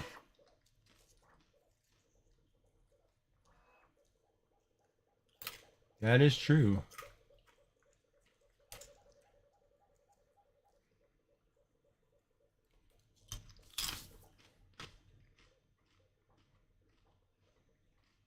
Carrot Skins is your go-to for go-to knitting gaming or casual sewing adventure. We're working on Old Fashioned by Max the Knitter. Going on fun Sundays, Wednesdays, and Saturdays. Yeah, just check. Oh crap! I was watching you, so that means I'm watching myself again. I was watching. Yeah, I don't need to watch myself.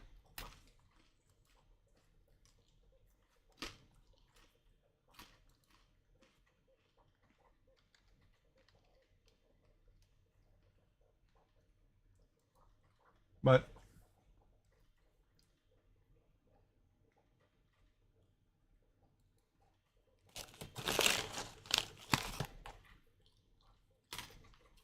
I mean, you got it. Just go slow, man.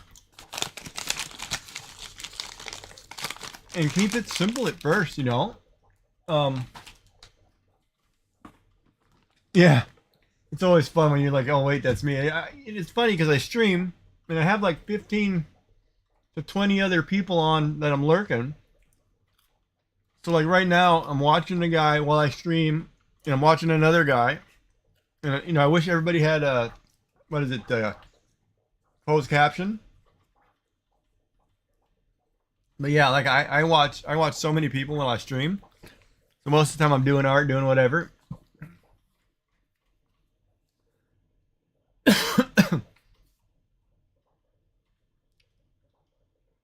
Yeah, that kind of see the way you explained that right there. It reminds me of the programming game that Nintendo Switch put out called like something Garage, and that was the same thing. Like if you put something on the screen, you'd have to link the object to the existing object. Then if it had actions, you could link actions. So everything was like a diagram, right? Like everything flowed like a diagram. If A, then B, then B, then C, you know, and so on. And God, what is the name of that game? Darn it! Now I'm gonna sit here and think about it. It is called something Garage.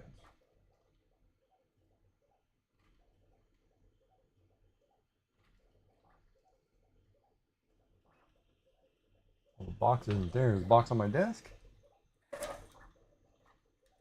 No.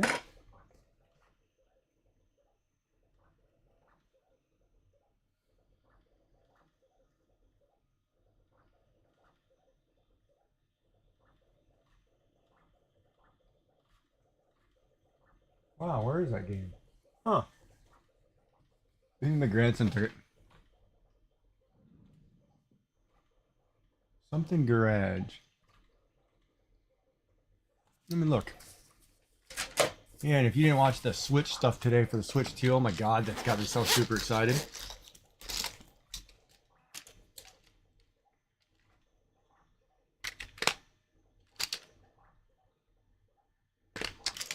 Oh, I should pop those games open. Oh.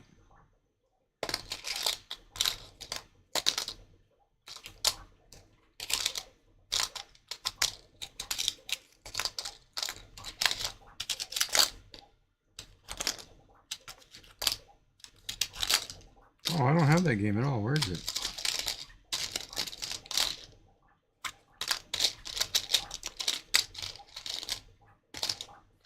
But anyway, it's a programming game where you can build your own little Switch game. It's kind of cool.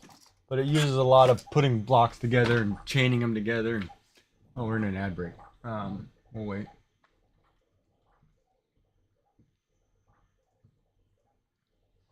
We're drawing a kangaroo. Or sketching one.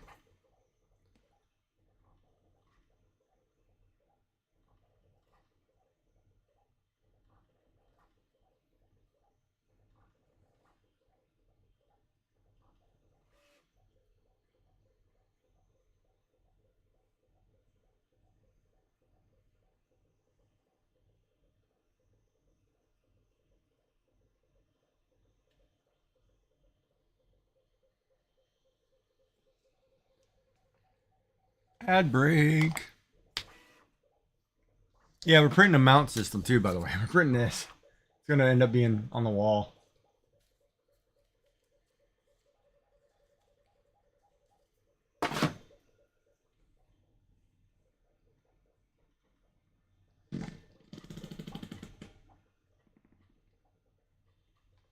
Where is it?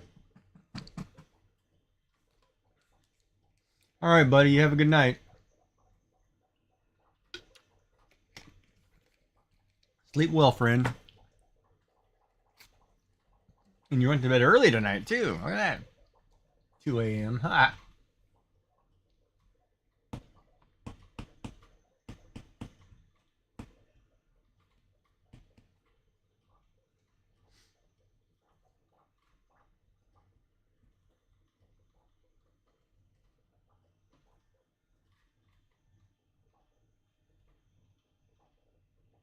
Yeah, I'm going to get a haircut tomorrow. I can't stand it. You got a second ad? Did you really? That's Twitch. I don't know what Twitch is doing with the ads. That's them.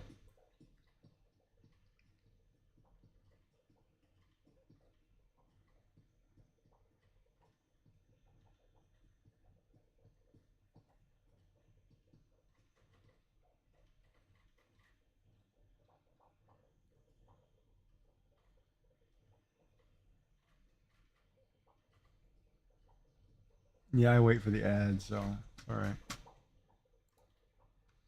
I wait for ads.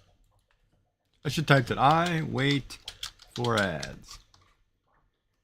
Blah, blah, blah.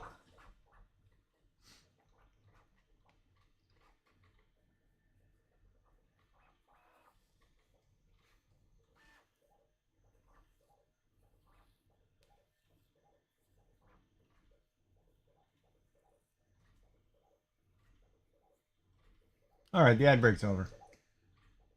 Welcome back, everybody. Welcome back. Welcome back.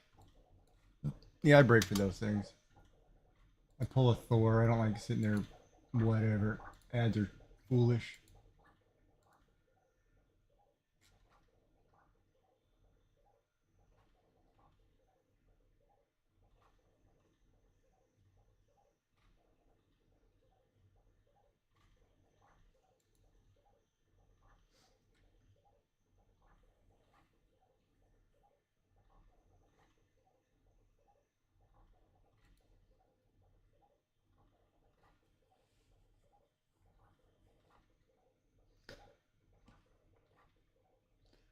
Now, what don't I like about this? Because, of course, I'll sit here and sketch this for hours till I get it right. I don't like the leg.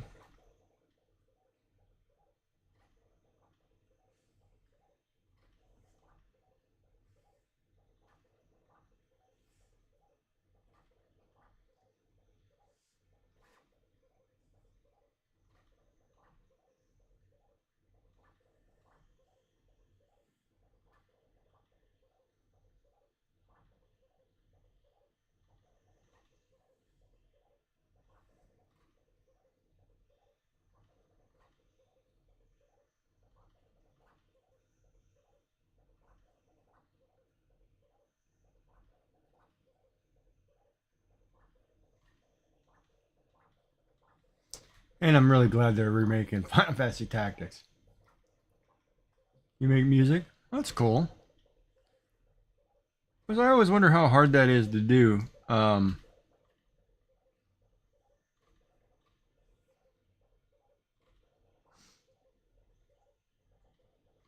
I mean, music for games has got to be tough.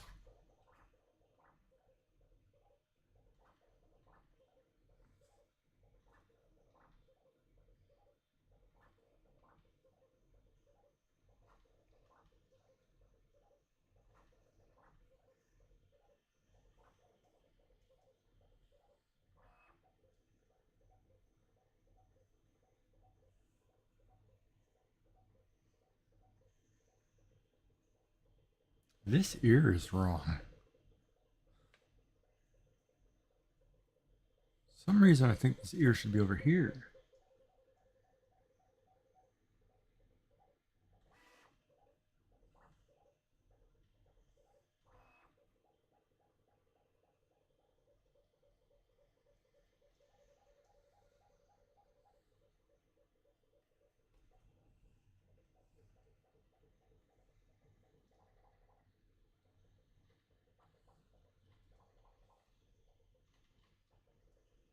Yeah, is it easier? There's always a need for music creators. That's always a huge thing.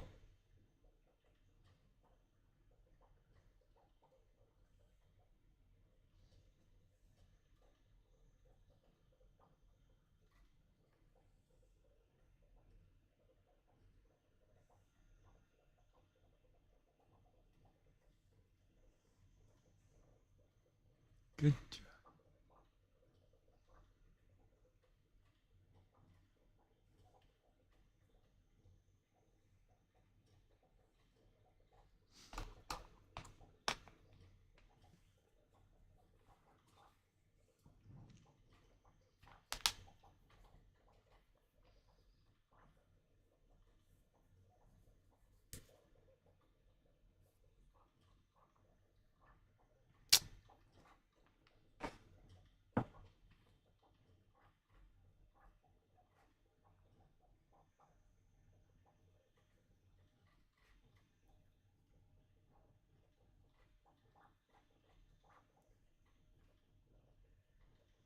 Well, that's good, man. I mean, if you can randomly put stuff together and make a good tune, that's awesome.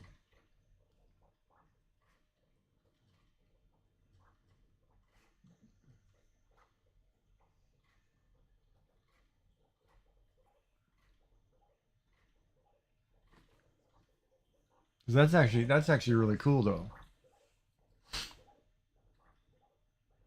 Because I always find like music editing software just way out of my scope, right? Like it's funny because I can sit here and I can code a website top to bottom, no problem. You know, then you go into software like Blender and that scares the living hell out of me because it's so complicated. Um,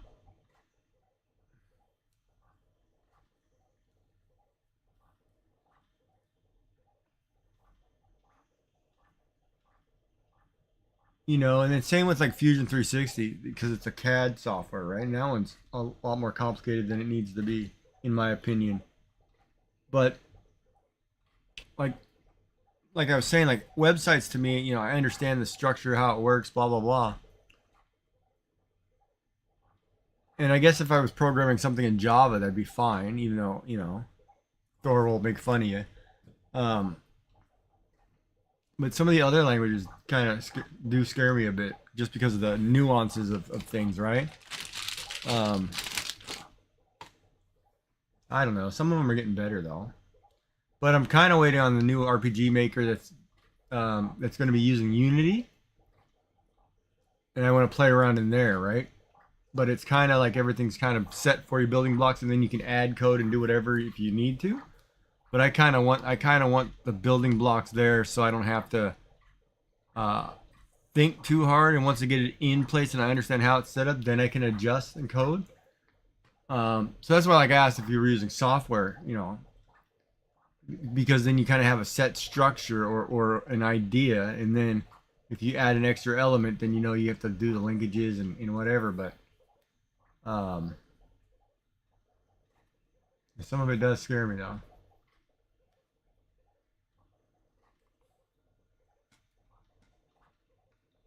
More ice, really? Really?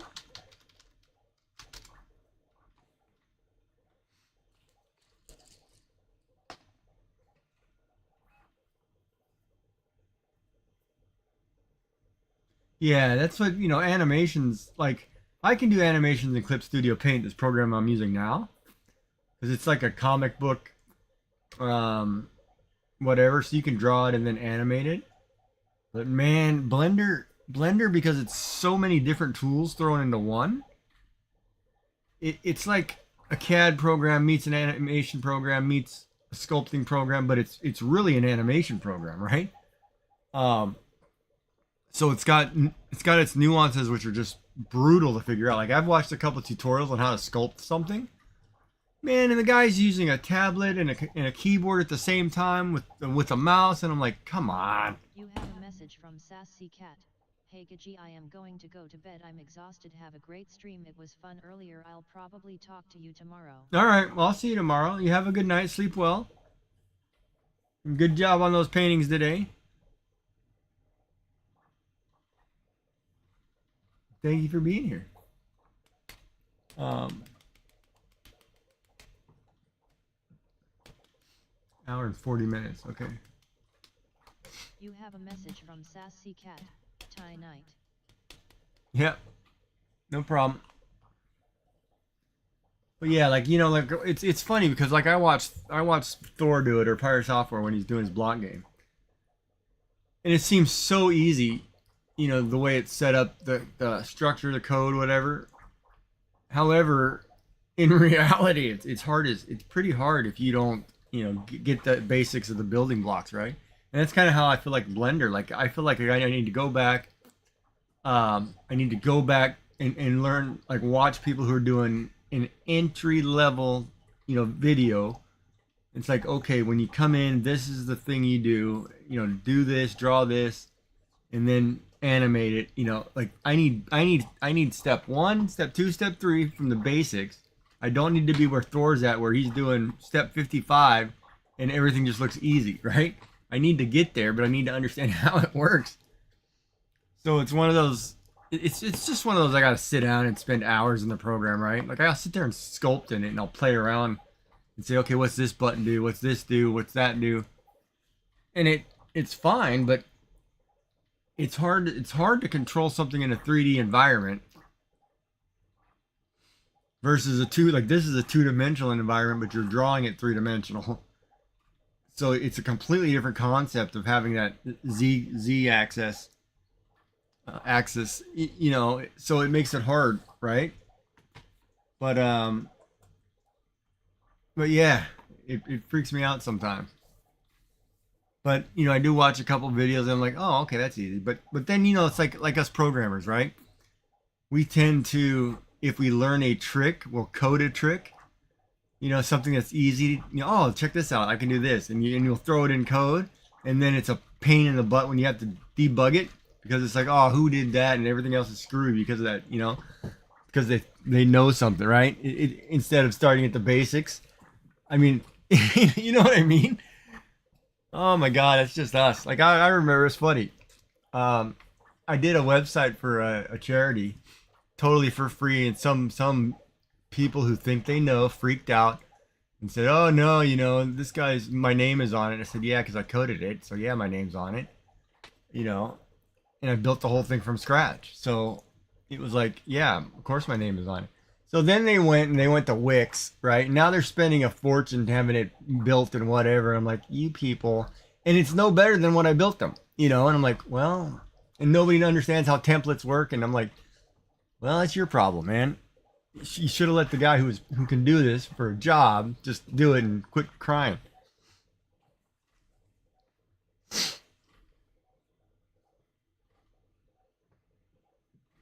Did you? Yeah, you can always pop it in my Discord if you want. Just what is it? Exclamation Discord, I think pops the command. Let me see if it works.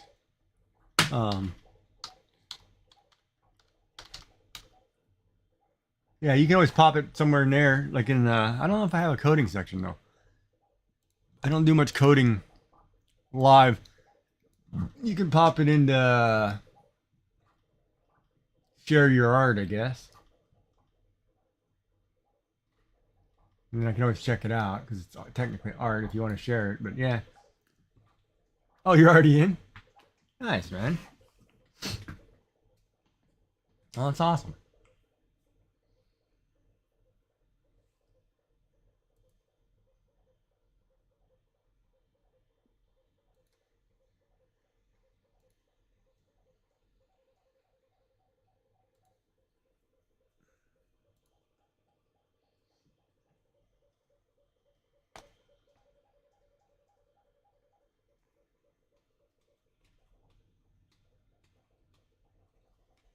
Yeah, look at a picture.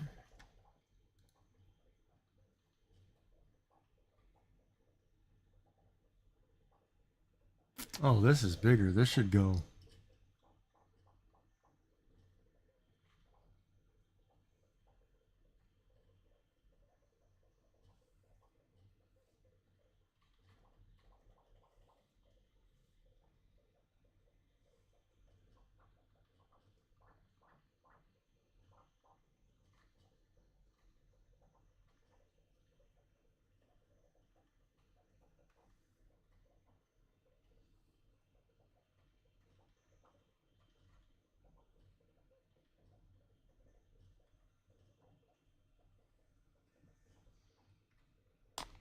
Ba-da-ba-ba-bum. Pop something in, I see. Oh, wow. That's actually good, dude. Wow, that's awesome. The lighting on that first one.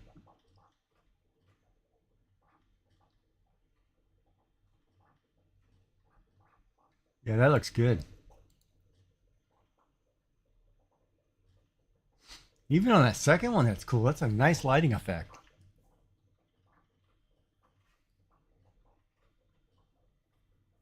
That's awesome.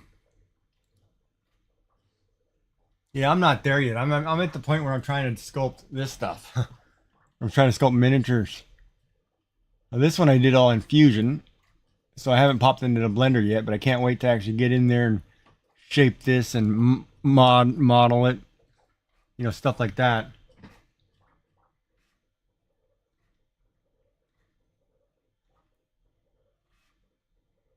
Yeah, but even that, man, I mean, but okay, hold on.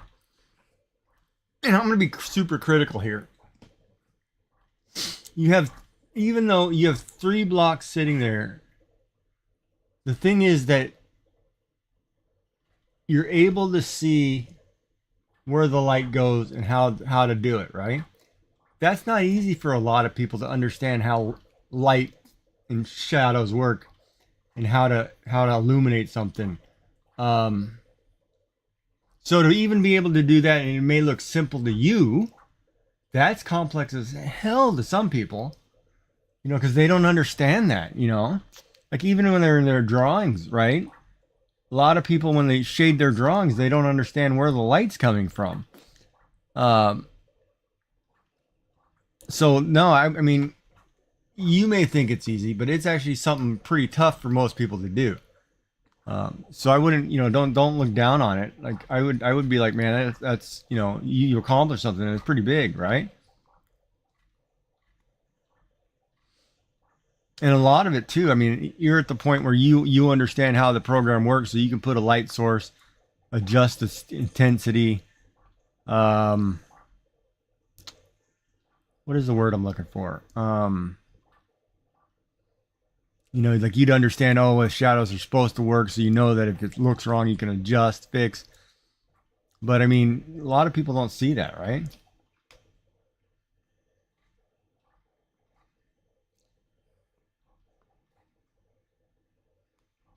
Yeah, but you had to put the objects in there. You had to adjust the intensity of that light. You didn't just say light 100%. I mean, because there's a gradation shadowing effect, even in the sky, right? Like it shows light and it doesn't go all the way to the edge. Like if that light source was centered, right, it should show like on the right side of that picture, all the light touches the edge of that panel, but on the left you can see how light slowly dims until it goes to a shadow. but you control that intensity, so you can, so that's cool. It is cool. Like I can't do that in Blender, nor have I ever tried, right? But I mean, yeah, I don't know if I could pull that off. Because I'd be like super critical, like, oh no, I need more of this or more of that, or I need more lights. What's going on with my hair? Definitely need a damn haircut.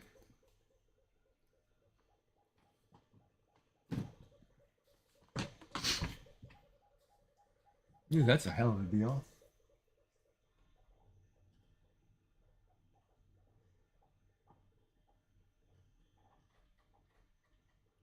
There you are. But yeah, no, you did good, man. You did good.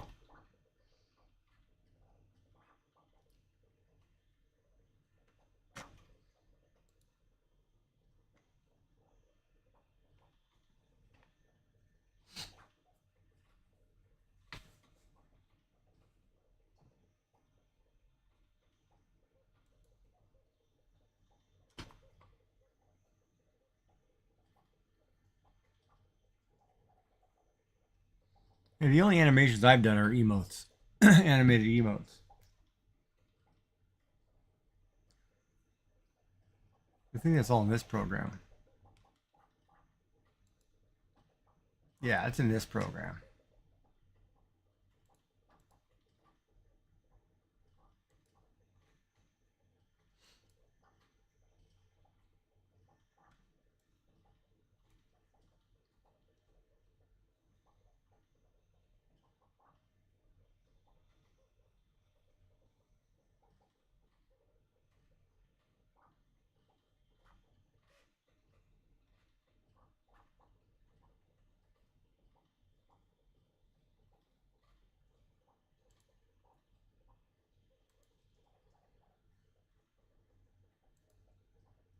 Well, that's cool. I like that one, man.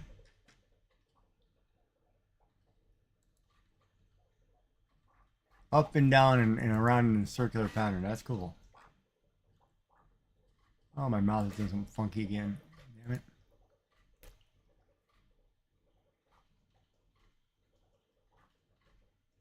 I don't understand this chemotherapy. I don't understand why my mouth goes numb.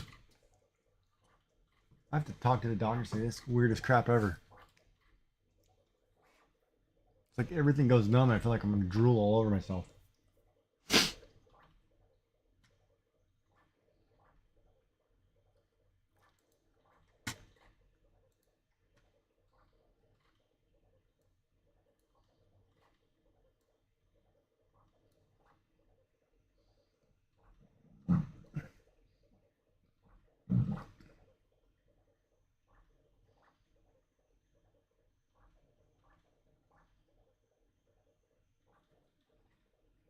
Oh, if you pay attention to the lighting, I love the light. Yeah, yeah, I did too. That was neat. Um, I'm a cancer patient. I'm going through chemotherapy right now. I had esophageal cancer in my throat and part of my stomach, and I had those sections removed, like 90% of my esophagus and 5% of my stomach. And I'm going through chemotherapy again just to make sure that nothing got out in the body.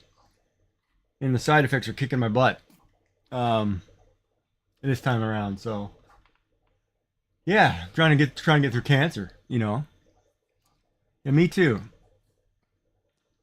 Me too. That's why sometimes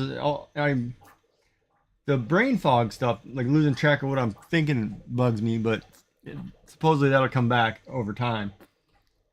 But yeah, no, I try to keep busy by streaming and doing other things, and I'll get there. It's just gonna take a while. So it's just kind of random. Sometimes some of these effects they feel funny. It's like my tongue is swollen or my mouth is numb. Or the worst one is if you touch an object that's cold, your body can't distinguish cold from pain, so you get electrocuted.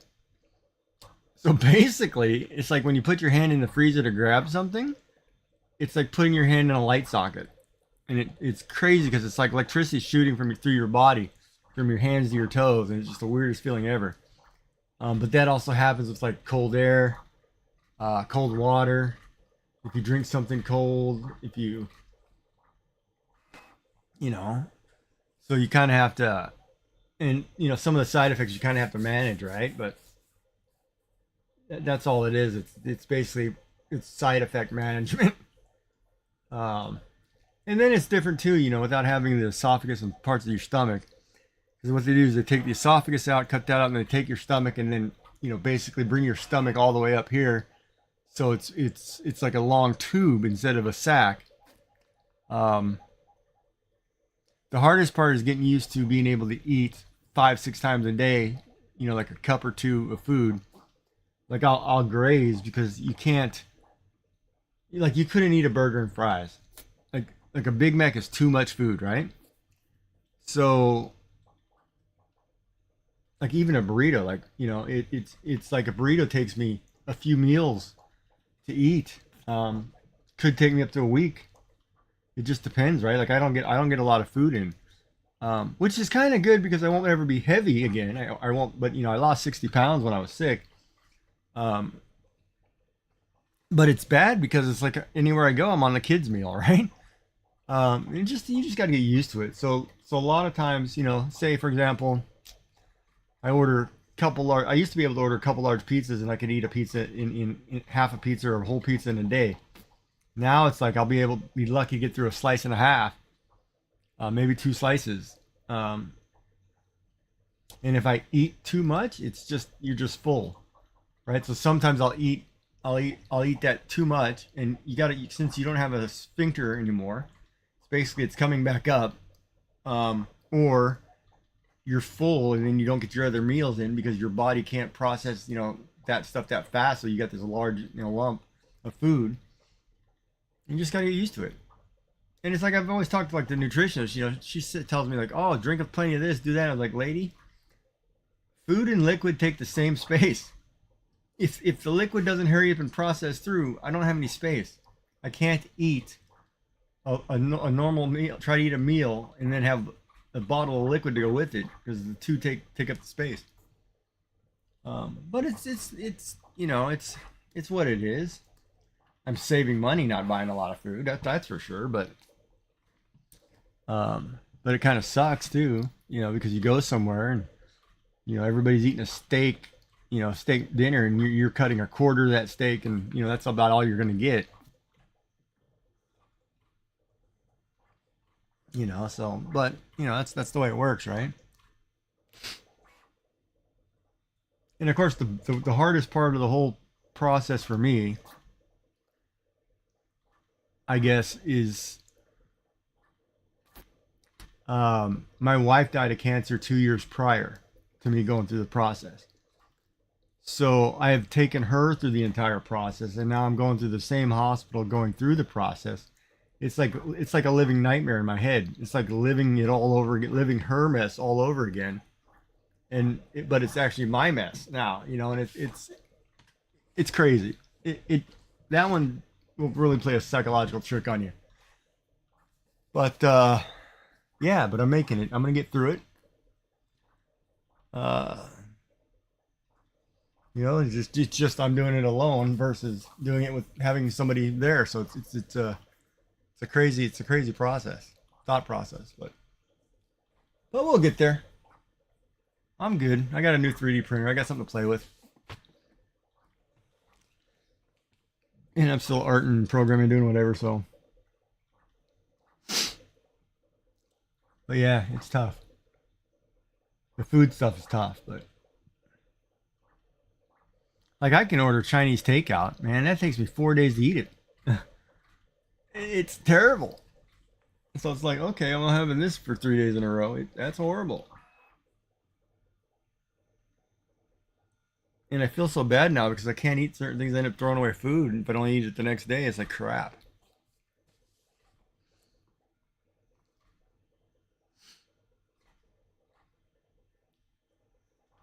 Man, he's doing good.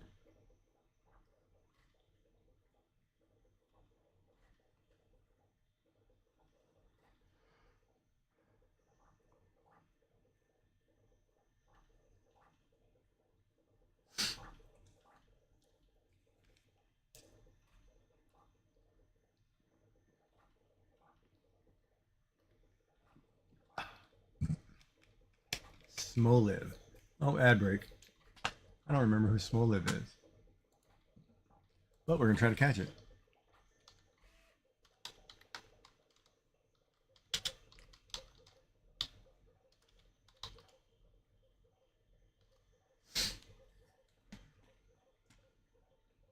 Ad break.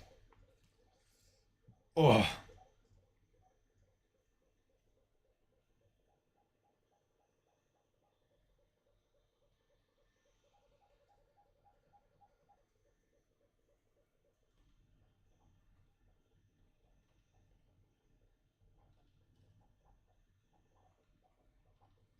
Polio. Oh, nice. That's a good one to start with. I should like Popolio.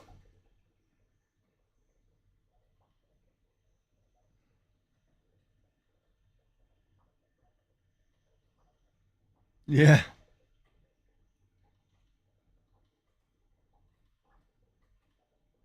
Yeah. Oh, the random tiredness too sucks. I can't tell. Some of this medicine, like the insomnia and stuff it causes, oh my god, you can't get any sleep.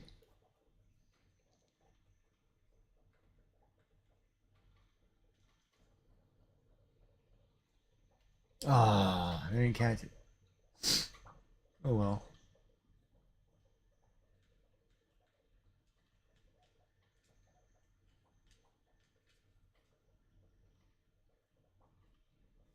Ad break for another minute. Come on. I need to get a ads in progress motion. Oh, you're across the pond, huh? It's 4 a.m. No, you're further over. You're over there in like Switzerland, Sweden area, Norway. No, farther than that. No, you could be in Eastern Europe. Wow, that's a haul. Austria. Okay. Man, yeah, I tell you, I took this medicine they told me to take because I was having these nasty side effects. I didn't sleep for 48 hours. It screwed me up so bad, and I'm still not recovered from it. I told that doctor, like, lady, I can't be doing that. You know, sleep for 48 hours, stay up for 40 hours, then sleep 18 the next. It's like, I can't do that. But it was. I mean, that's what it was going on. Hmm. Yeah, but normally, you know, when I'm arting, doing all kinds of things, and now I'm trying to convert a lot of it into 3D printing. Oh yeah, so here's a good example. Like this last week, we were drawing koi. Um, so you know, because I needed to come up with things that I could give away on channel points, rewards. So then we were like, I got a 3D printer, and I was like, well, let's draw some fish. You know, let's draw some items, and let's 3D print them into wall hangings that you can win or get off my channel. And so that's what I've done. I take my art and then I print it. So it's kind of neat, that aspect of it, because I've done quite a few and I've got requests for more. So like we did, I did like Enderman. I did Nami from One Piece. I did Cherry Blossom Tree. And then we just did Hey Hey a few weeks ago. But yeah, but I'm turning them into, you know, art. I'm turning digital art into 3D printed objects that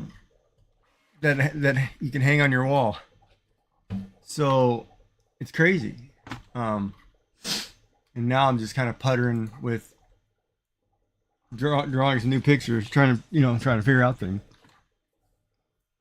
But yeah, I got a lot of requests for, hey, can you draw this Pokemon, or can you draw this Sanrio character, or can you draw this? I'm like, sure, we'll try it. It's fun though. I mean, it keeps me going. It gives me something to do. So I'm not sleeping all day or drooling. I feel like I'm drooling all the time.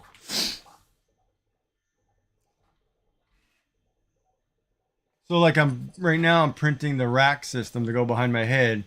And so what it is, it's like this, right? Where you mount it to the wall and you can put shelves, hooks, hang things up. So it'll be like a whole, you know, like an IKEA type rack system. Um, and that's what I'm printing pieces from, printing panels now, so I can set something up behind me, and show that or whatever. So it's kind of neat.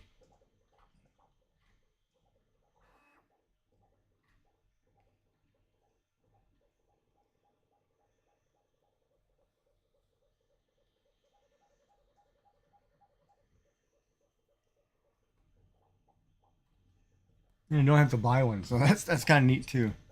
It's only costing me like $1 or two a panel to print.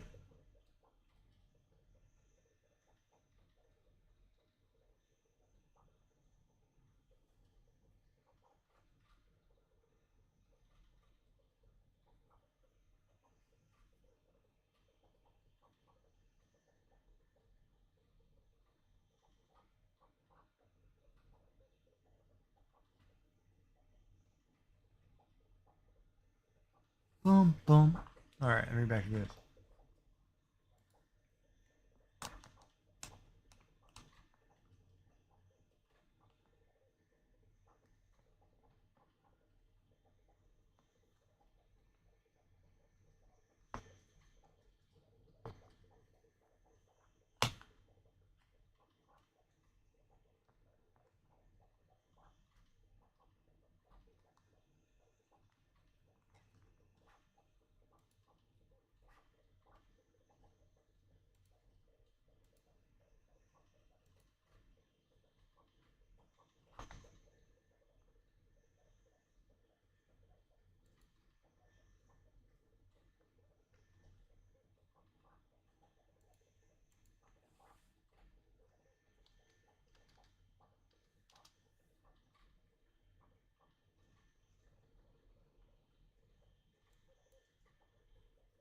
Bum, bum, bum, bum, bum, bum, bum.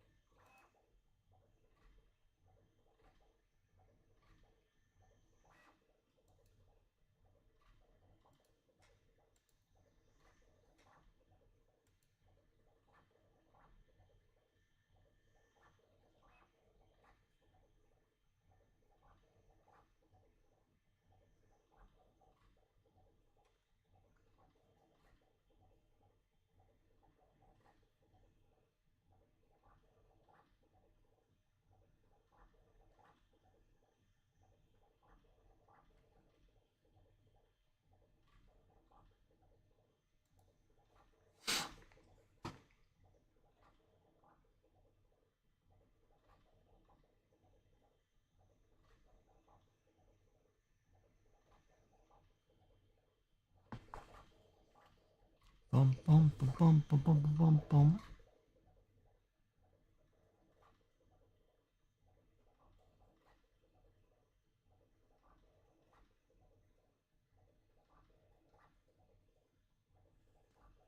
Bum, bum, bum, bum, bum, bum, bum, bum.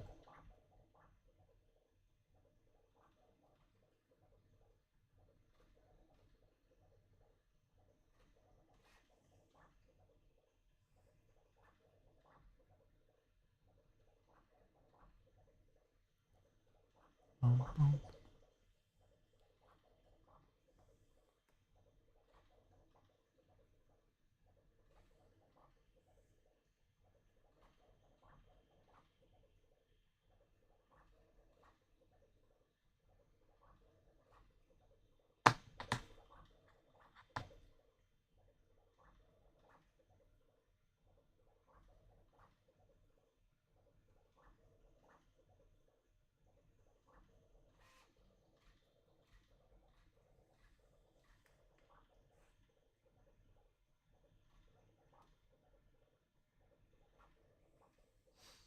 Wait a minute, this thing is colored differently too, isn't it?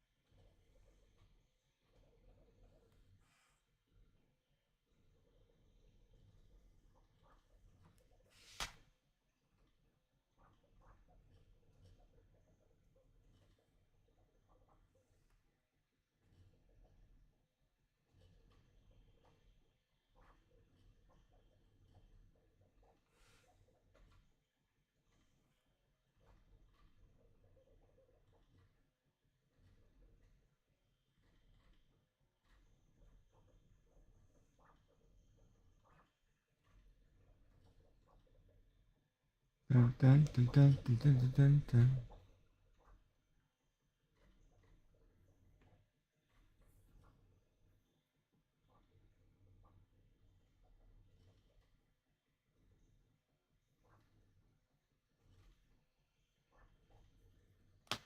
I need to check something.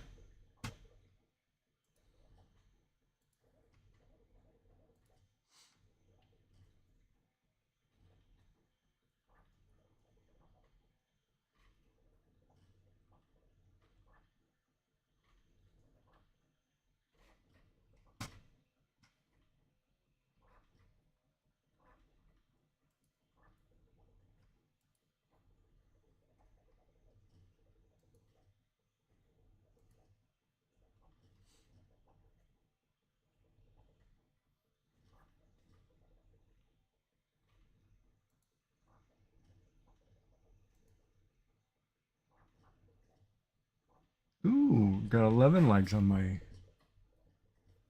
awesome.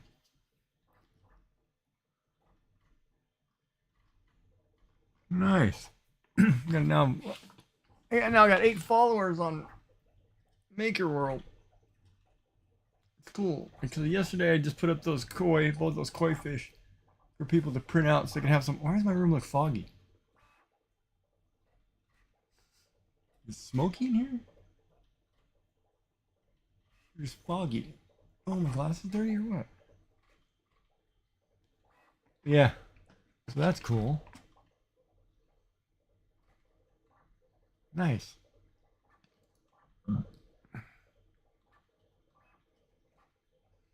Nice, nice, nice.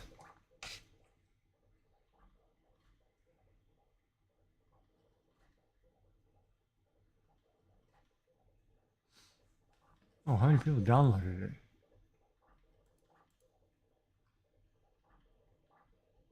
11 downloads? It's not bad.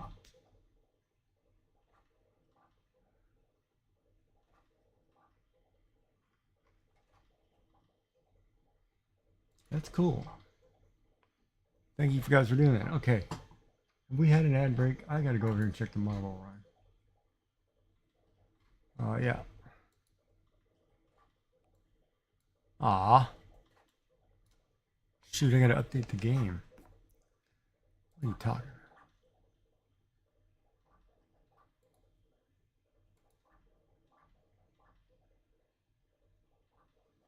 Bum, bum, bum, bum, bum, bum, bum, bum.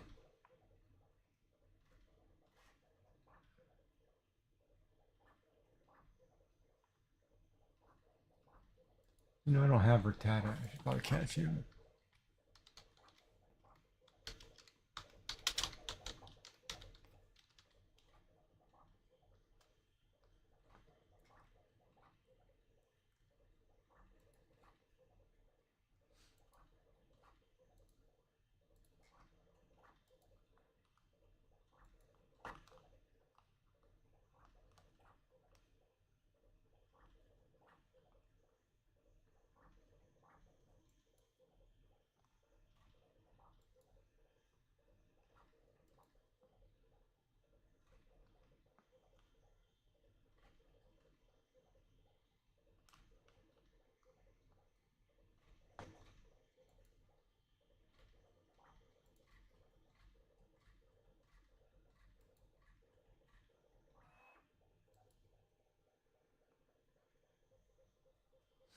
I gotta finish that bamboo thing too.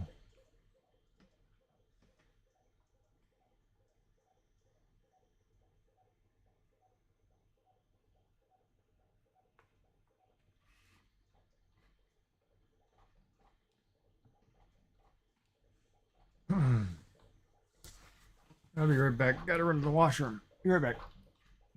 Short break.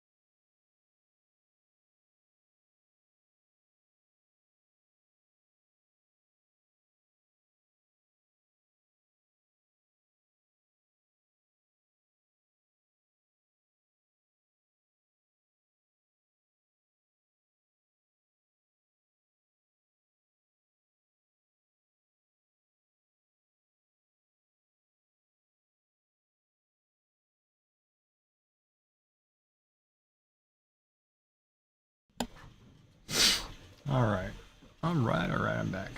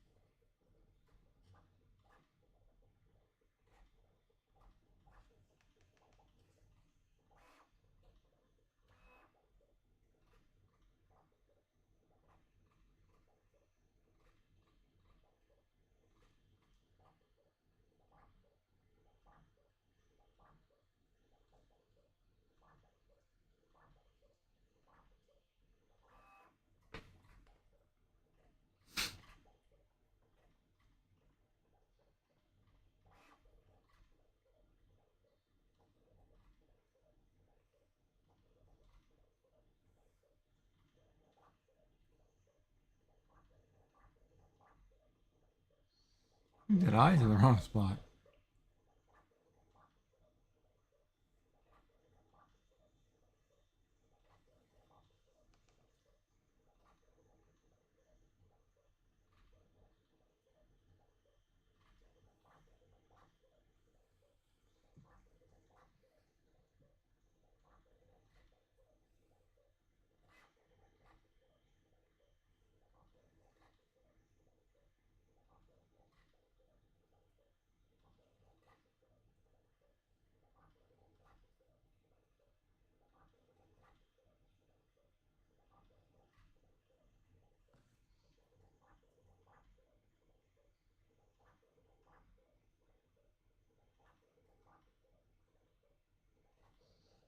So that means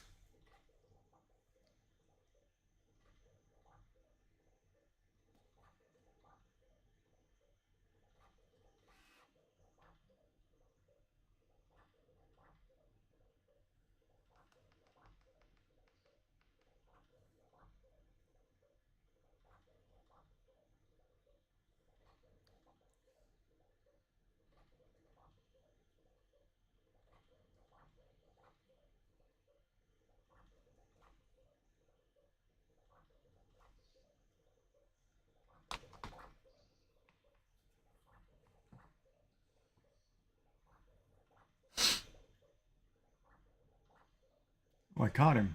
Nice.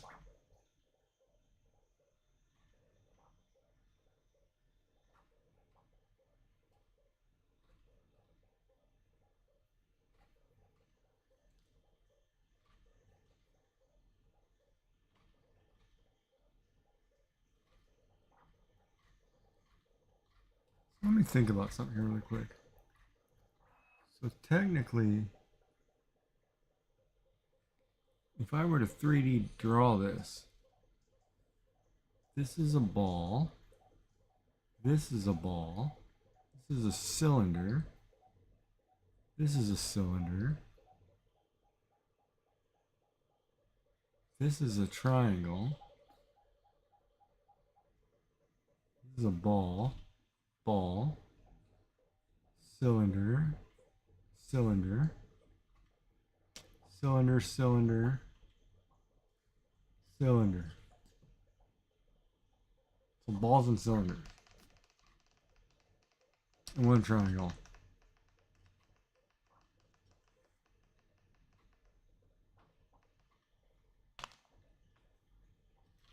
Okay, that's easy to do, I guess.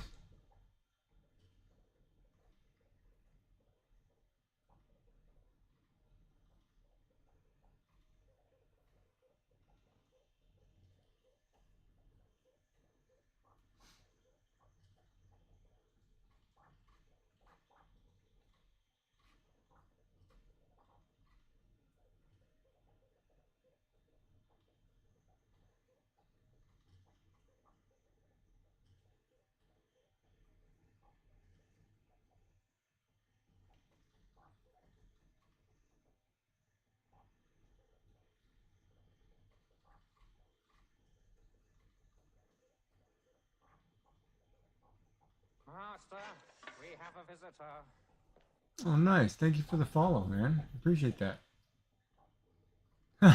That worked. I actually heard that. I just put that in there yesterday just to see if it works. It actually worked. Awesome. Well, yeah, get some sleep. We'll talk to you later. Thank you so much for being here. Thank you for the follow. We'll see you again. Have a good night. Hopefully a good day. Eat something good. It's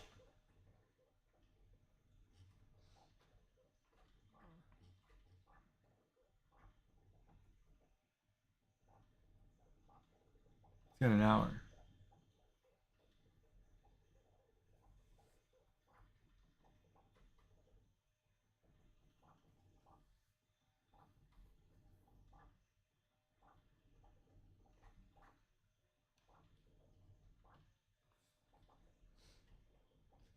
Yeah, have a good night, man. Appreciate it. See you soon.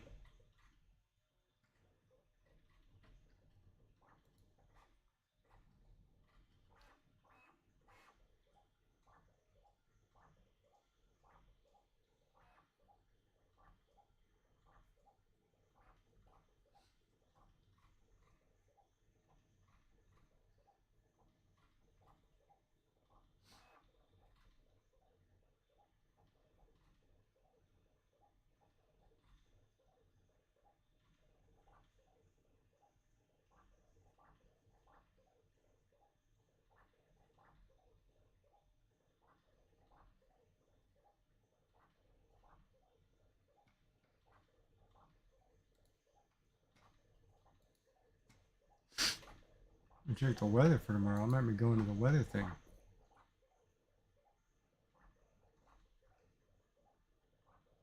Oh, it's gonna snow tomorrow. What?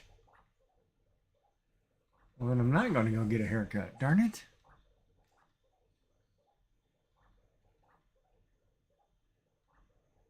No, I'm going in the morning. I'm getting a haircut. I don't give a crap.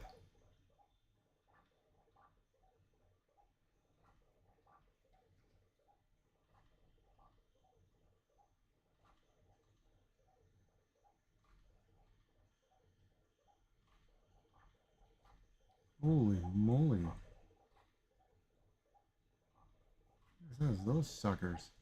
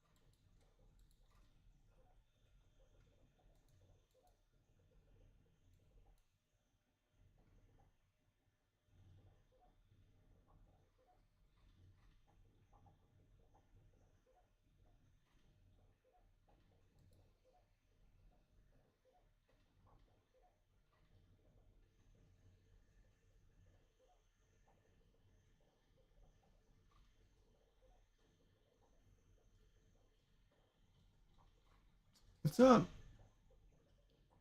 Art by Suze. Hi, how are you? I'm daydreaming at the moment. How are you? How are you? Trying to draw my first kangaroo, so it's not, my brain's not wrapping my head around it for some reason. Or my head brain, whatever. But how are you? Hello. Welcome in.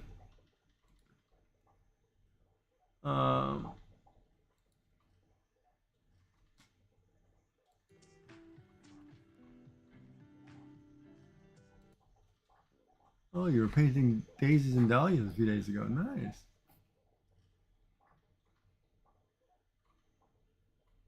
Oh, you follow Create with Candace. Nice. I'll leave you a follow. How are you?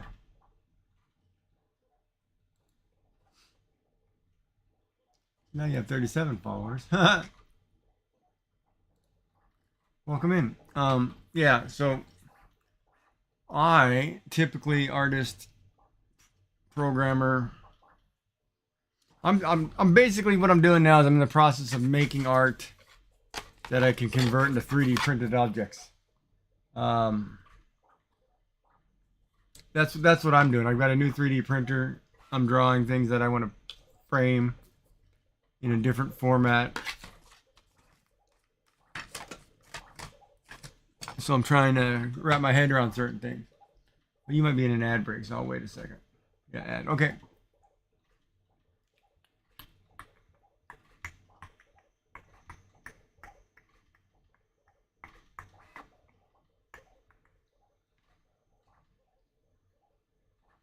Okay. Are you back from the ads though?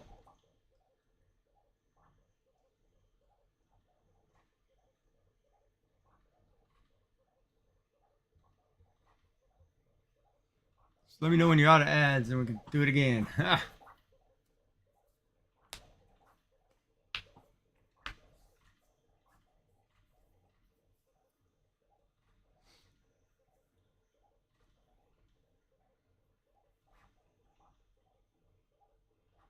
God, this is a long ad too.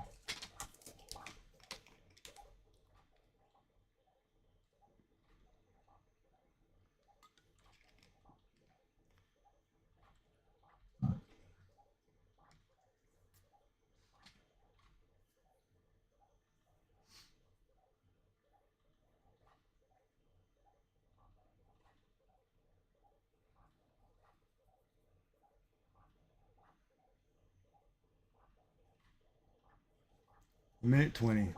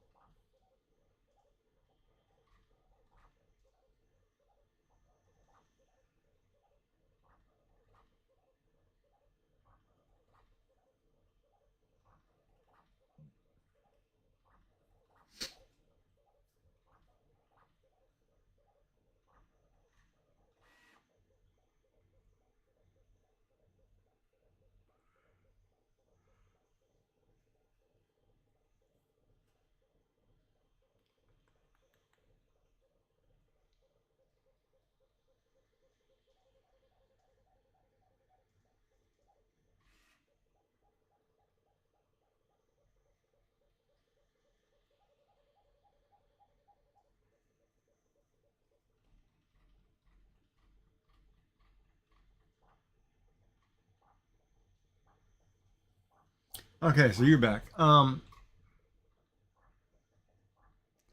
I'm taking digital art and printing them out as 3D objects with the new 3D printer. Basically. So that's what I'm in the process of doing. I've done about 6 of these. And normally, like we did you know, like an Enderman, Nami from One Piece,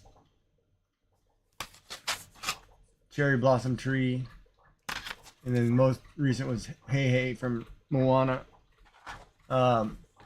So I'm typically a pen and ink pencil guy, and so you know I'm moving to digital and whatever. But I do things like I did a desktop background is a stained glass watercolor effect. And now I'm taking this stuff that I draw and I'm taking it to a new 3D format that I'm printing. And today I'm just kind of, you know, with the chemotherapy, my brain's not functioning, so I'm just kind of just doodling, getting sketches in so I can clean them up to get ready to do that. But currently I'm printing a wall piece for a rack system that will sit up on the wall behind me with hooks and, you know, kind of like hang stuff, whatever. So yeah, that's what's printing over there. But yeah, that's what I do, along with a little bit of knitting and, you know, fiber arts and whatever else. But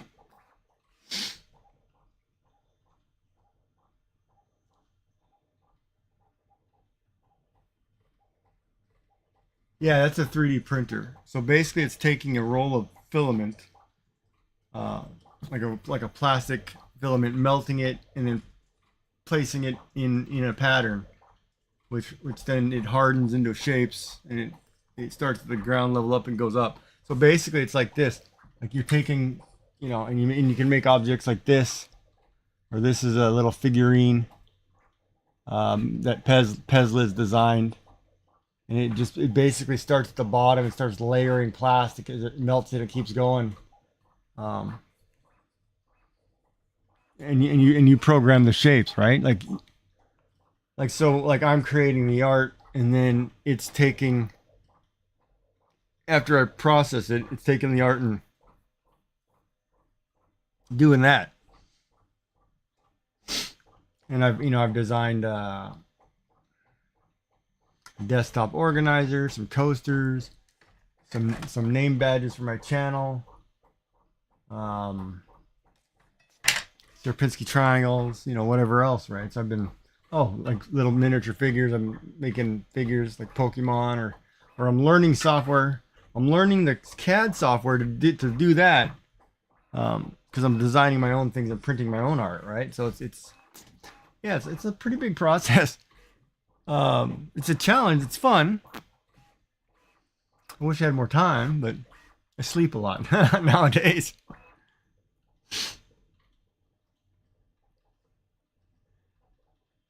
But yeah, it's pretty cool. So that's what I'm in the process of doing. So right now I'm in the process of learning how to draw a kangaroo, which I'm going to cartoonize and then, you know, ink it to do, you know, like that. For an Australian friend of mine who now lives here, but misses kangaroos. So I'm like, all right, yeah, I'll draw something. I'll figure it out. So I'm sketching it now and trying to figure out, you know, what I want to do.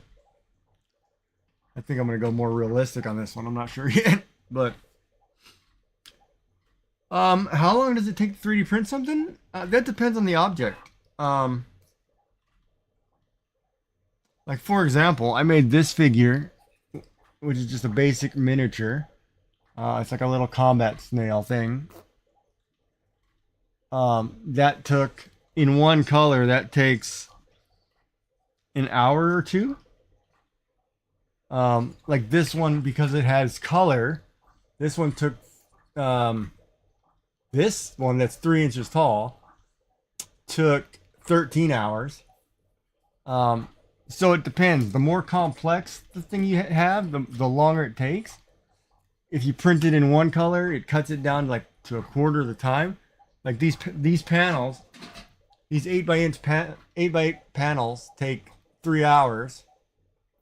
And it's just one color. If it was multiple colors, it would take, it would take probably 12 to 13 hours. Well, you know, so it varies, right? It depends on what you're printing and how complex that thing is.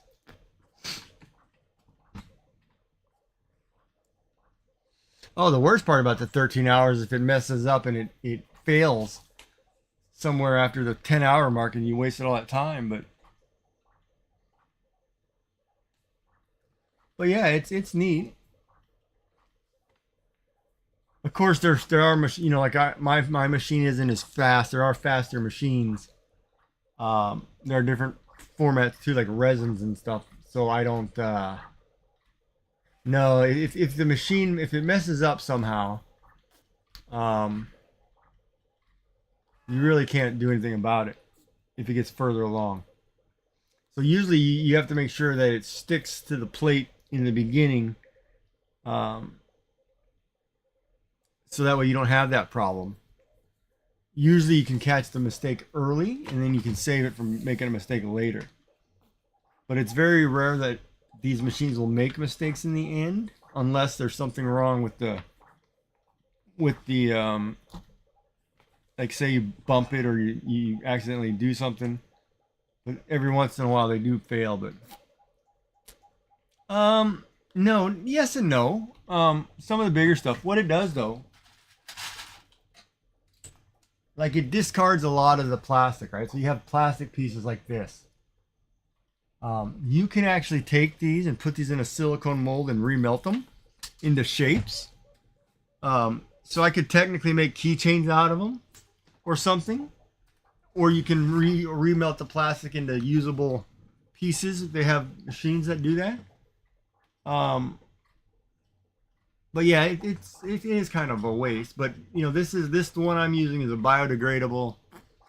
You know, it was made from like corn, food waste or whatever.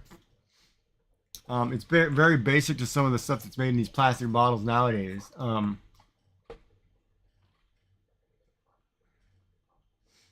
So I mean, technically, I could put it in the ground and it'll biodegrade.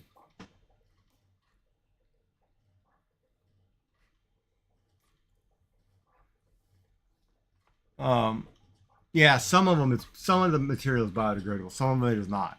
Um, but all the stuff I'm using is like the entry level stuff, so it's all biodegradable. So you know you can't put food or liquid in it, but you can print almost anything, so it's kind of neat. Like I'm gonna get better material and print a couple of vases, a couple flower pots, you know, a couple bowls. Now this printer was only it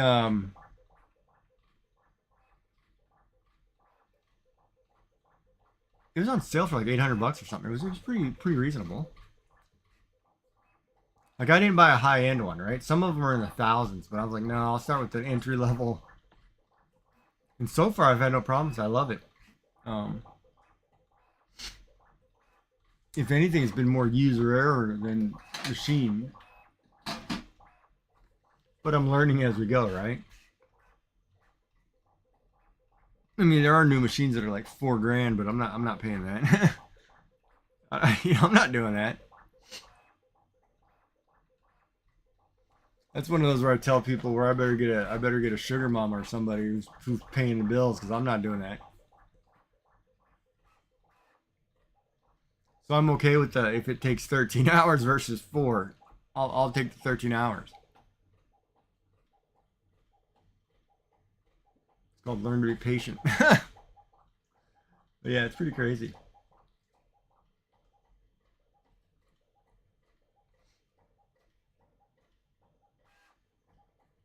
But yeah, I like it. It's fun. Plus, it gives me, you know, being an artist, it gives me the chance of, you know how it is, because we think sometimes way out the box, and we come up with some crazy ideas. But it's really cool to draw something or make a figure or do something and watch it come to life. Like it's actually a real object that somebody can put on their desk or buy or sell, or you know, it's not like a piece of paper drawn. It's actually it's really cool to watch something come to life. Um,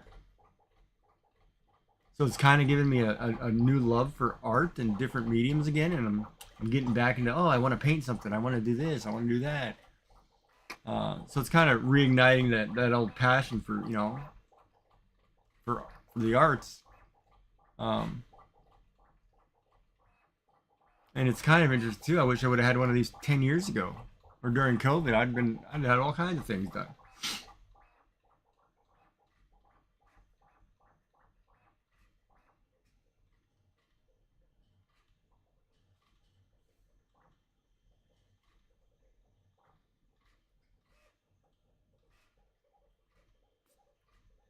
Yeah, no, definitely better late than never.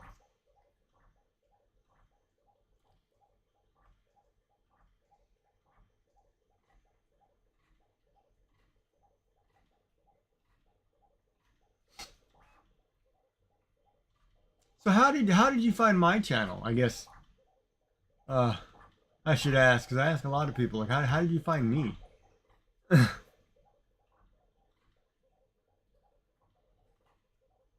If I can ask, I mean.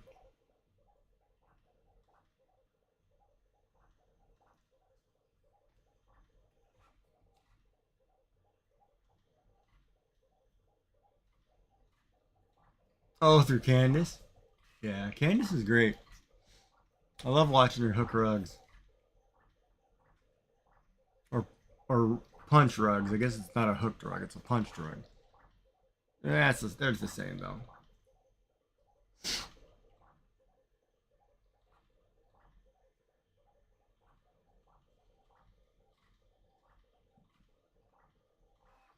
I was watching her earlier today.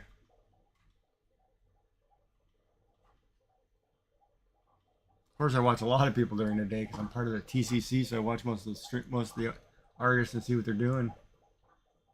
Oh, did she? Well, that's awesome. The hardest thing about streaming, in my opinion, is you gotta act like somebody's there, whether they're not, and still talk and put on a show. Because you never know when somebody pops in. That's the hardest part, and that's one I think I'm still learning too. It's been, I've been doing it for a year or a little over a year, and sometimes that's hard to talk to nobody, and just talk.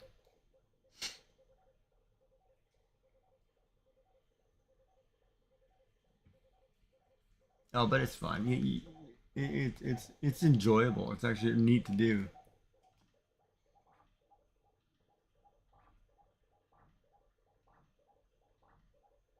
Nice. Well, there's a start. I mean, that's the way it works, right?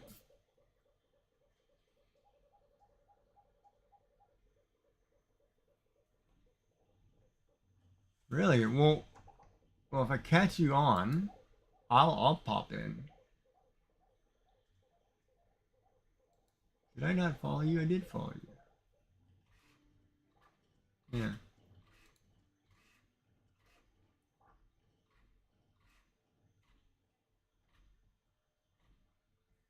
So you're on tomorrow at 5 p.m. I'll pop in.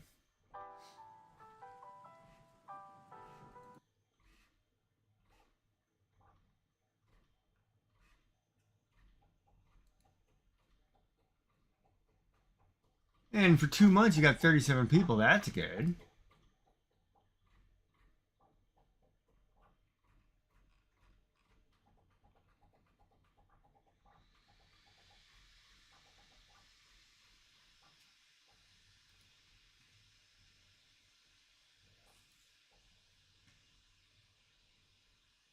Yeah, that's a pretty hard one. Like I usually stream at night, um, and it's kind of, I don't know, it's kind of a bad thing because I don't get the people from Europe. A lot of the people from Europe are on, and they watch a lot, so they're in the daytime, right?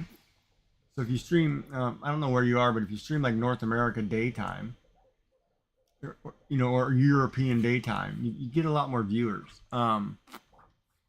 Once they find out about you, right? So it's kind of one of those. Oh, you're in Texas. Okay. So you both are in Texas. All right. I used to live in Texas, so yeah, yeah. So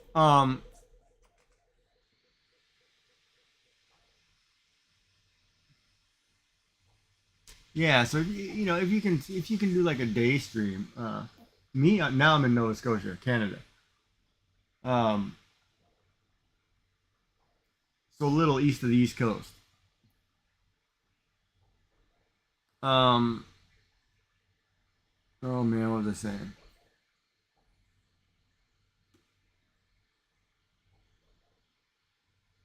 Yeah, so if you can get a regular schedule, you'll get people. Like for you, since you're in Texas, and if you do, you know, I don't know, you work during the day and do like an evening schedule for a few hours, as long as you're continuous, even if you don't have to do it every day, you just have to do it, you know, um, you have to be consistent is the hard part. Like for me, I stream every day, and I usually start about anywhere between 4 and 6 p.m. Eastern, and I run 6, 7 hours. So like in the first half, I'll get a lot of people from Europe. In the second half, I'll get a lot of people from Australia because they're waking up, or a lot of people from the states. But we tend not to get a lot of people from North America for some reason. They're more day people. Um, that's like when Candace streams; she's in the daytime, and it works because you get a lot of people that are on, right, at the same time. Yeah, I stream at the same time, and then weekends I usually stream like all day, so it becomes like a noon to midnight thing for me. Um, but as I watch people, this is last year because I was like everybody's like for you it'd be better in the morning. Like a lot of people are watching in the morning because you probably don't get a lot of people at night because everybody spends time with their family. They get off work. They don't want to watch. They don't watch Twitch as much as they used to. But a lot of times during work or something, they're streaming, watching stuff, and Europe tends to watch a lot of Twitch for some reason. But I find that if I stream in the morning, like if I got up in the morning and I stream, I'll have more people talking to me in the morning than I do at night. Um, but it works. It works for me, like because I don't mind the small numbers and the more personal approach, like it's a one-on-one conversation versus me and 100.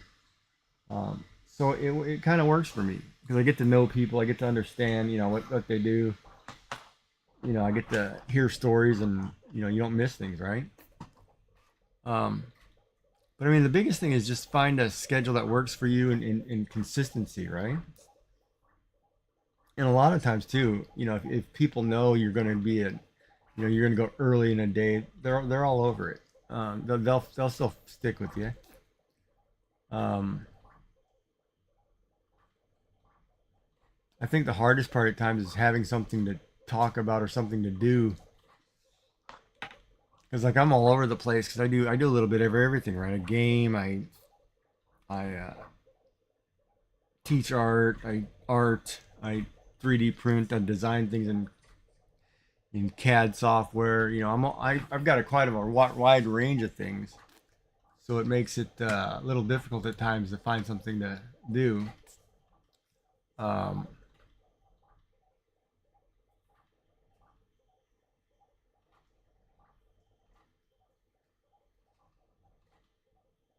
yeah, a lot of times, well, no, I don't teach art professionally, but a lot of times because my streams are smaller, if somebody asks me an art question, we'll go through and I'll show them how to shade something or how light works or how a color wheel works so people understand. Um, because if I'm doing something and somebody doesn't understand, I'll walk them through it because it's good to know, right? It's probably just the way I'm built too because I'm I guess nerd as they say because I have 3 degrees, university degrees. Uh, Actually, I have the trifecta, what they call the trifecta, because I have one in each of the specialties. Like I have a bachelor's of arts in English, I have a bachelor's of commerce in accounting, I have a Bachelor of Science in Computer Science and Business Administration.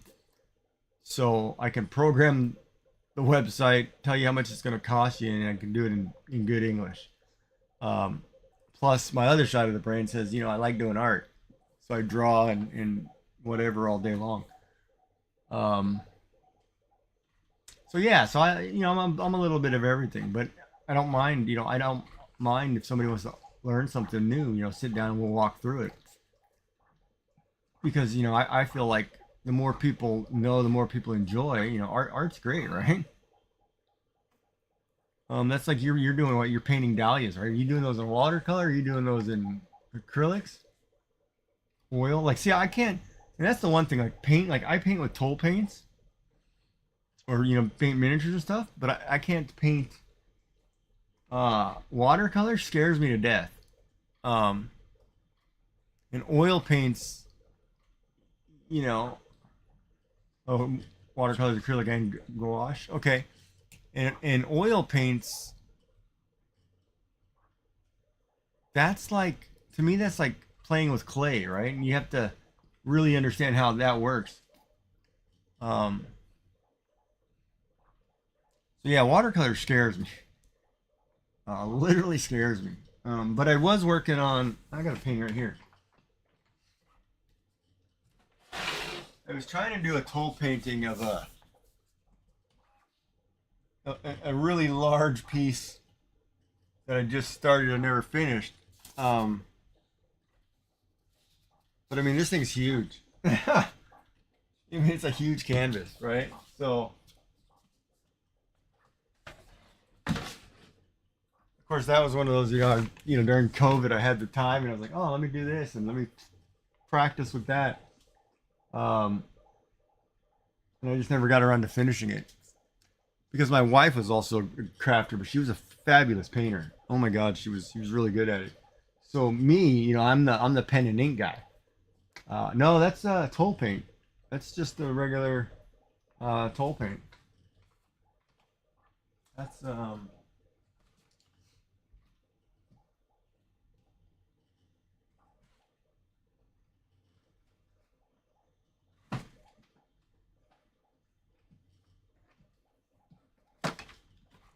just good old cheap Toll paint. Oh, I guess it's all-purpose acrylic. It's Crafter's acrylic paint. Just it's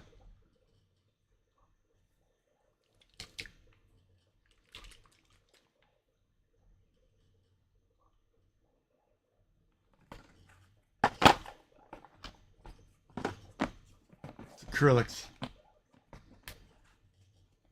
Oh man, that box is heavy.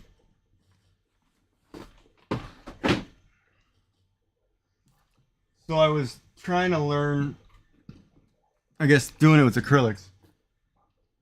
But watercolors, yeah, watercolor scares me. And because watercolor too is a different concept, right? It's kind of like watercolor is basically drawing with a pen or a Sharpie. Because you have to protect the white on the surface at all costs. Because if you cover it with a black pen or dark watercolor, it's gone. You'll never get the white back. So it's kind of that concept where, like, I'll show you, like,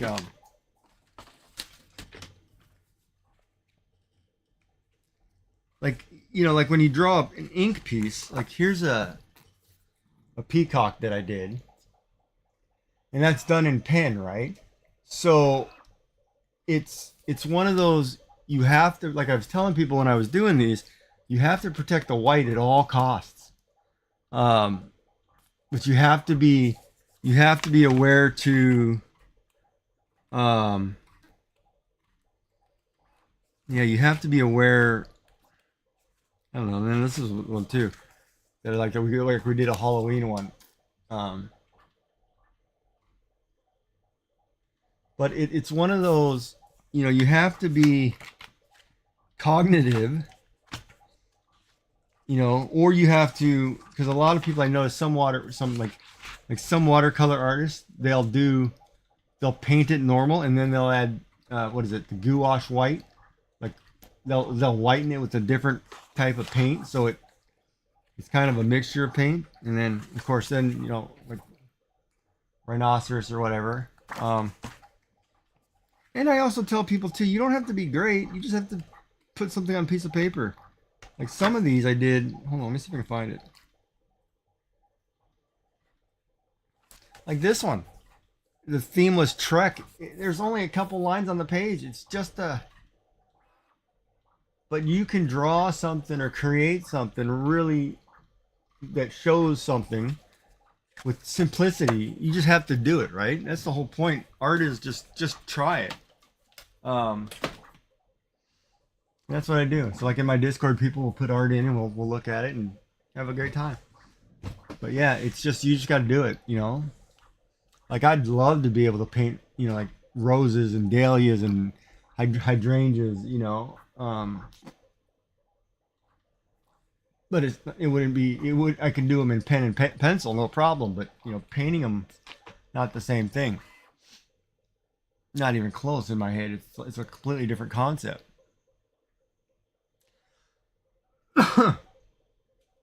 But yeah, I love art, so I don't mind.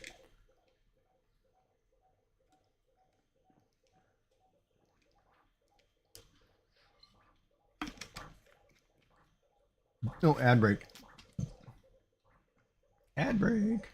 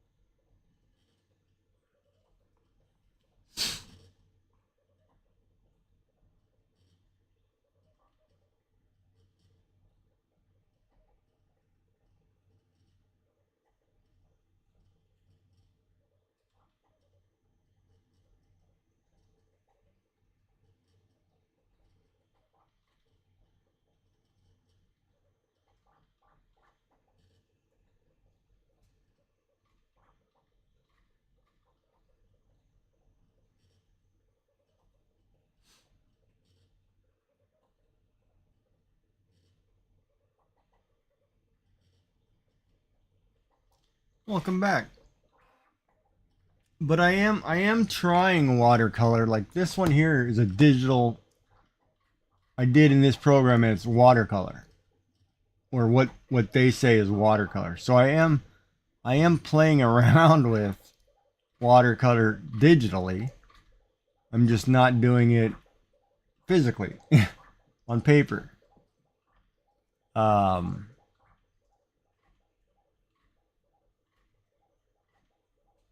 you know, so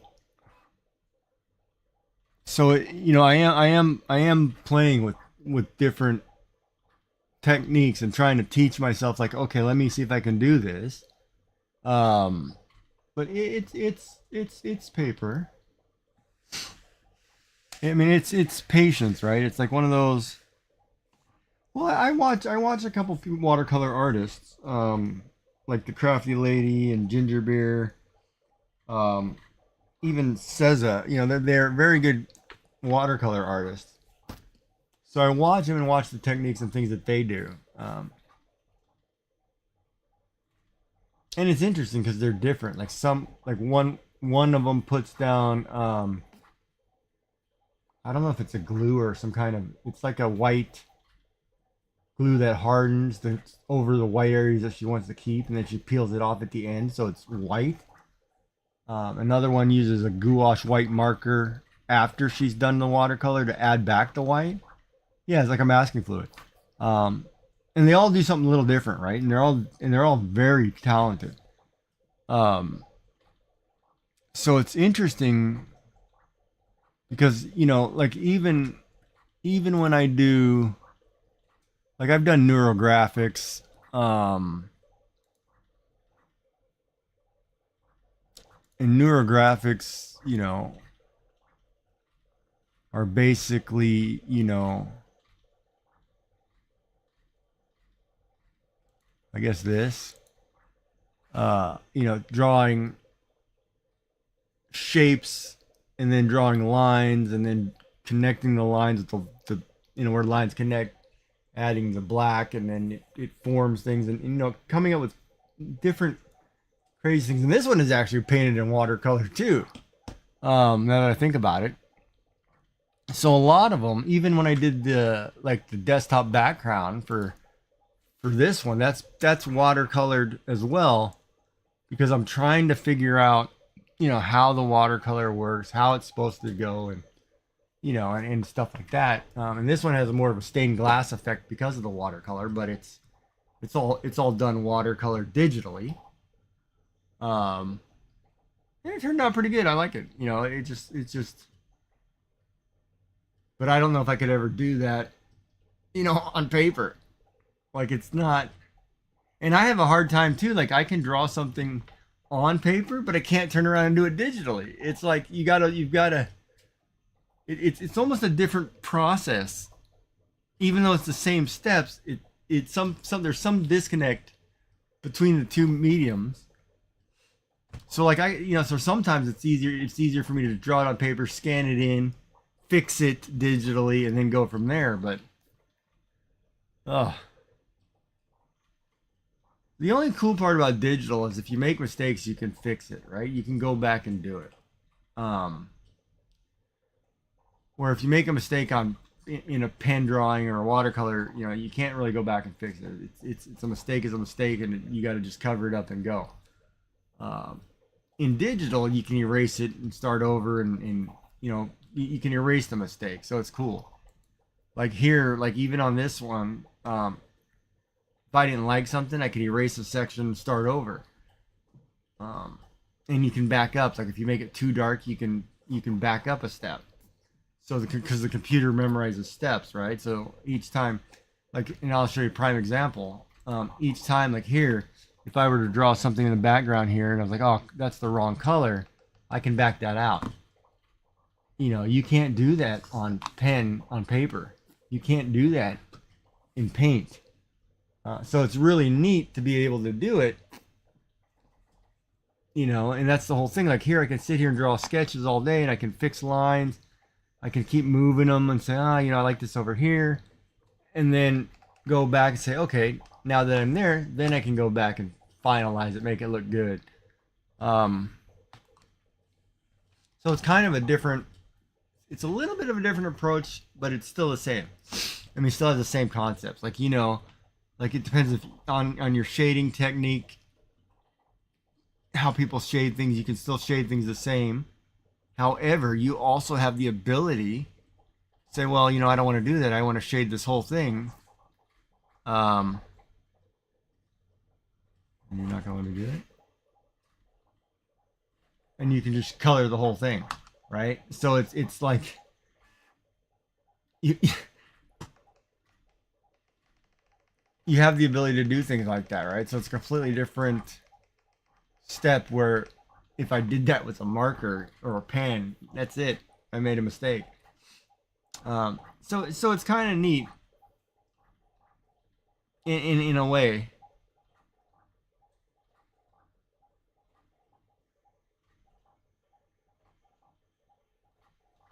And that's why, like a lot of times, too, when people come in, they'll say, "Oh, how did you do this?" or "How do you do that?" And you just talk about it and go through it, and they learn something. I learned something. So it feels like it's always a learning process, like because even when you're doing your painting online, um, why is that? What is that marker?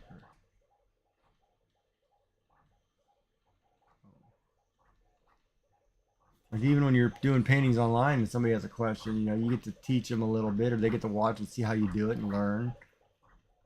So it's neat, right?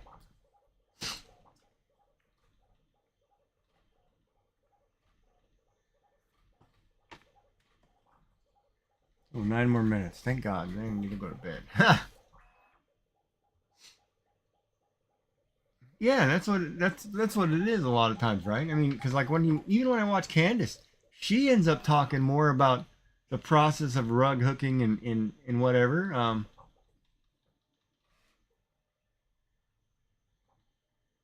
Yeah, you can do that, and then when people come in, then talk to them, right? Because I normally play music, but my app updated, and now I got to figure out what it's doing because it's not letting me play music. Um, so I probably have to update something, but normally I have music playing in the background, and then when people come in, we talk. And when they don't, we don't.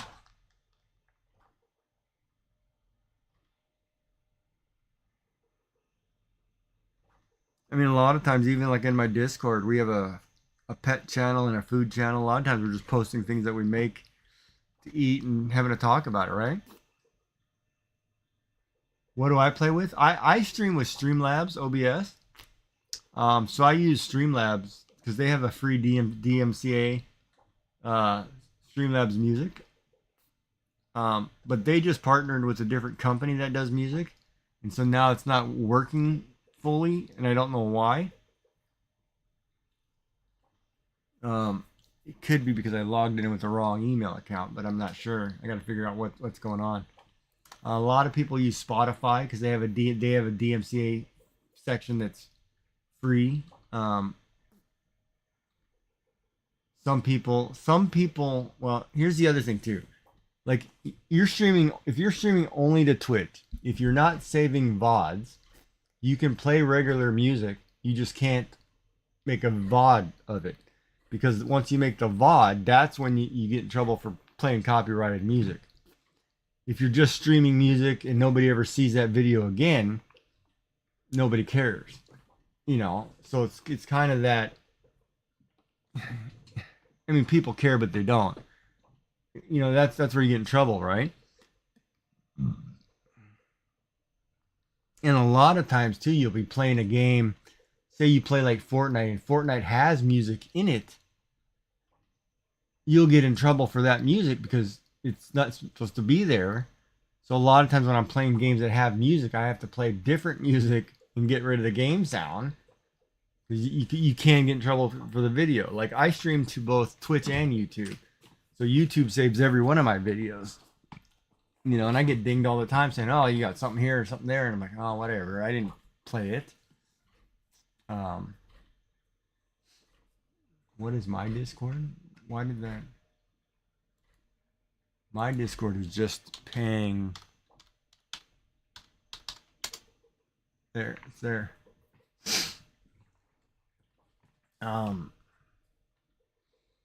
But it's one of those. Even like this. Like here's a good example. Like you're asking me questions about Discord, or you're asking me questions about Twitch, right? Like I will sit down and talk to people and teach them things or show them things, no problem.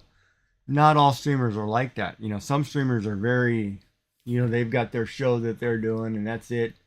you know, it's a different concept. But I personally like being able to talk to people and saying, oh, how the kids, you know, whatever, whatever.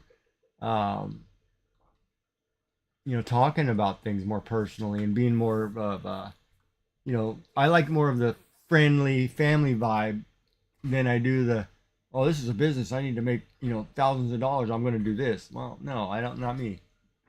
I'm more laid back. It's like, oh, you want to talk about your day? Let's talk about your day. Had a bad day? Go ahead and tell me. I don't care. You know? And it's just person, you know, each person. And a lot of times too, you know, I'll sit here and I make paracord bracelets. Um, I haven't in a few months, but I'll make bracelets, you know, online, or if I want, you know, I taught myself how to make knit a dishcloth, so I'll knit a dishcloth, you know, and we'll just sit here and chat. It's it's basically whatever you want to do. I mean, you can do whatever you want and fine, you know, and as your crowd grows, your audience, you know, it's people who are like-minded who just do whatever, you know. Some people love to paint and they'll sit and watch you paint and talk about it, and that's all, you know, that's all you'll ever talk about. But it's the way it is, right? But yeah, like I make bracelets, I make, you know, things with sea glass. Actually, my wife was more of the sea glass. I did the drilling of the sea glass, the more technical stuff. And then when she was the rug hooker, you know, I would draw the patterns out for her, and things like that. Of course, you know, now that she's passed, I've got rooms and rooms of material that I got to figure out what to do. So I've been teaching myself. Uh, she did everything. She painted, she did paper crafts, she did knitting, crochet. I mean, she could do it all.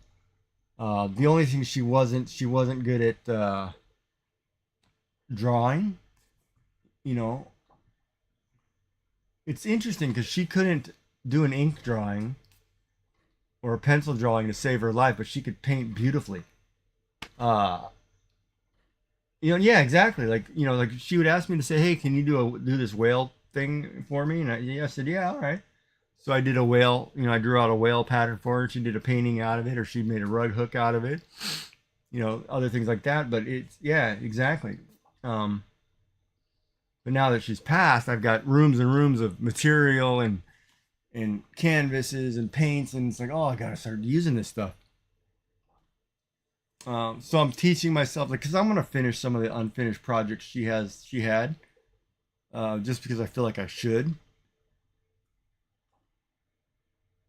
But you know, I've dabbled in all of them. Like everything that she did, you know, I was a part of, or I helped with, or we talked through it. So it was a great relationship, right? Um, yeah, basically, the hard part was she died of cancer. That was very aggressive. It took like 6 weeks from start to finish.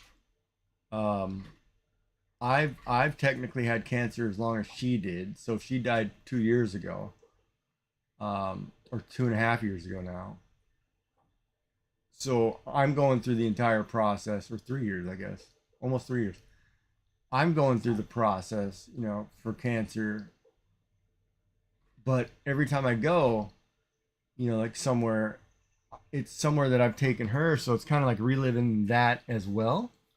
So it's been hard, but you know, but it's, I'm getting better. I'm getting through it. You know, I'm getting new hobbies, getting my, staying busy, keeping active. Yeah, but I'll get through it. I just got to get past these side effects. Only got 2 more treatments, and man, but they're brutal. Once I get through that, I'm good. And then it's like, you know, start life all over again and go from there.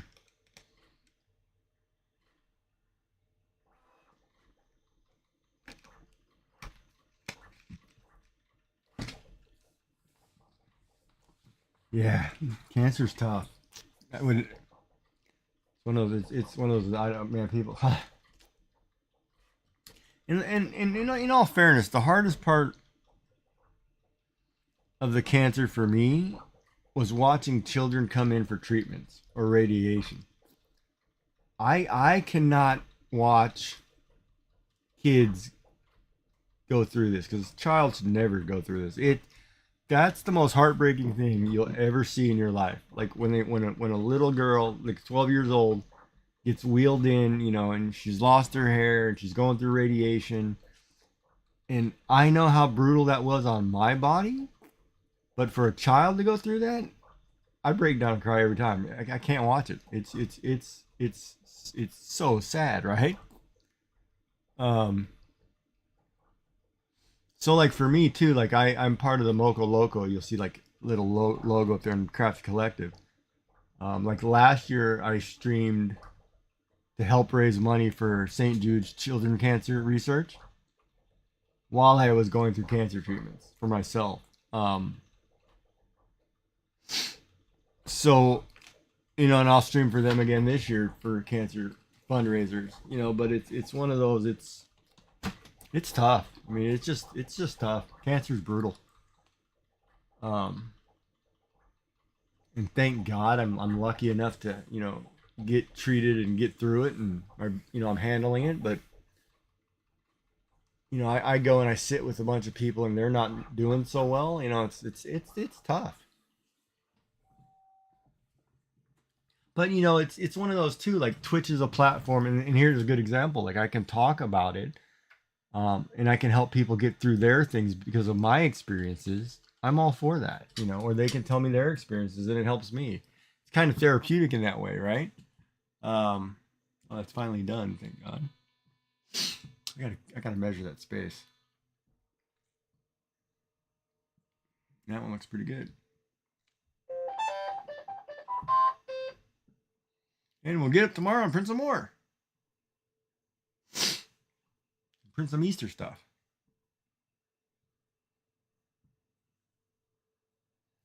But or I could go to the store and spend a couple $100 for this wall system behind me that I'm probably printing for $20.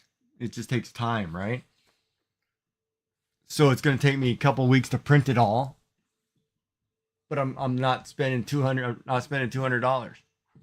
So there's that balance, right? Do you want the convenience or do you have the patience? I have the patience. But yeah, like I used to work at Scott and White Memorial in Texas.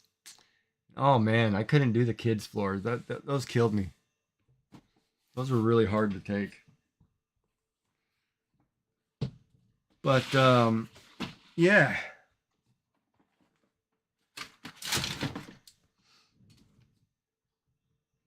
Well, no, that's not necessarily true. The material I'm using, I'm getting for. Well, those rolls I got on sale, so they were $15. Normally they run 20 to 30, depends on the thing. I usually wait for like sales or discounts. So like that $20 roll that I'm using right there, I just spent to print this one panel. Actually, I have it up right now. I can tell you. Hold on a minute. I can actually tell you what the cost was.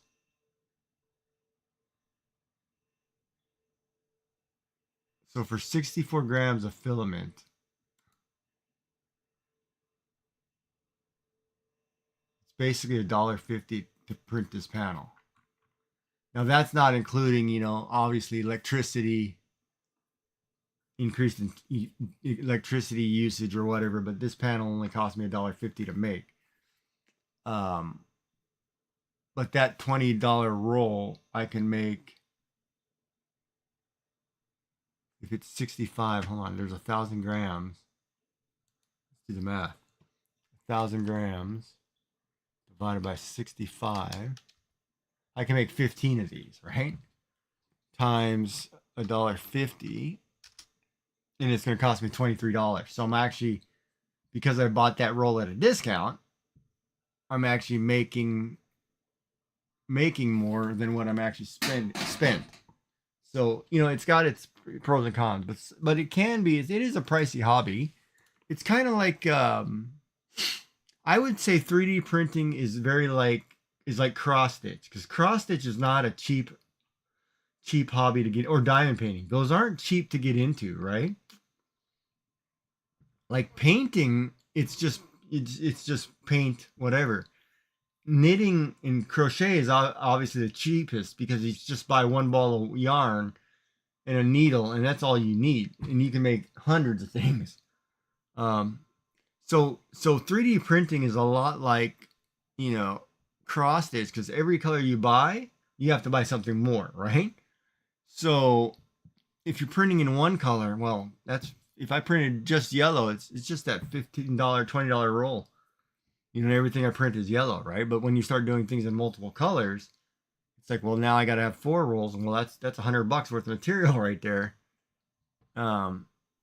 Which I always buy on sale, so I'm spending like 80, but then tax and shipping, whatever. Right now it's crazy, right? With the tariff stuff, everything's kind of out the window, so it's kind of um,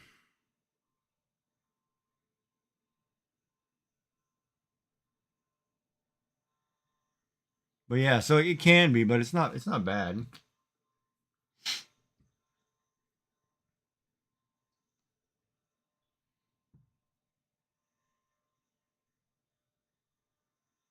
But I tell you, the one thing I do miss about Texas, I do miss Texas barbecue. Oh, and Mexican food. Those are probably the two biggest things I miss about Texas.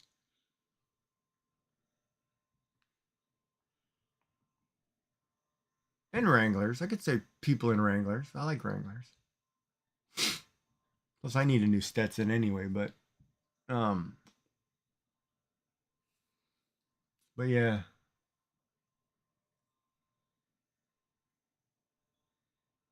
Oh, we don't have a Texas barbecue place, not at all. No, no. We have one. We have a Louisiana barbecue place, and it's not that good.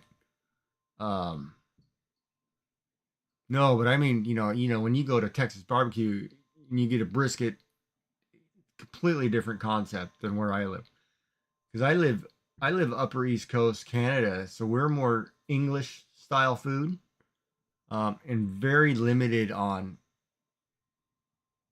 outside stuff. We have a couple Mexican places, but it's not like Mexican places in California or Texas. It's not the same. It's kind of got this East Coast flair, and it's like, well, wait a minute, you know, don't do that. If you're gonna do Mexican or Tex-Mex, then do Tex-Mex. Don't do New York style Tex-Mex because that's not the same concept, right? Um, and different spices, different seasonings, right?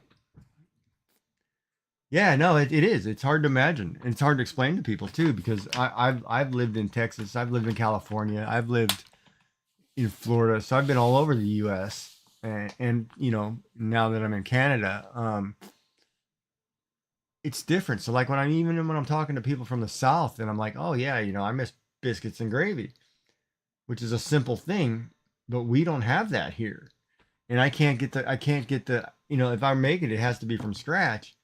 Like I couldn't buy a gravy packet here because I looked at the price of a white gravy packet. It's like $3 in the States. It cost me $40 to buy one packet to get it here. And I'm like, well, no, I'll drive to the States. I will drive into Maine and get the stuff I need before I order it. It's just crazy. Like we don't have a Chili's, for example.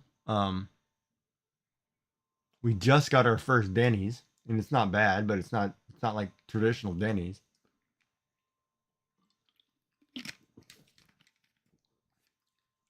British food. I mean, we have normal fast food chains, um, but it's more like British food, like and a lot of seafood, because we're on the ocean. So normally you go somewhere, you'd be like British food would be like shepherd's pie, oh my god, I'm drawing a blank. Things like that. Seafood, obviously lobster, haddock, cod. Cod not as much because haddock is the better whitefish. Cod we typically use for crab or cod cakes or whatever, fish cakes. Um, but a lot of normal stuff. We have restaurants. Poutine, for us is like poutine and donairs are more popular here. What else? but it's not like I can go to like a Chipotle or you know, or whatever and just get a nice, you know, whatever. I mean, we only have a couple Taco Bells. Um, and you know how that is, right? Taco Bell is not. It is Mexican, but it's not authentic Mexican, right? So if you like tamales or you like enchiladas or more authentic foods, we only have like one place I think that does that, and it's only when the Mexican cook is working too. You know, we don't have Mexicans here at all. So it's kind of one of those. You have to, like in California, every Mexican place I go to, it's all run by Mexicans, so it's a more authentic food, right? Because we're all mostly over here, Canada. It seems to be more Eastern European. Uh, Basically, Nova Scotia is like Boston. We're basically like Boston. So if we have a lot of Chinese food, um, and Thai food, but we have a pretty good Asian community. Um, right, and that's the thing. Like it's right, exactly. It depends on where you live. Like in Florida, you won't have a lot of Mexican cooks. You'll have a lot of Cuban cooks. And Cuban and Mexican are similar, but not similar. Ad break. Damn.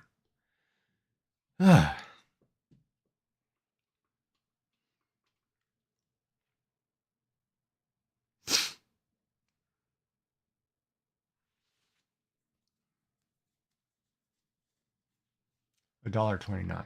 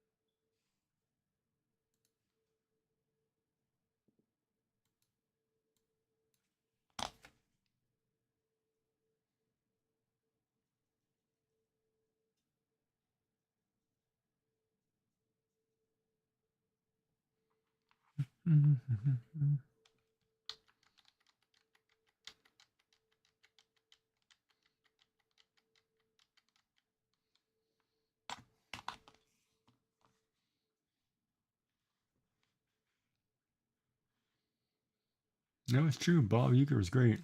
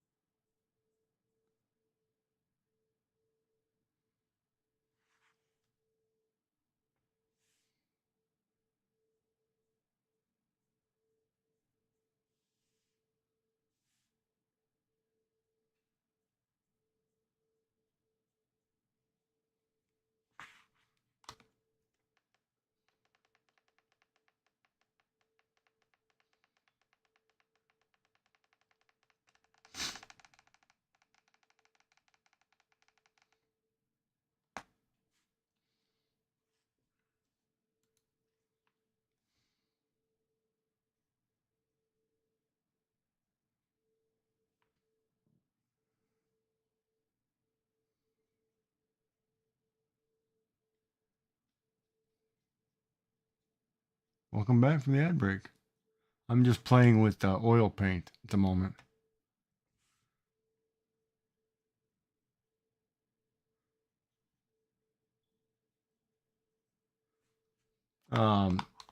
Just playing. But yeah, it's interesting because here we're kind of back to the old. Businesses are closed on Sunday.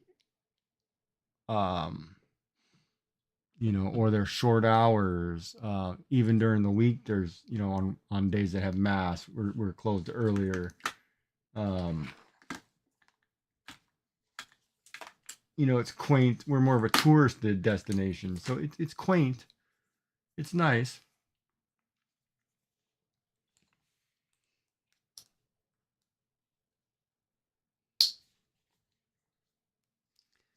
God, all my bracelets are so big now. And I kind of like it, right? So it's kind of one of those, you grow to. I like the calm. I don't like the big rush of California anymore. The concrete jungle. I don't miss that. I miss the food and the camaraderie, but I don't miss the craziness of, that. Pokemon Community Game is basically a Pokemon catch game where you can catch Pokemon and use them to, because I met my wife.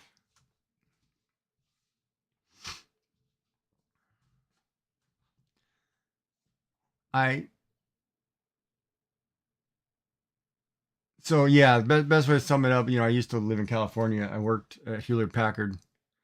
I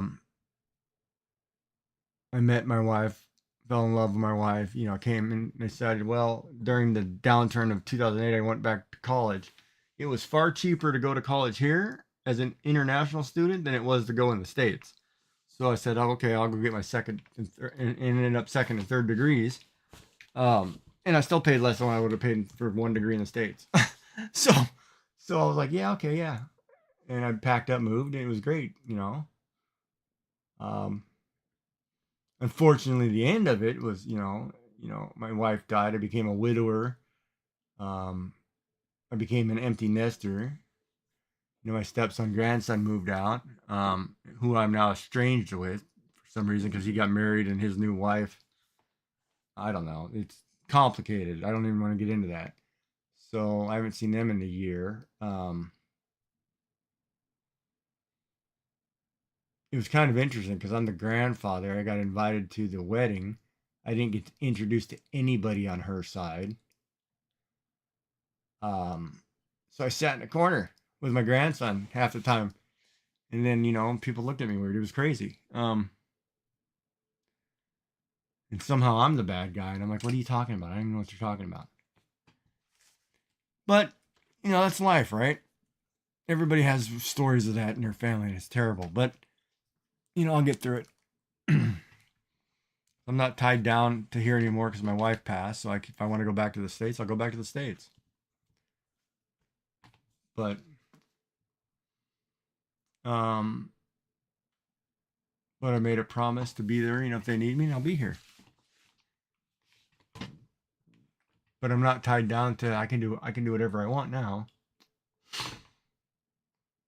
And it's crazy when your grandkids move out of your house and your kids move out, how much money you save. It's unreal how much money you save. And I'm like, wow, okay, cool. So there are perks to it. There are negatives and positives, and the negatives outweigh, but it's crazy. It's, I'm not feeding 5 people anymore. I'm feeding 2. It's like, hey, I'm okay with that. It's a huge difference. Huge difference.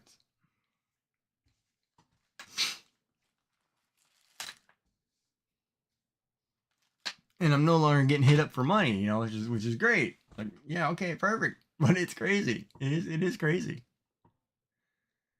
But yeah, life is life, I'm a family guy, and whatever.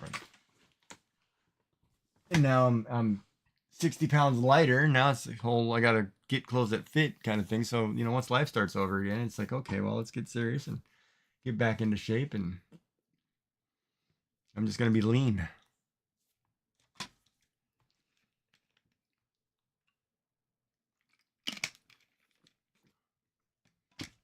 And I'm okay with that.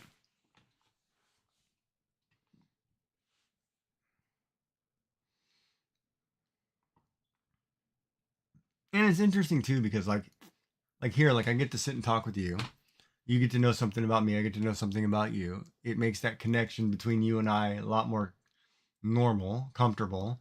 So every time you come in, it's like, oh, hey, how you doing? It's not that, it's not that, it's not that, it's not like that fake, oh, hey, Master, we have a visitor. oh, thank you for following, hybrid. Yeah, it's not small talk. It's like, oh, hey, welcome in, blah, blah, blah. It's actually a real conversation. Like, now that I know where you're from, I can say, oh, you guys had tornado there. Were you affected by it? Or were you, you know, how was your trip to Austin? Did you like 6th Street? Did you enjoy that? Or, were you out in Dallas? Or, because I know the area, right? So I can say, oh, cool, and have those conversations. And it makes it neat, right? Like it's funny because I always talk to people and it's like, because I've been somewhere or know something, like people like, we talk a lot about food, obviously, and I get a lot of British people and we talk food all the time. And so one of the conversations is their food of choice is this British style baked beans, that they put on toast every day, and we can talk about it because I have the same thing, and it makes it more like, oh yeah, more personal. So it's neat. Well, British food is basically any of this, like the stews and pies, tarts, those kind of things. It would be more like they're like a Sunday breakfast would be like eggs, sausage, blood sausage, potatoes, ham. No, not ham. Sausage, another sausage. Not a lot of British food tends to be a little bland, right? In taste, but it'd be like a Yorkshire pie, or it's called Yorkshire pudding. I'm sorry. Uh, a lot of the desserts you'd probably know, like a trifle. Um, Basically anything you'd get at a tea, like a tea sandwiches. That's all British, right? That whole concept of having a tea sandwich, that was British. Um,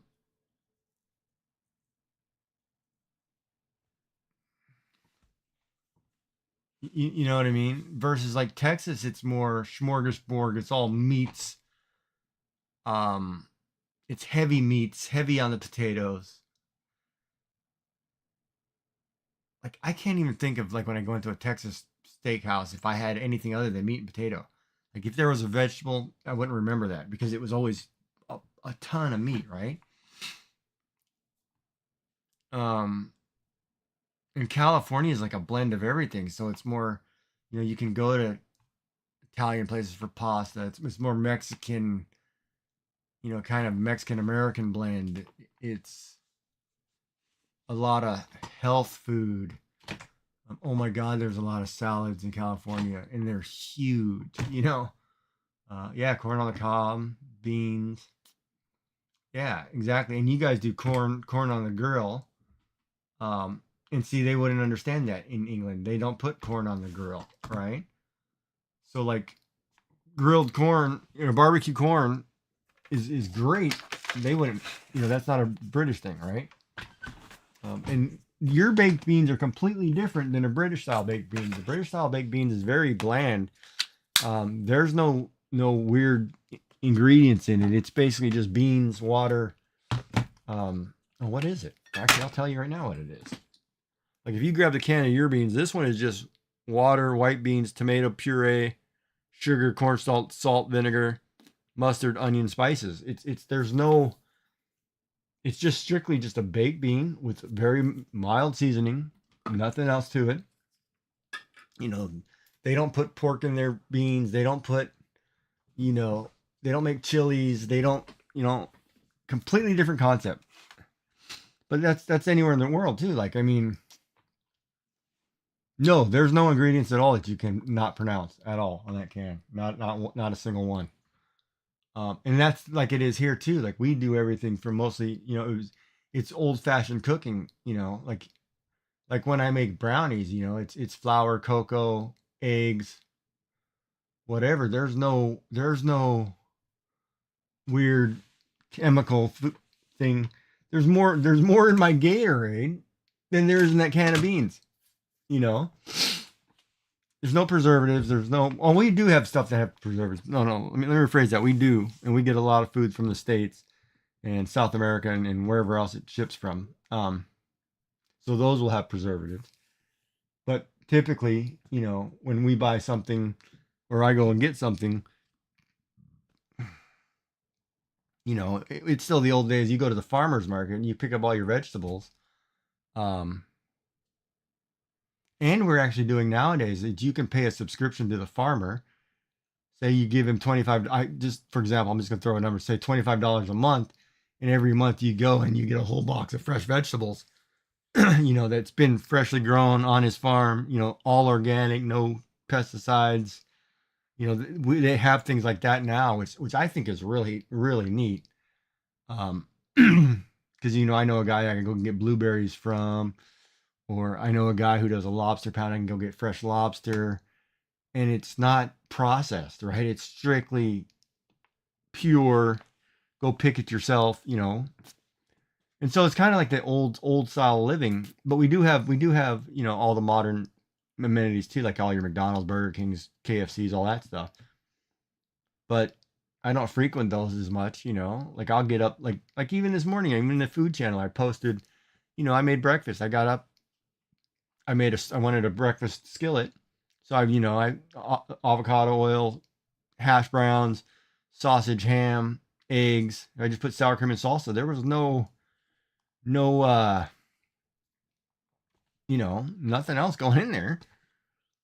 Nothing had chemicals, so it was just maybe the ham, but no, not even the ham. I mean, the most thing might have been in the salsa. I don't know what El Paso puts in their salsa. I have to read it, but yeah, just good old fashioned cooking, right? No, you're okay. If you have oh yeah, you just got your first starter. Yeah, so that means you're going to use a Pokeball. And if you go into your about page, you can put you'll have the Pokemon thing there on your Twitch, and you can buy as you play more. You'll earn currency, and you can buy more balls, or you can go to their Discord every day and type in exclamation Poke Daily, and they'll give you free balls every day. Yeah, so here's a little old fashioned. I remember my brother's wife. She asked me if I even have a movie theater. And I was like, we're not a third world country. We're just a little north of Maine. We have everything you have. We just don't have it in bulk. Our province only has 1 million people total. I don't live in a state that's 20 million people thick. Big difference. You have more places when you have more people. We're still small. It's quiet. It's not. We're a cruise ship destination, right? We're not a. So it's a totally different lifestyle. It's more laid back than it was when I lived in Texas or California. Because you go through that daily rat race of, oh my God, there's thousands of people. You can't get around. Everybody's off at the same time. You're trying to go to the mall or you're whatever. It's like crazy, right? And it's interesting because when you get. It's kind of like when you're able to take a step back and say, you know what, I kind of like the quiet. I like living in the country. I like, different things. It really changes your whole attitude on life and your health. It's like, wow, that I can go pick an apple off the tree. There's no pesticides. There's no there's no chemicals. The farmer, he knows your family. You know his family. You're all buddies. Small talk. It's nice. Quiet, quaint. But I do miss the conveniences of the States and being able to go, wherever you want, get whatever you want. That is different, right? And it's kind of interesting too, because as you get people from Twitch, you'll talk to people from Europe. They're completely more. They live a simpler, laid back life than we do. Like in North America, we tend to be a very um, heavy on having a lot of possessions, which I'm downsizing myself from. You know, it's like you don't need all that stuff. You know, you got way too much stuff. You have one big TV, you don't need five of them. You know, but in the States we tend to be like, oh no, I'm gonna buy a bigger one. New one comes out, I'm gonna buy that one. I'm gonna do this. You know, I gotta have 500 of these. You know, it's crazy, right? So when you go back and you start simplifying, like I've had a whole life change, right? Like I'm simplifying. I'm going back to church, saying, you know, I'll go to church. Let me go sit there and talk to people. I go to knitting groups, craft groups with some of my wife's friends still. Um, it's a bunch of ladies, and I'll show up and knit like, hey, whatever. It's a kind of a laid back. It's a different approach, right? It's going back to being a simpler life. Um, but I am a hoarder. Like I like a lot of little things. I've got all kinds of crazy toys, figures, things like that. But I'm a collector of those things, right? Like I've got thousands of Legos, but that's different, right? That's a hobby. That's things I like. That's fine. But I don't have, I'm not stocking up on unnecessary stuff, you know. Yeah, and in the States, oh my God, I had way too much stuff. I felt like I was a pack rat. I still feel like a pack rat. And I'm going through and looking at stuff, throwing things out like, well, man, why did I even buy that? Yeah, I don't need that. I never use it.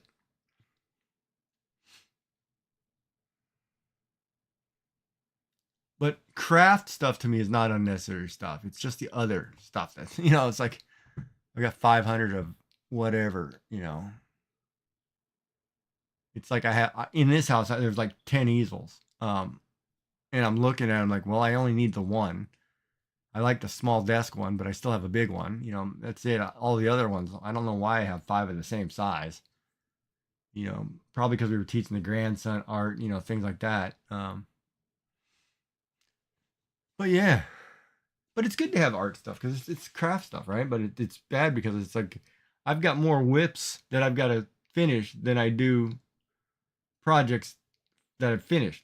You know what I mean? And that's the part that kills me. It's like, oh my God, I started one of those. I started a rug hook and I can't finish it. I started this and it's like I started a painting that I'll never finish. I'm like, oh no, I gotta finish. Um, so one day I'll sit here and I'll put that painting up and we're gonna turn around and start painting that sucker. Um, and hopefully it turns out good. But it's interesting because I don't know. I guess I've always been like the California beach bum. It's like just relaxed, laid back, chill. I don't care about anything else anymore. It's just like just enjoy the roses, enjoy the enjoy the working in the garden, enjoy the tulips coming up. Just enjoy stuff, right?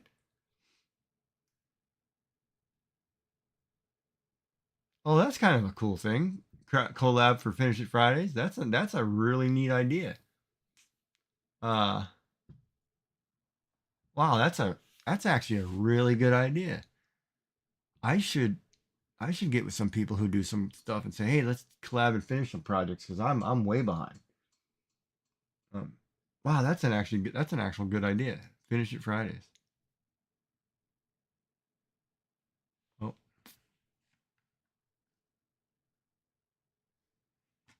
why did that message get held? You want to do a collab with me? Why did?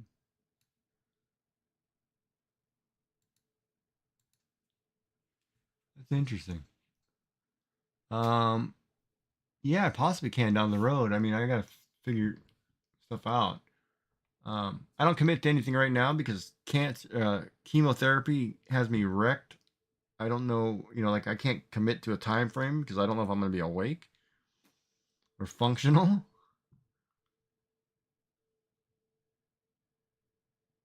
Yeah, why is it catching smart detection? What is wrong with it? There's nothing. No, there's nothing wrong with that one. Yeah, no, it doesn't matter if you're starting out. I don't mind.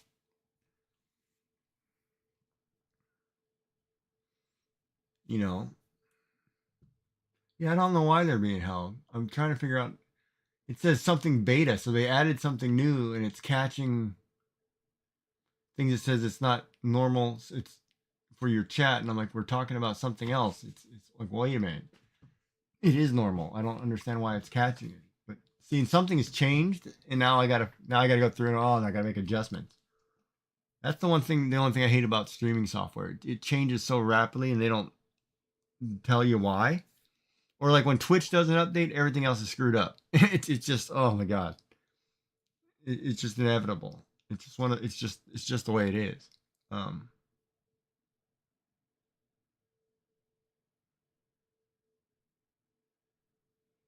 you have to every time, and when OBS updates, you've got to reset everything. It's just it's a lot of that part's a lot of drag. Yeah, that's if OBS had an update. Yeah, that could be a reason why. Um, I remember Twitch did an update a couple weeks ago, and I was streaming for like I did an 8 hour day.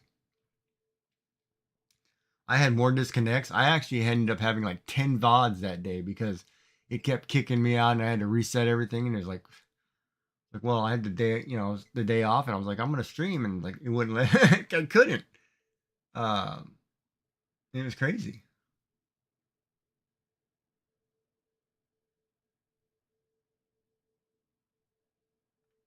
Yeah, that's happened to me a couple times. Like I was streaming like, oh, wait a minute, my stuff's over.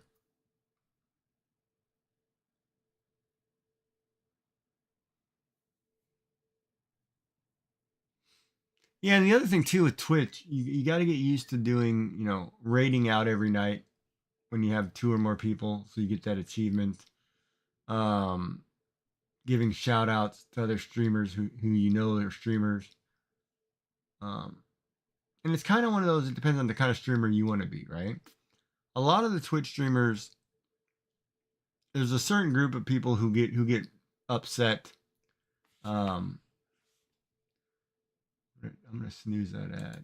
Who get upset that you even mention your streamer in their channel because to them, they feel like you're taking away their people or something.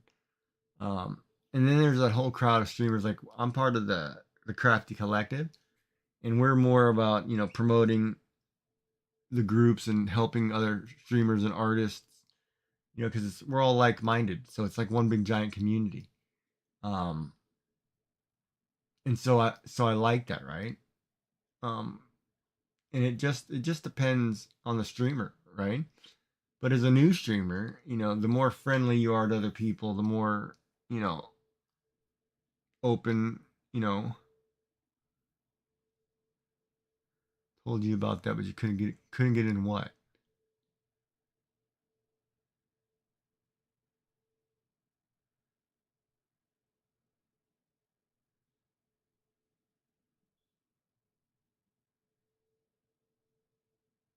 Oh, you just fill out the form. They don't turn people away. I mean, not that I know of. Like you should be able to get into that.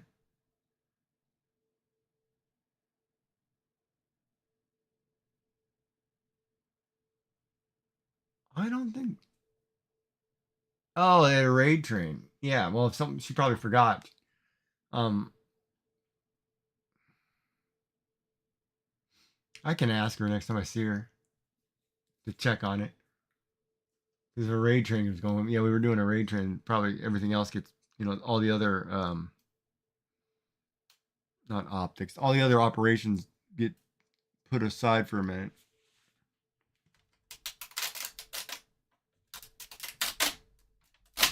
Oh, there we go. Well, that one turned out really nice. Nice. I only need 6 more of these.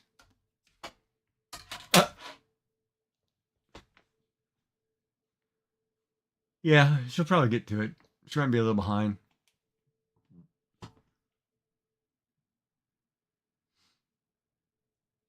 Yeah, I don't think we deny anybody. So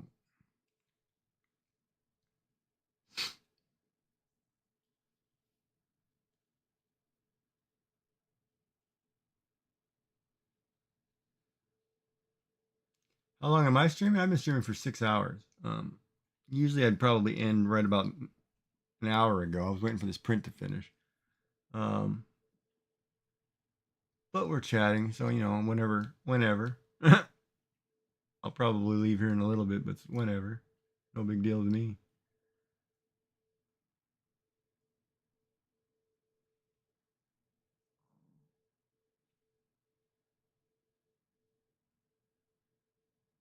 Because I'm gonna get up in 6 hours anyway. Because like it's my body does a weird thing. Like I'm on. It's funny. Like soon as the sun cracks or comes up, I'm up. It's inevitable. It doesn't matter what time I go to sleep. It's like, oh, your sun's coming up. Got to get up, and then I'll take a nap during the day. Or I'll be sitting here and just fall asleep in this chair. Um, it's the weirdest thing, and I still can't figure it out, and I can't get my schedule right.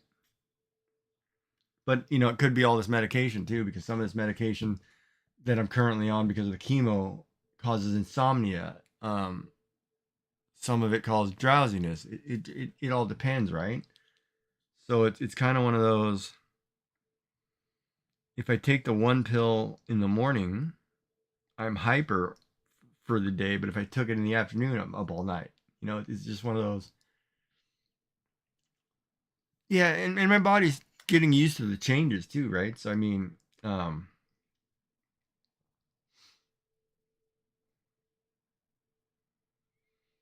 going through chemotherapy and when I was going through chemotherapy and radiation, my body was all kinds of things. Like I slept like 80% of the day most of the time.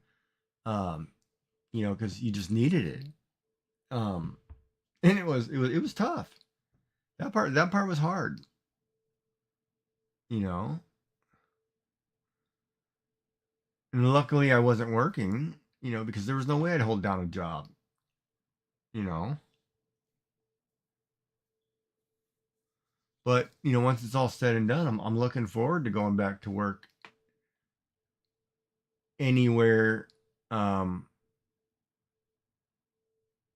and I don't care. Like I will start at the bottom and I will stay at the bottom. I have no desire to manage anymore. I did that for 20 years. I don't want to. I'm not climbing corporate ladders. I'm not.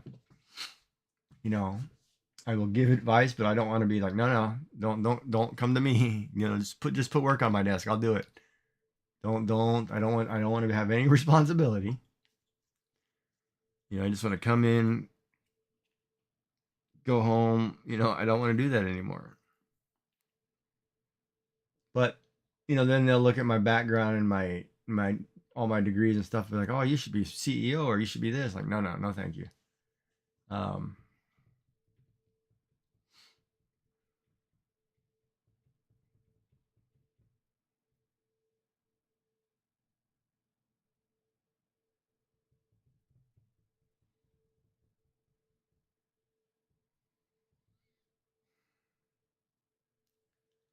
but it's crazy.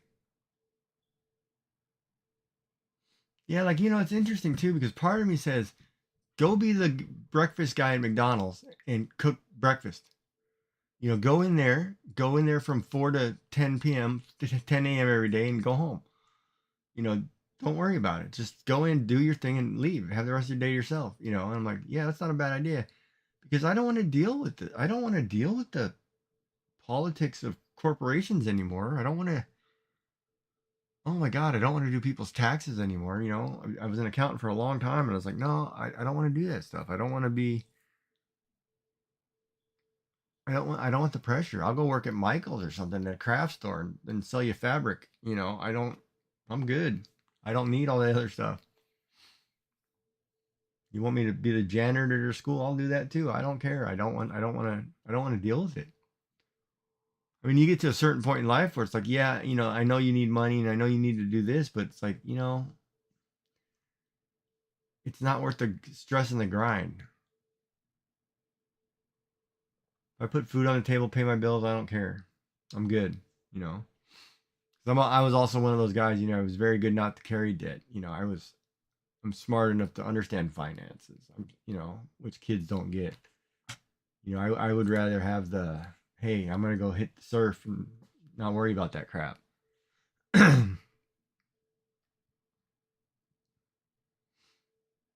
So it is what it is, right?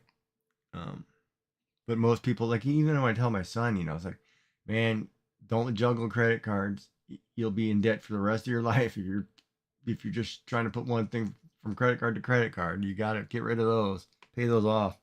I mean, banks hate me. If I order something, I pay it off the next day. You know, they're not making any interest off of my money. Oh no, I'm not paying you interest. You know, and people just don't understand credit cards, right?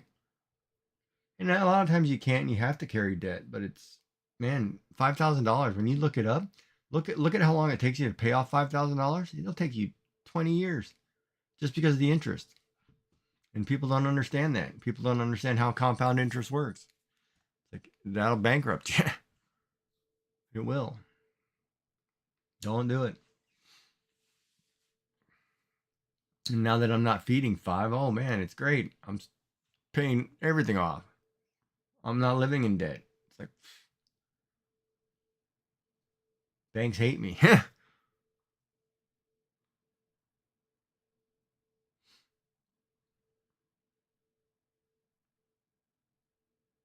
Banks do not like me.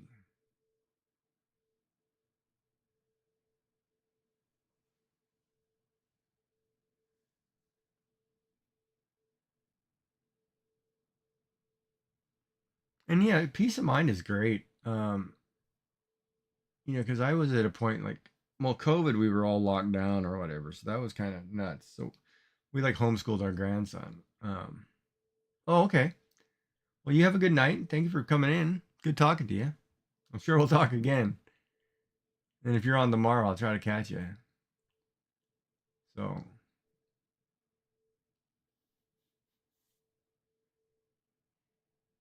hey, you have a good night.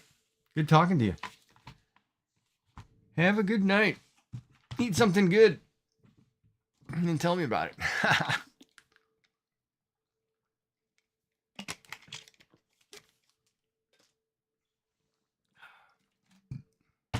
All right. Talk to you later. All right. Back to this. Do I want to do anything with this or do I want to just call it a night? I should call it a night. We'll call it a night too, folks. It's been a good night.